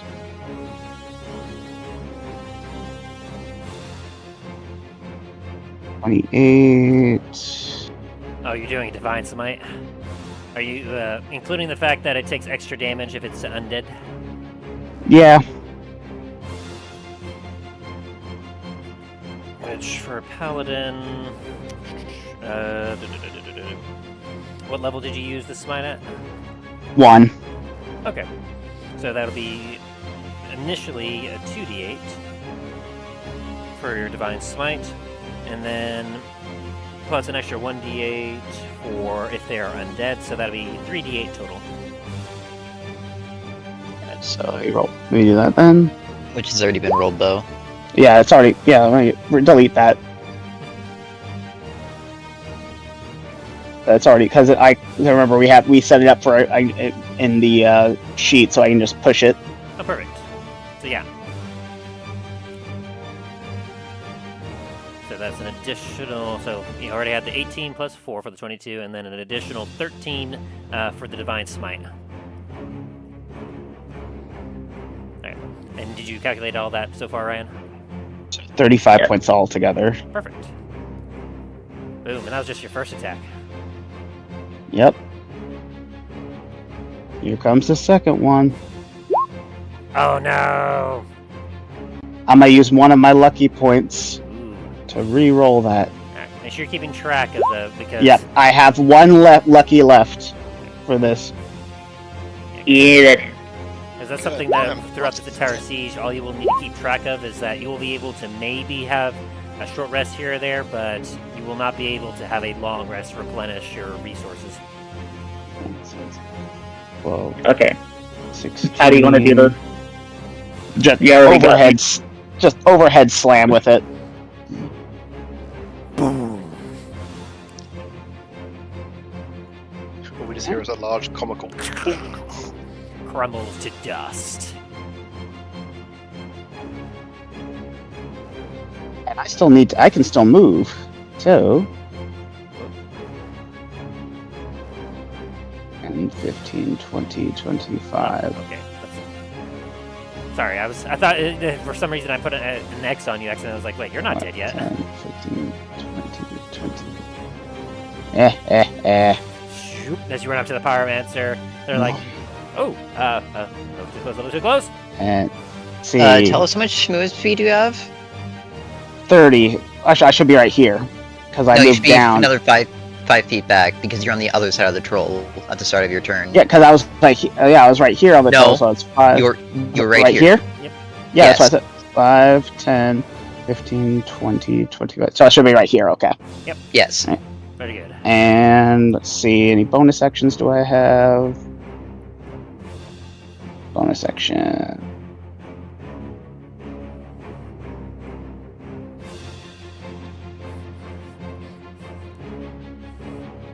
Items.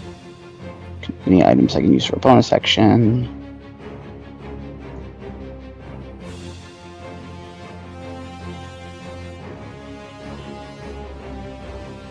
That's gonna have to be my turn. Alrighty. And with that, Ryan, your skeleton is up. You got a dude right in front of you, and another dude kind of to the left of you.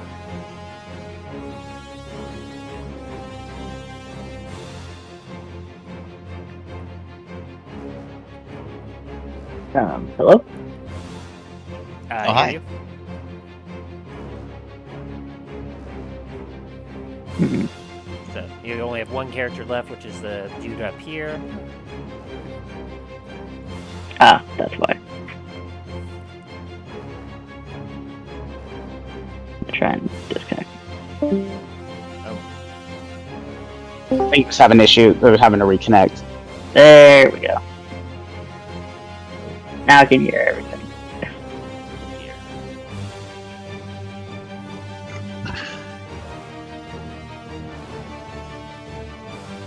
I'll go ahead and I'll condense your guys' turn to go about the same time here, just to make things a little easier. Yeah, it's stretching. So this Does that mean I get access to that other skeletal champion? 25. That's a skeleton knight, not a champion. Oh, well, can I have it? If you want, he's got 5 HP. Never mind.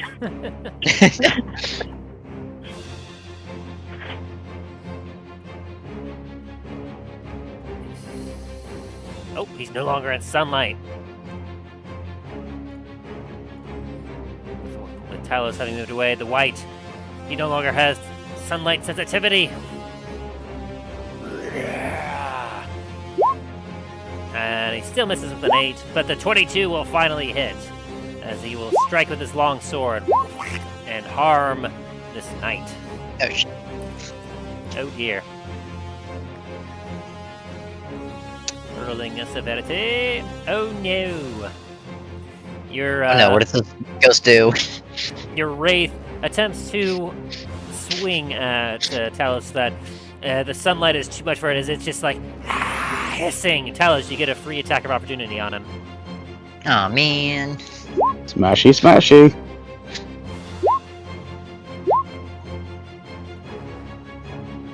Dead. Still tonight. Swung. Hey! One of his attacks will connect, dealing 9 slashing to this knight here.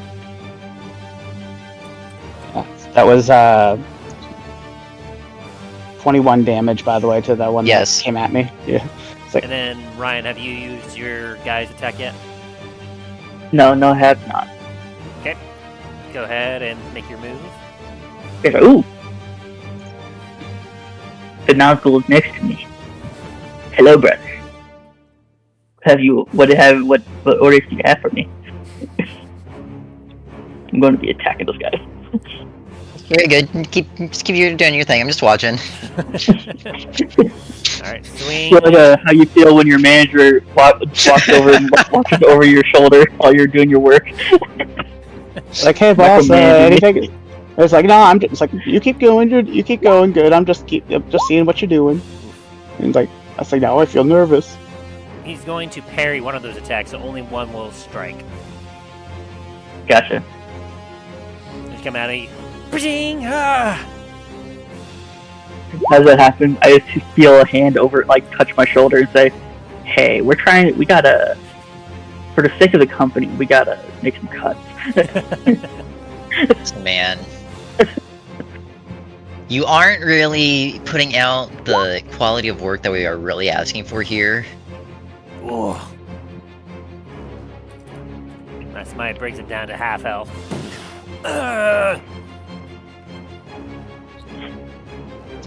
My skeleton is just gonna look at the giant shadow creature and just like put a thumbs up or thumbs down. The guy do good? Alright, you actually feel a hand on your shoulder.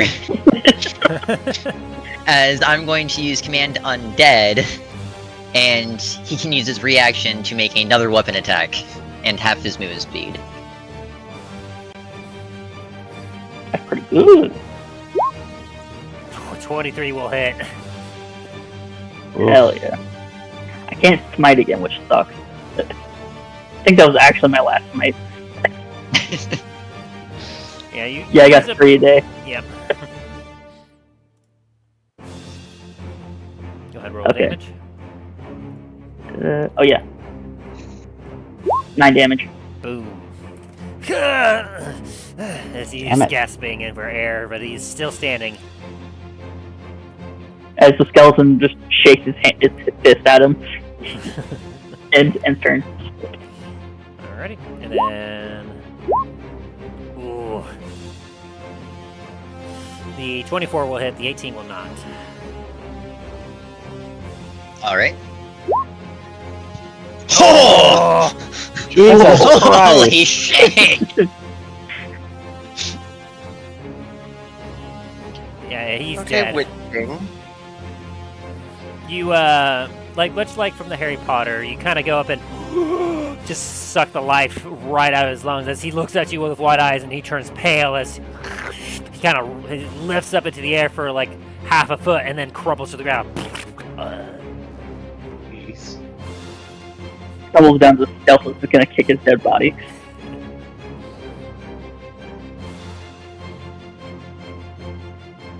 Let's go put his hand up to the giant shadow thing with for a high five. High five. It's like, high five, boss. Just stares at you. It's like, okay, no high five. And then our pyromancer dude, he is. Hey, Tim, quick question for you. Mhm. When can I use legendary actions?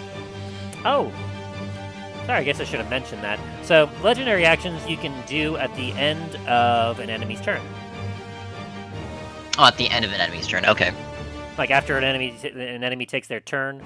So like after Dane takes his turn, you can use that to, only one legendary option can be used at a time, and only at the end of another creature's turn. Sorry, not enemy, creature. At the end of another creature's turn. Okay, and I have 3 action points Correct. every turn for that, or Yeah, so you start at the beginning of your turn. So right now would be like the start of your turn-ish. right? So if you had used any before, you regain all them. So from now until your next turn, you can use your 3 to use any of those options down below. Ah, okay.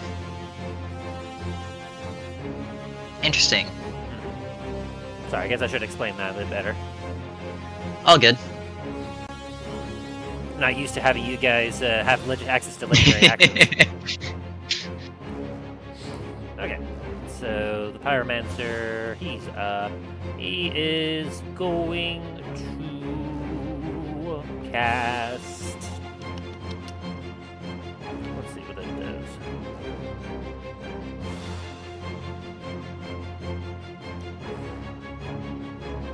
It's a cone. It's not quite exactly. I what it cast looks like. iron. He already cast that, so he can't do that anymore.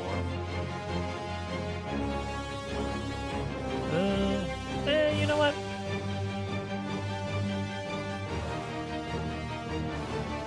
Yeah, he's gonna summon an ally.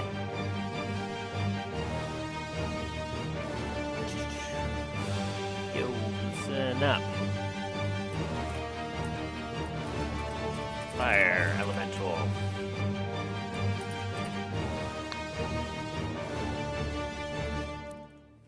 He's gonna use his action to summon a fire elemental.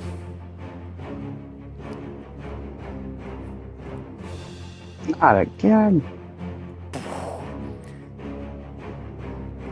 And he's going to run away. 10, 20, 25, 30.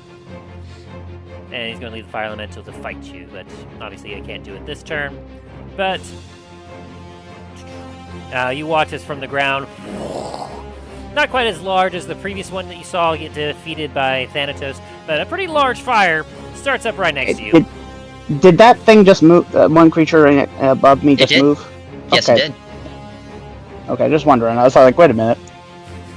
Alrighty. And with that, I believe that's the end of our enemy's turn. It is. At least for me.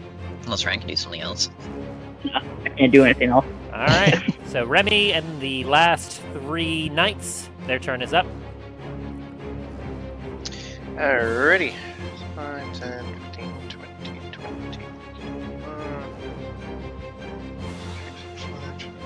20. And I'm gonna smack this skeletal soldier in front of me. Hang on, he's first got to roll for your dwarves now. That as well. Not Terry, he was about to retire. Yeah, he's gone. He's about to retire into death. Your dwarves go Yeah. over 3 and weeks. curb stop him. It's like 3 weeks from retirement. And now he's 30 seconds from retirement. And I'm just gonna use the last 5 feet of my movement to just just walk over him for a sec. And then did we have you roll wisdom for the legendary white last time, Aaron? Yes. Okay, so When I was at the start of over your here. turn, at the start of your next turn, you will be have to roll again for that. That sounds your start. You will be starting your turn in it. Okay. And also because this knight here is starting his turn within 20 feet of me, he needs to roll a wisdom saving throw. Alrighty. Is it against being frightened? It is. Alright, he has advantage on saving throws against being frightened, so... And that'll be Damn. nat 20. He's brave! Never mind then.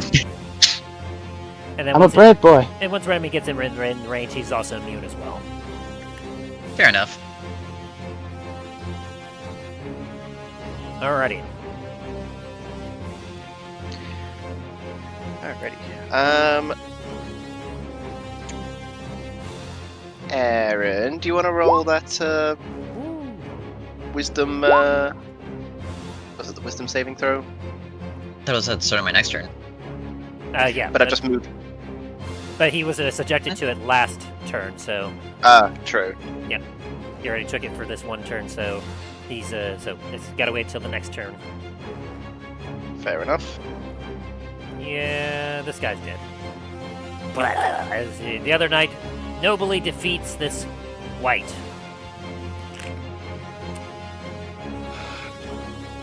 Then he's going to move 5, 10, 15, 20, 25, 30 as he's going to charge up to try and support Talos.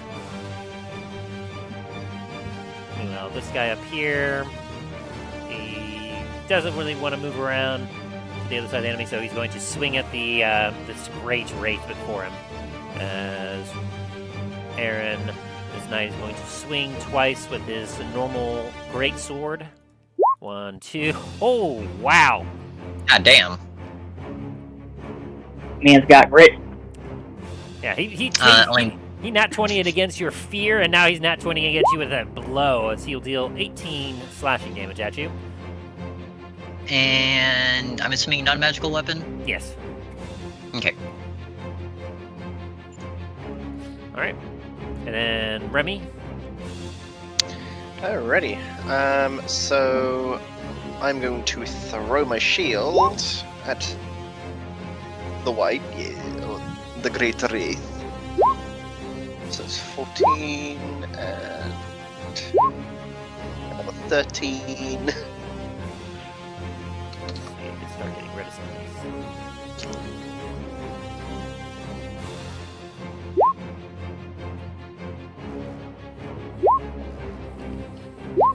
God damn. I'm sorry. Stop being sorry! No. Alright, and then are you choosing Alright, fair enough, lightning I for the tried. damage? Yes, it's all lightning again. Alright. Gotta keep the streak. I'll let you calculate all that, Aaron. And then is that everything from Dane and the Arcane Knight?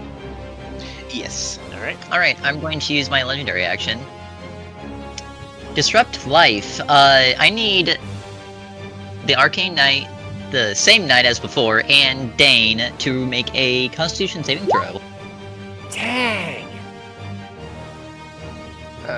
For the Arcane Knight.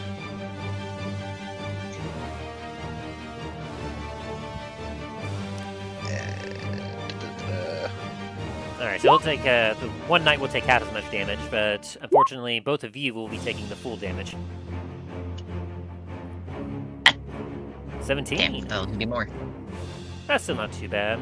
That's going to be about 8 damage for this one knight. Mm-hmm. So minus 17 to the Arcane Knight.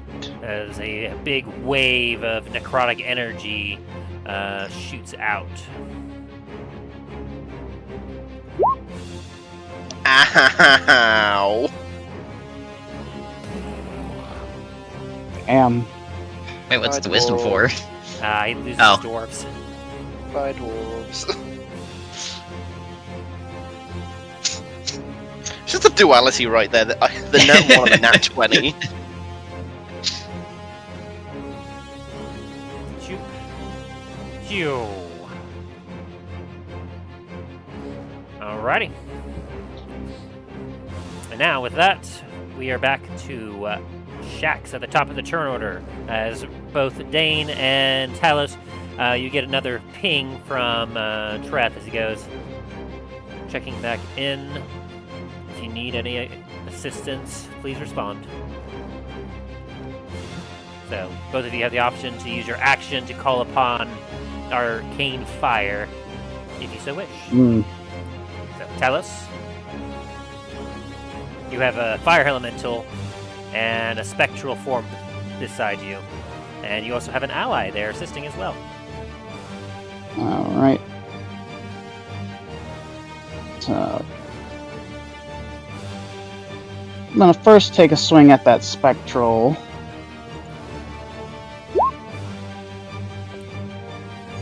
I think a 34 will definitely hit that. Yep. Ooh.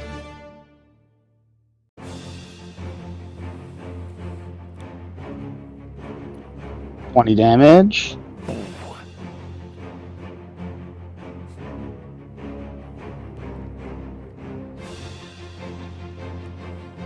And as for the other second attack, I'll go ahead and take my second attack on the elemental because it's there. A 20 will hit.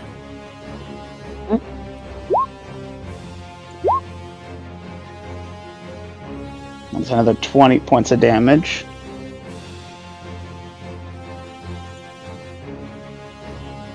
Right. And bonus action.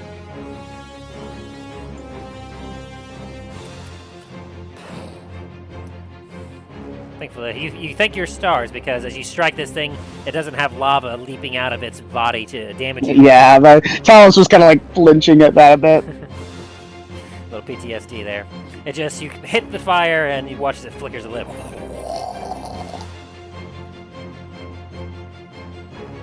Alright. And let's see. Is that your turn? Yeah, it's gonna be my. Actually, one sec. I'm reading something real quick. I'm gonna use my maneuver, my bonus action for my maneuver or rally. But I can use for my superior add to grant one friendly creature who I can see temporary hit points plus for the die plus +2. So that superiority die would be. Where are you? Usually I think it's like a 1d8, I think.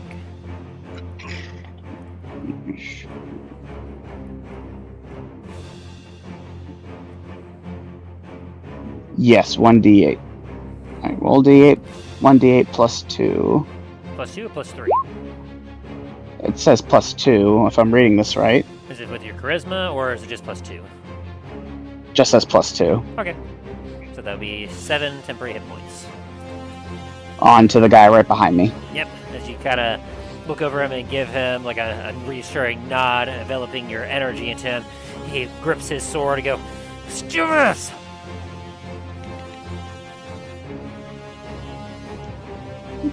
Alright, and that's gonna be my turn. As we get to the enemy's turn, you regain your legendary actions, as it is now Aaron and Ryan's turn. And I need Dane and the Arcane Knight to make a wisdom saving throw. Is this for fear? Yet. You broke up something fierce there. Yes, it is for being frightened. Dane is going to ignore that roll, but the Arcane Knight will. Fair enough. Well, I kind of figured. right next to you, isn't he? Yes. Do you have Well, that If he's aura, with it- or is that just Talos? Da-da-da-da. Paladins, I thought, had an aura about them that's allowed that to be ignored. Yeah, oh, Dane should have it.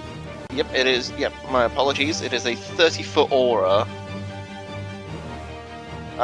Never mind then. I will go fuck myself. You and a friendly creature within 30 feet. Yeah, can't aura be of frightened. courage. Anything within 30 feet, they cannot be frightened while you are conscious.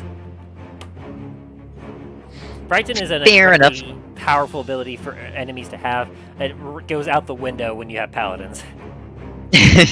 Like, I don't. It's like, not today! You have no idea Not how today, many Satan. times Damn. that, like, just the fact that Dane and Talos were paladins, that your whole party has been saved because, like, the amount of enemies that have fear-based attacks. Oh, A lot. Not- I'm guessing. It's like, not today, Satan! okay. So you're going after. Okay, so let's break this down real quick. So Ryan. Alright, that wraith. Oh, sorry. Never mind. Yeah, Ryan. Yeah, you're attacking the arcane guard. Yes, I am. Okay, so the 26 is the only one that will hit him. And then, Aaron, you are taking 11 at the knight here. No, that was for the wraith Oh. down by Talos. Okay, which also would be a nat 1 because of the. Wouldn't it just be a straight roll because of flanking? Oh, you're right. You are right. But still at 11, I don't think that makes its landing. Yeah, I didn't think so, but So anyway, go ahead and roll your That's it. damage, Ryan. You said it was just the 26? The 26 is the one that hit. Okay, gotcha. Woo! 12 to the arcane knight. As he. Alright, and then is that everything you're doing, Ryan? Hmm.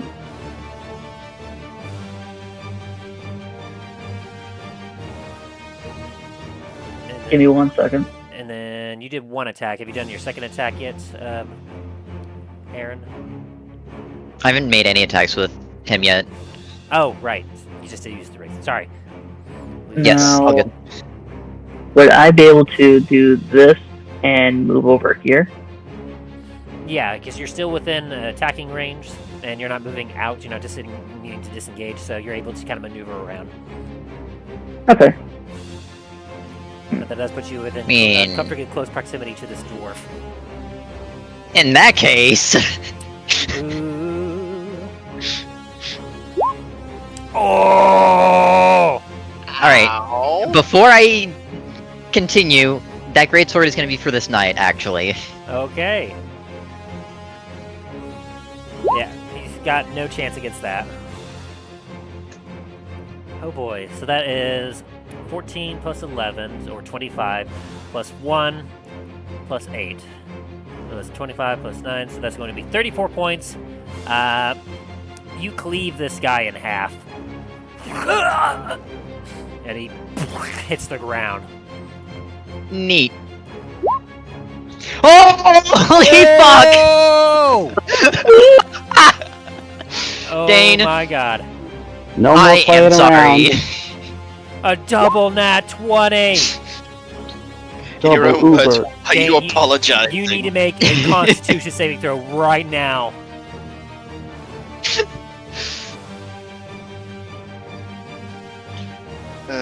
Please be that nat 20 this time. Oh! Oh my god! 3 nat 20s in a row! Are you kidding me? The gods have smiled upon thee, Dane. So you will still be taking the 33 plus 34, or a total of 67 points 67? of necrotic damage. But you bless your lucky stars, you will not be losing that for the entirety of the siege. You will be able to heal. Yeah, that would have hurt. You would have lost 67 of your total max hit points until a long rest.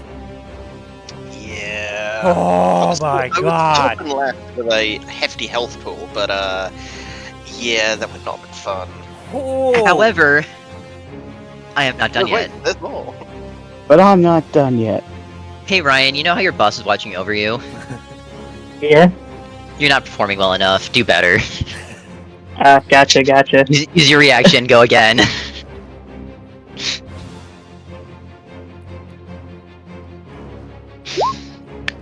Are you hitting Dane or are you hitting the Arcane Knight? Ryan. Dane, how much are you happy that I'm your friend? If you want to hit Dane, go ahead and hit Dane. AKA, don't hit Dane. Which one are you going for, Ryan? That one. Okay. If 21 will hit him. Boom! Ow! Yeah. He's on his knee now. He is not looking great. Urgh! Also, I don't Aaron, think... does a 17? This is for the night earlier. Does a 17 hit you? Oh, for the Wraith? Yeah, for when the wraith hit the guard down here earlier. 17 does, yes. Okay. It was 10 damage. And that 20 business earlier was crazy. Like, that Wraith was on a hot streak, and then Dane just responded in kind. It's like, oh, we're doing this then? Cool. And Talos is down there going, man, I wish I was close enough that I could have stopped that. Yeah. It's like seeing that happen now, it's like, maybe I shouldn't have gone after the guy, but he was throwing fireballs, and I really wanted to get rid of that. That's fair. By the way, Talos, I believe both of these will miss, but that's an 8 and a 13 to hit you. Oh, yeah, those will miss. As the fire is trying to whip its little tendrils at you, it's not doing a great job of it.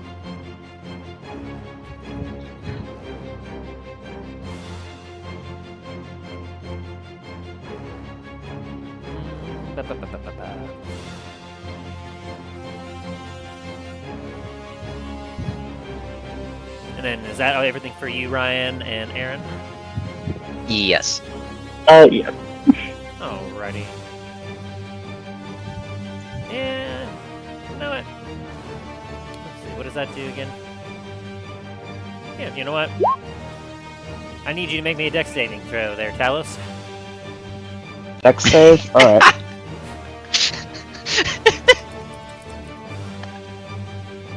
As the pyromancer here, he's throwing a bonfire under you. 15. Slow cooked Talos. You make the save. Alright, so do I take any damage, Let's or... see, a creature in the bonfire space, when you cast a spell, must succeed a saving throw or take fire damage. A creature must also make the saving throw when it moves into the bonfire space for the first time on a turn or ends its turn there. So, right now, no. You don't take any damage, but you see that the fire just comes below you as the pyromancer there is going, It's that slow look up like, I'm going to hurt you now. Alrighty. Dane, you're up with your last, well, one of your last troops. One. Alrighty. This guy, he's going to come into flanking position with you, Talos. As this knight, he's going to try and help you. He's like, take this, you undead fiend! Boom, boom, a 21 and 18 to hit that dude. Which I believe Both hit. Yeah. Boom, boom, a total of 8 plus 6 or 14 points of slashing damage. Whoosh. And that's his turn.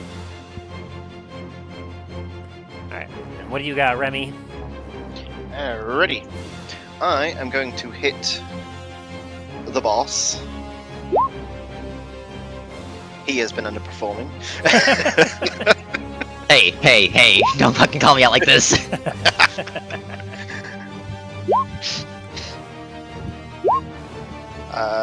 So what?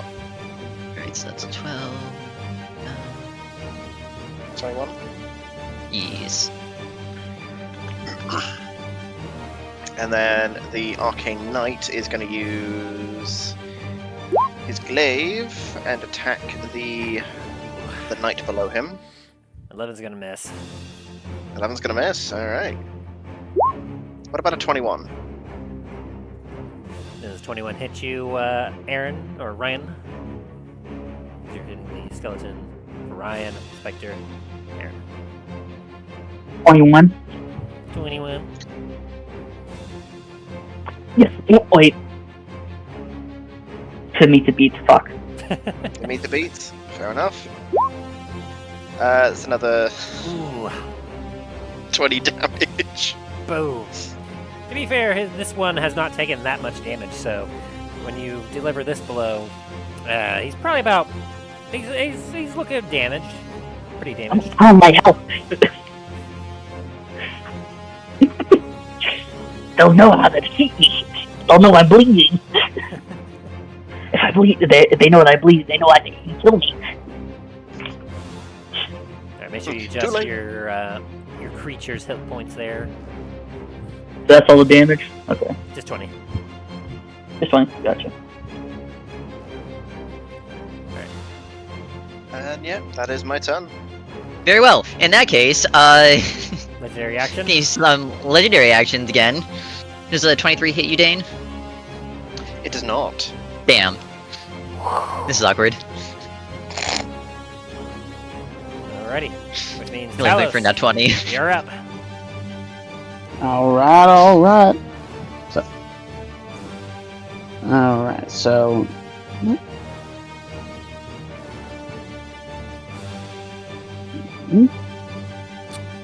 Oh, I just realized I made an oopsie. And the What'd you pyromancer- do?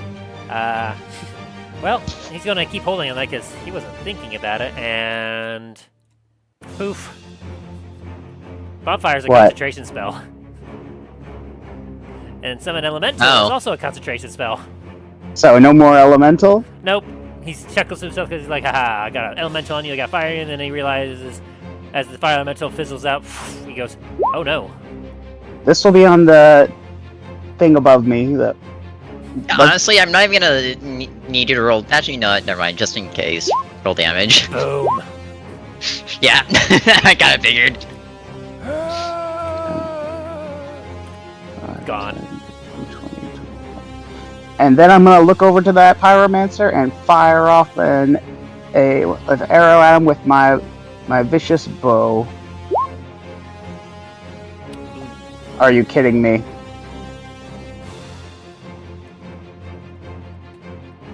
You're kidding, right? Nope. But your shot just misses. Shoo. Damn.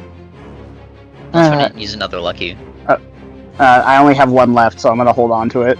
Because you have only one left until you do a long rest, and Yeah, that long. fire elemental is still on. By the way, that fire elemental is still showing up on my. you might have to refresh.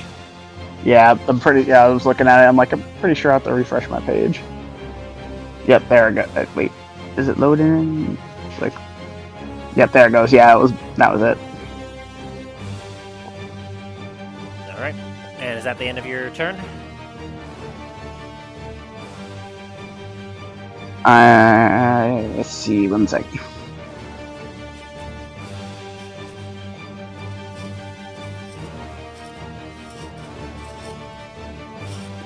I'll go ahead and use my bonus action to chug one of my potions. All right. It's a regular health potion, so let me just make sure and 4 remove one of plus those. 2d4 plus 2.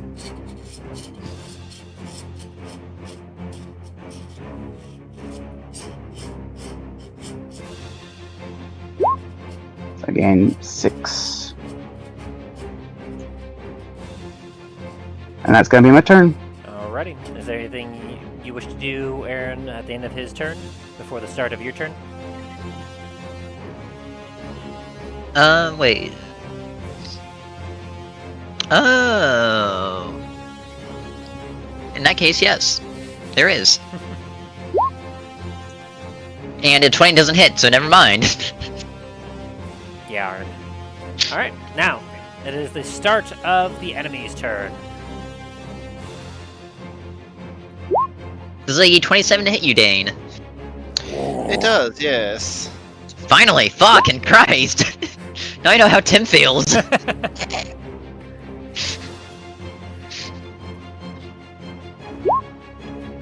And does a 24 hit you? It meets it beats. Ooh. Is he's flanking? Con saving throw.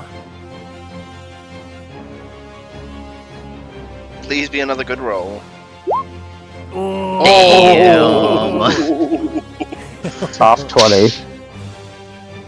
But you will still be taking that 43 necrotic. As you just So the feel your life 19 getting sucked by this thing. 43. At least he'll be able to reclaim it because he did survive it. So.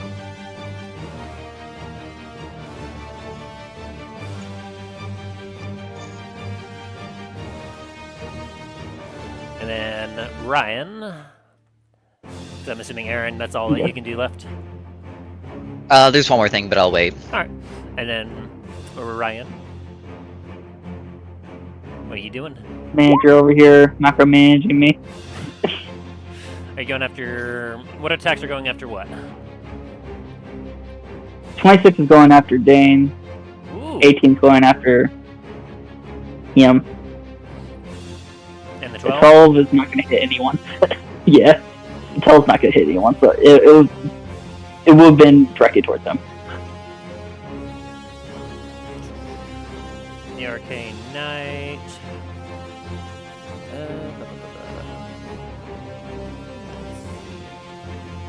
Yeah, there's nothing he can do about that. So, yep. So the 18 will hit the Arcane Knight, and I'm assuming the 26 will hit Dane. Yes. All right, go ahead and roll This is for damage. Dane, So Dane, you took and 11. this is for the Arcane Knight. Oof. Oop. All right. So your knight's down to that number there, Dane. All right.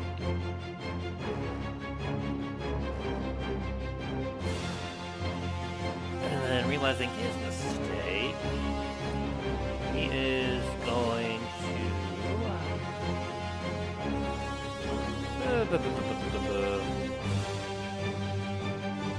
Yeah, he's going to pull up a wall of fire.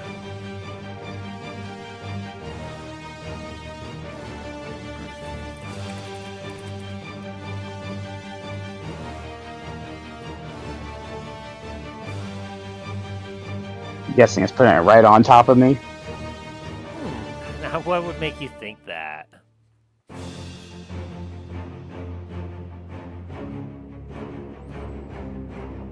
So the giant cone of death has just appeared above my head. It's getting quite hot.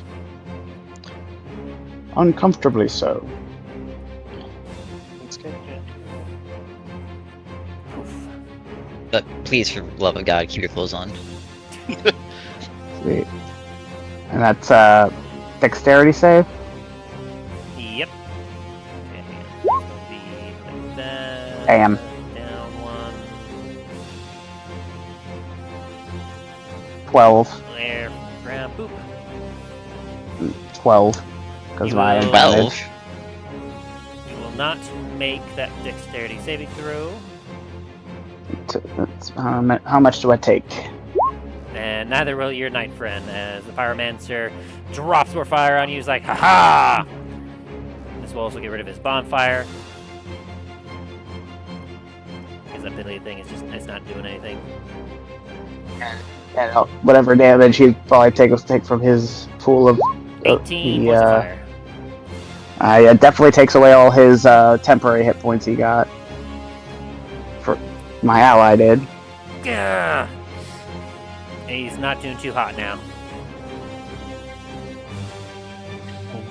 Damn you, Tim.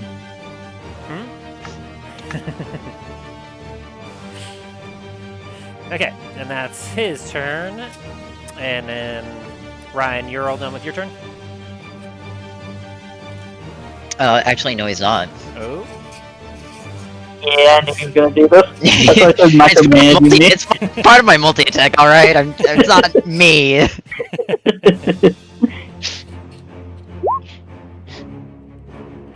Alright, and Okay, that hits one. no one, but that would have been directed towards this guy.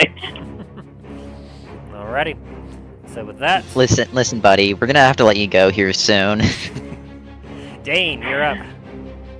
Listen, dude, I'm the only employee you got left. No, I got that guy over there. He's like pointing to the pyromancer. Rah, fire! The one that's the clear overachiever. In the temporary hire, the pyromancer over there. Not the pyromancer, the fire elemental. Remy, you're up. He's gone. Fire elemental's gone. Ready. So, Alright.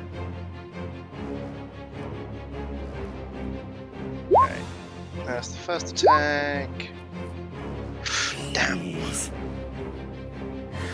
Directing both of those at the Wraith. Yep. And I'm also going to Ooh. use a level 3 Divine Smite. Okay. It's undead, so we'll take an extra. So level 3. Ooh, I might actually max out your Divine Smitage. It has maxed it out.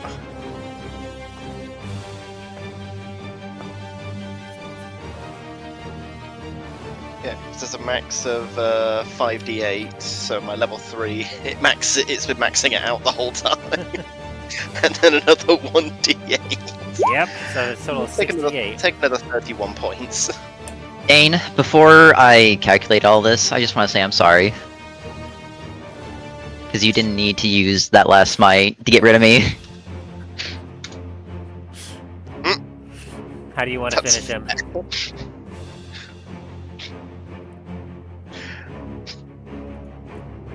Just gonna be after getting hit again. I'm just like, you know what? Fuck you! Hit him in the chest. What an explosion of radiant light just explodes as the Wraith gets sent from the mortal coil. It disappears into shadowy ash. Be better than me, skeleton. And neither of those attacks hit, do they? Like that, Right. like Talos just sees like the divine flash from behind, like, and just and knowing that just has a feeling that Dallen is having a good time over there. So just Talos is just vicious grin on his face The 19 while he looks hits. over at the. The 19 hits? Yes. Very good. Sorry, Talos. Yeah, you're good. It's Talos is just giving a vicious grin toward the pyromancer after seeing the residual flash from when doesn't know exactly what's going on, but knows enough that has a feeling that something good happened with his party. He's like, heh, heh, heh.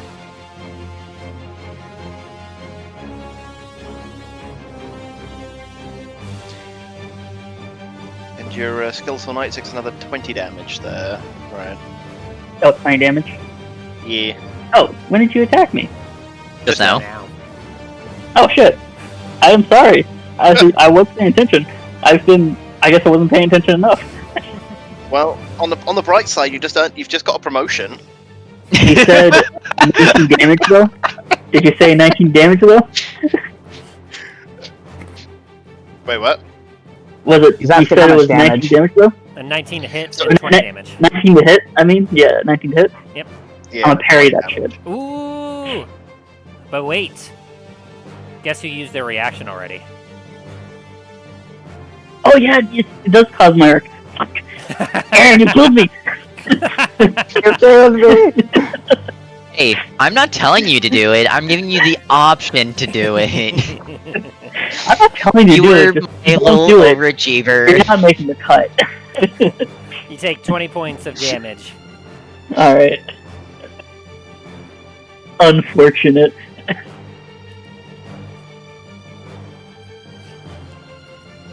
Alrighty, is that your turn there, Dane? Yeah, that's my turn. Oh wait, it's also part of this guy's turn too. He's going to run out of the fire. 5, 10, 15, Holy shit, he's still alive? 25, 30. Yeah! I'm here the trooper. As he's going to charge, and he's going to buck off some shots at this guy. Choop, choop. As he charges, Ooh, going, 20. ah! Chook, chook. The 20 will hit, as the pyromancer, who has up to this point not taken any damage at all, finally takes some damage. As he's like, ah! Ooh, that's not good. And he will do a concentration check. Oh, he loses the fire. Goodbye, fire. Alright, Talos, you're up. Let's see how far away am I? A little too far. Yeah, just a little bit.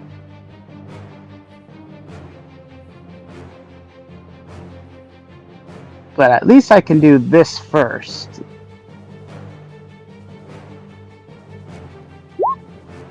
An 18 will hit. This is just my regular. This is my regular arrows. So like, and then another shot. Whew, yeah, that hits.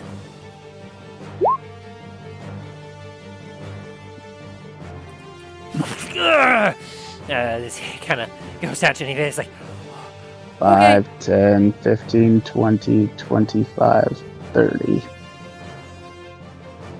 And that's gonna be my turn. alrighty, skeletal champion, you're up. Pyro. Alright, I didn't hear no bell. You're about to And you soon. look pretty snackable.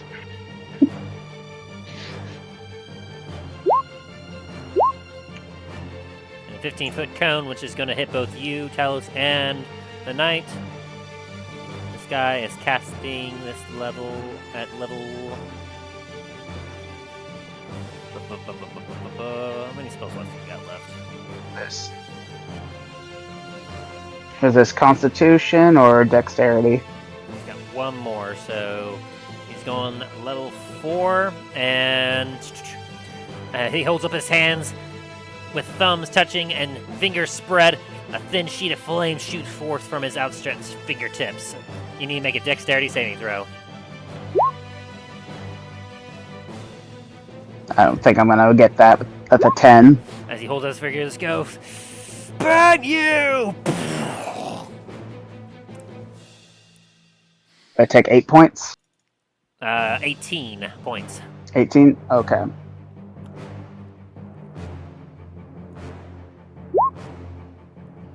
Damn it, that hurt. Ow. Ah. And he tried his best. He did. He really did. As the fire envelops his body, he goes down. Talos like sees that and like it's like that slow head turn for like looking at him as command followed, and there's a slow head turn, just eyes locked onto him, and so like there is now sparks coming out of his mouth, and the hammer's glowing brighter. 20, 25, 30. Nope, nope, nope, nope, nope, nope, nope.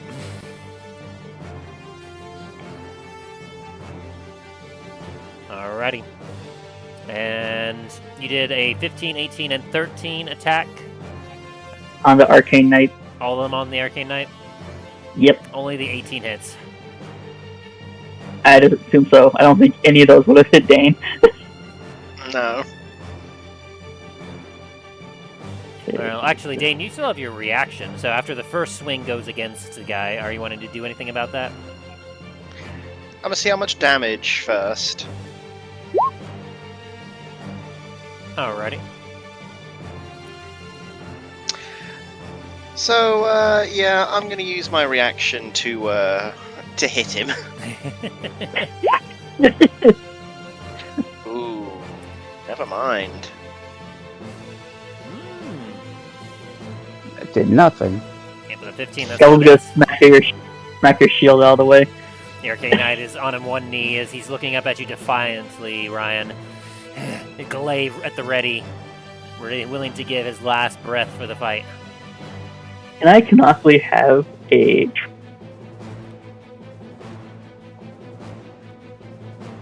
What's that? You what? trumpet break off. Can I canonically have a trumpet? Without any lungs on a skeleton? It's It's magical. magical. Give me a higher or lower. Higher. Nope. It's gonna bring his hand out like it's muscle memory. It's gonna do a little movement like for a doot. Alright, As it then flicks him off. That's Ren, into my turn. your turn. Alrighty. So, does a 28 hit you this time? Would you believe me if I said no? No. No. What if I roll for deception? What are you gonna do? What are you gonna do? You gonna blow the trumpet at me? Yeah, it is. And I'm also gonna use a level 2 Divine Smite. Could Could I persuade you not to do that? Go ahead and roll the damage for that, Remy. Unfortunately not. If my calculations are correct, Ryan, how would you like to finish him, Remy? No, hey, look at my health. Look at my health. Yeah, you had 30, and that's more than 30 between the two attacks. Between the one attack and the two sets of damage. But that's 4. Oh yeah, you're right. Shit. I wait. just calculated. It's like wait. It's like wait. Oh, 14. It's like wait. No. What are you 15. doing? I got 1 health back. I got 1 health left. You're not a zombie.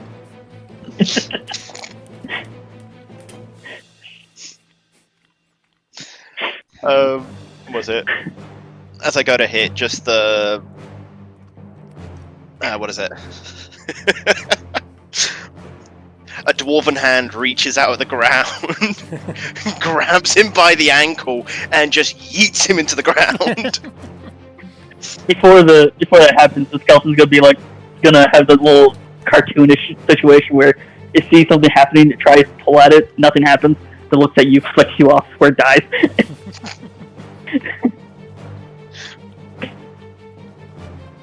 You just hear a whole bunch of drunken dwarven swear words as he gets dragged down. And... There's only one enemy left on the field. Oh, good. They're within range.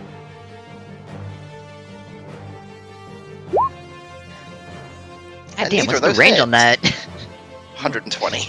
God damn. Yeah, those are gonna miss. Yeah.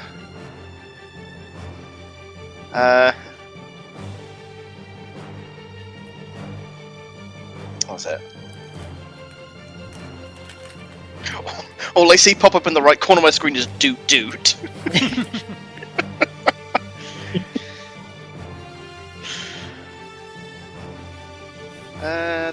There, yeah, that's gonna be my turn. Alright, Talos, you're up.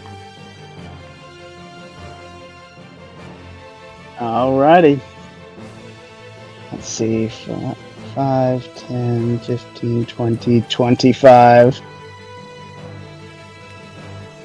It didn't quite run far enough away. That hits.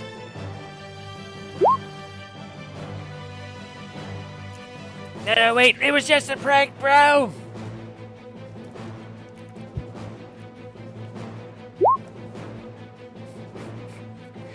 Yeah, both those hit.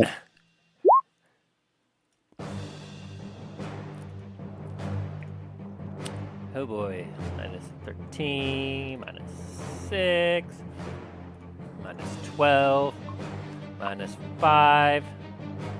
And is that it for you? Actually. Yeah, that's gonna have to be it. You crack him in the back. He stumbles forward, goes around, and you crack him in the head once. A few teeth fly out. He coughs up once blood. I'm just checking something. As he's how many times can I use? How many times can I use a maneuver? Depends on how many superiority die you got.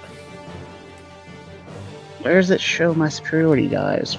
I'm looking at my thing. Like, where the heck is it? Should be like 2 if you got the feat for it, I believe. Yeah. Let me double check that, because which feat did you grab again? It was called the feat. Let's see. The one I got was Martial Adept. the one. Martial Adept. Yeah. Yeah, you learn 2 maneuvers of your choice from among those available at the Battlemaster archetype.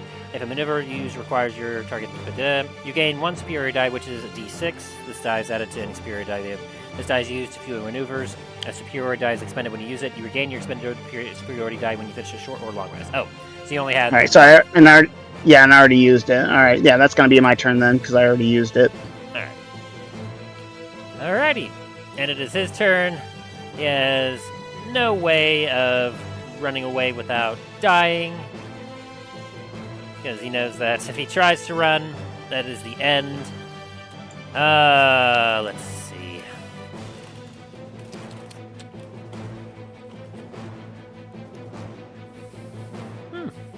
No, that's actually not a bad idea. Use that already. Oh. Use that already.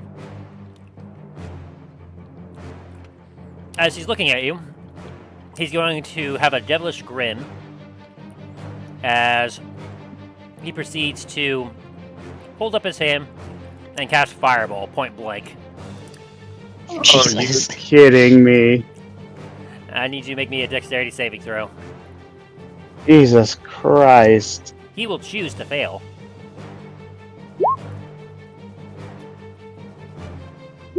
Boom!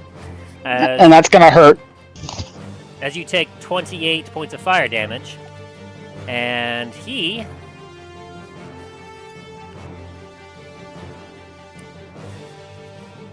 You watch as his wounds start to heal up.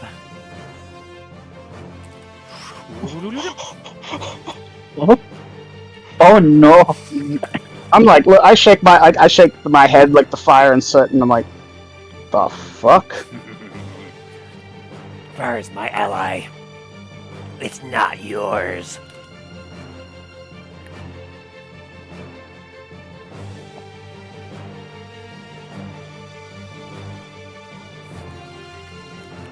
As the fire, as it exploded around, you just watch as his body absorb the fire. Because he has a little thing called fire absorption. Whenever the pyromancer is subjected to fire damage, it takes no damage and instead regains a number of hit points equal to the fire damage dealt. Damn. Which means point-blank fireballs is a tactical maneuver. That's kind of scary, actually.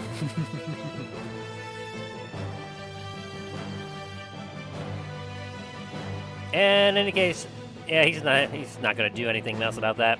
Remy, you're up. Alrighty. So, 15, 20, 25. I'm going to use my action to dash. 25.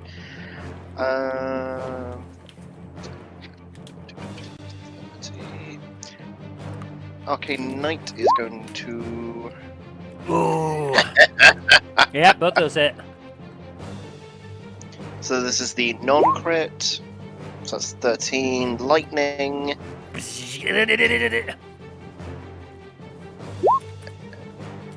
And another 21 lightning. How does he kill him? First bolt hits You him, ever he seen kills. He turns around slowly looking at the guy. You ever seen those videos where it's like a lightning storm and it's like, fuck that one tree in particular? Yes. Yeah, it's basically that, just with the pyromancer. It's just lightning strikes coming down on this guy. Boom.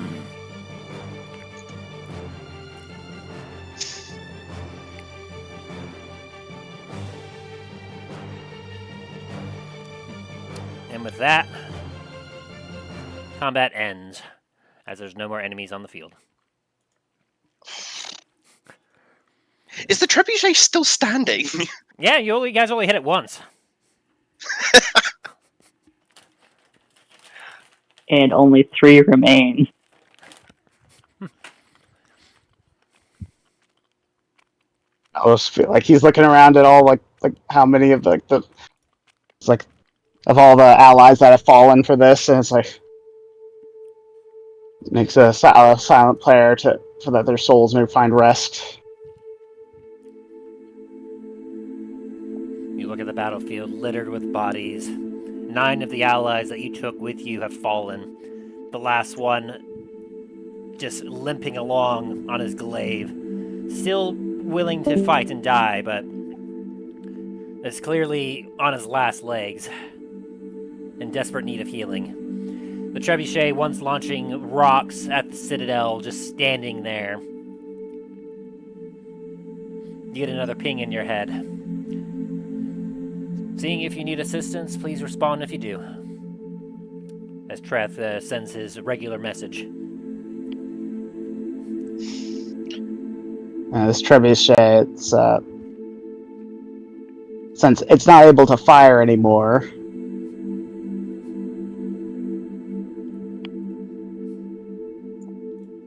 Was there? It was only one trebuchet, correct? Yes, only the one. Oh, I thought we were heading this way, closer to the Danes. Like, just a solemn nod. Like, let's tear this fucking thing down.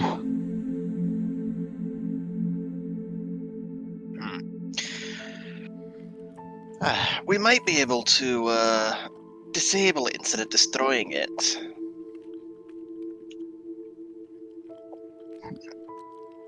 Gonna look up at the counterweight and throw my shield at. Would it be a rope or a chain that's holding it up? This one in particular would be like some rope, some thick rope. Alright. I'm gonna throw my shield at the rope, see if I can just, like, cut it.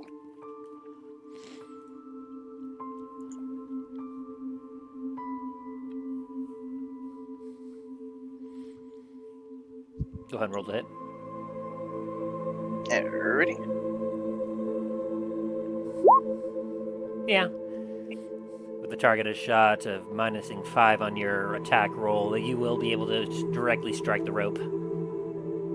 Nice.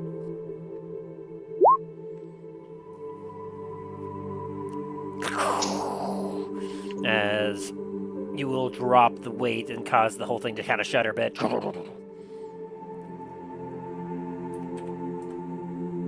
As boom, shaking the ground, the counterweight hits the earth. As the arm kind of does a bit of a slingy flinging. The trebuchet has been disabled. It will require quite a bit of time and work to repair it and back into working shape.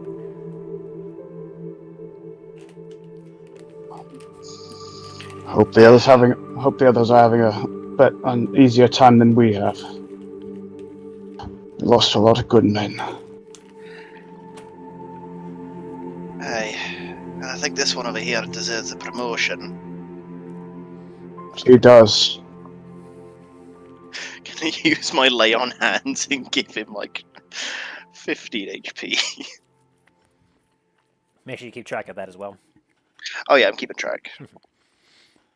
As he leans on his glaze, he'll look at you and goes, all of us are willing to give our lives to protect those of the citadel. By disabling this and killing all these around here, we've secured that many more will live by your sacrifice.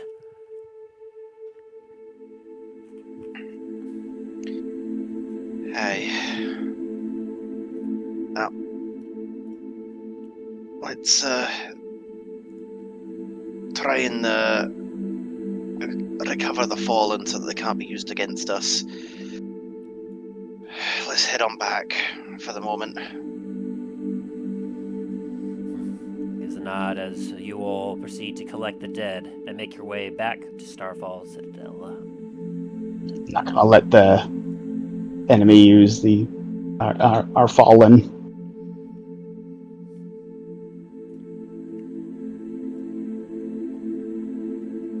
Within the first rounds of combat, 2 missions completed. Many lives lost, but the Ash Marchers are making their way into Starfall now. With the forward staging camp destroyed, the trebuchet disabled, no longer will it continue to batter and kill those within the Citadel proper's walls. When next we return, we will join Dallen and Soren and Milo as they go against their threats. As one, while you all have been fighting against the trebuchet and the Ash Marchers, they have already been busy with the siege tower, whatever the strange noise was, and Milo going to recruit some additional hands that were trapped down at the southern barracks. Will our heroes be successful in defending their home? Will they be able to find Thragon in time and stop this siege once and for all? We will find out next time on the Adventures in Dundras. Bump.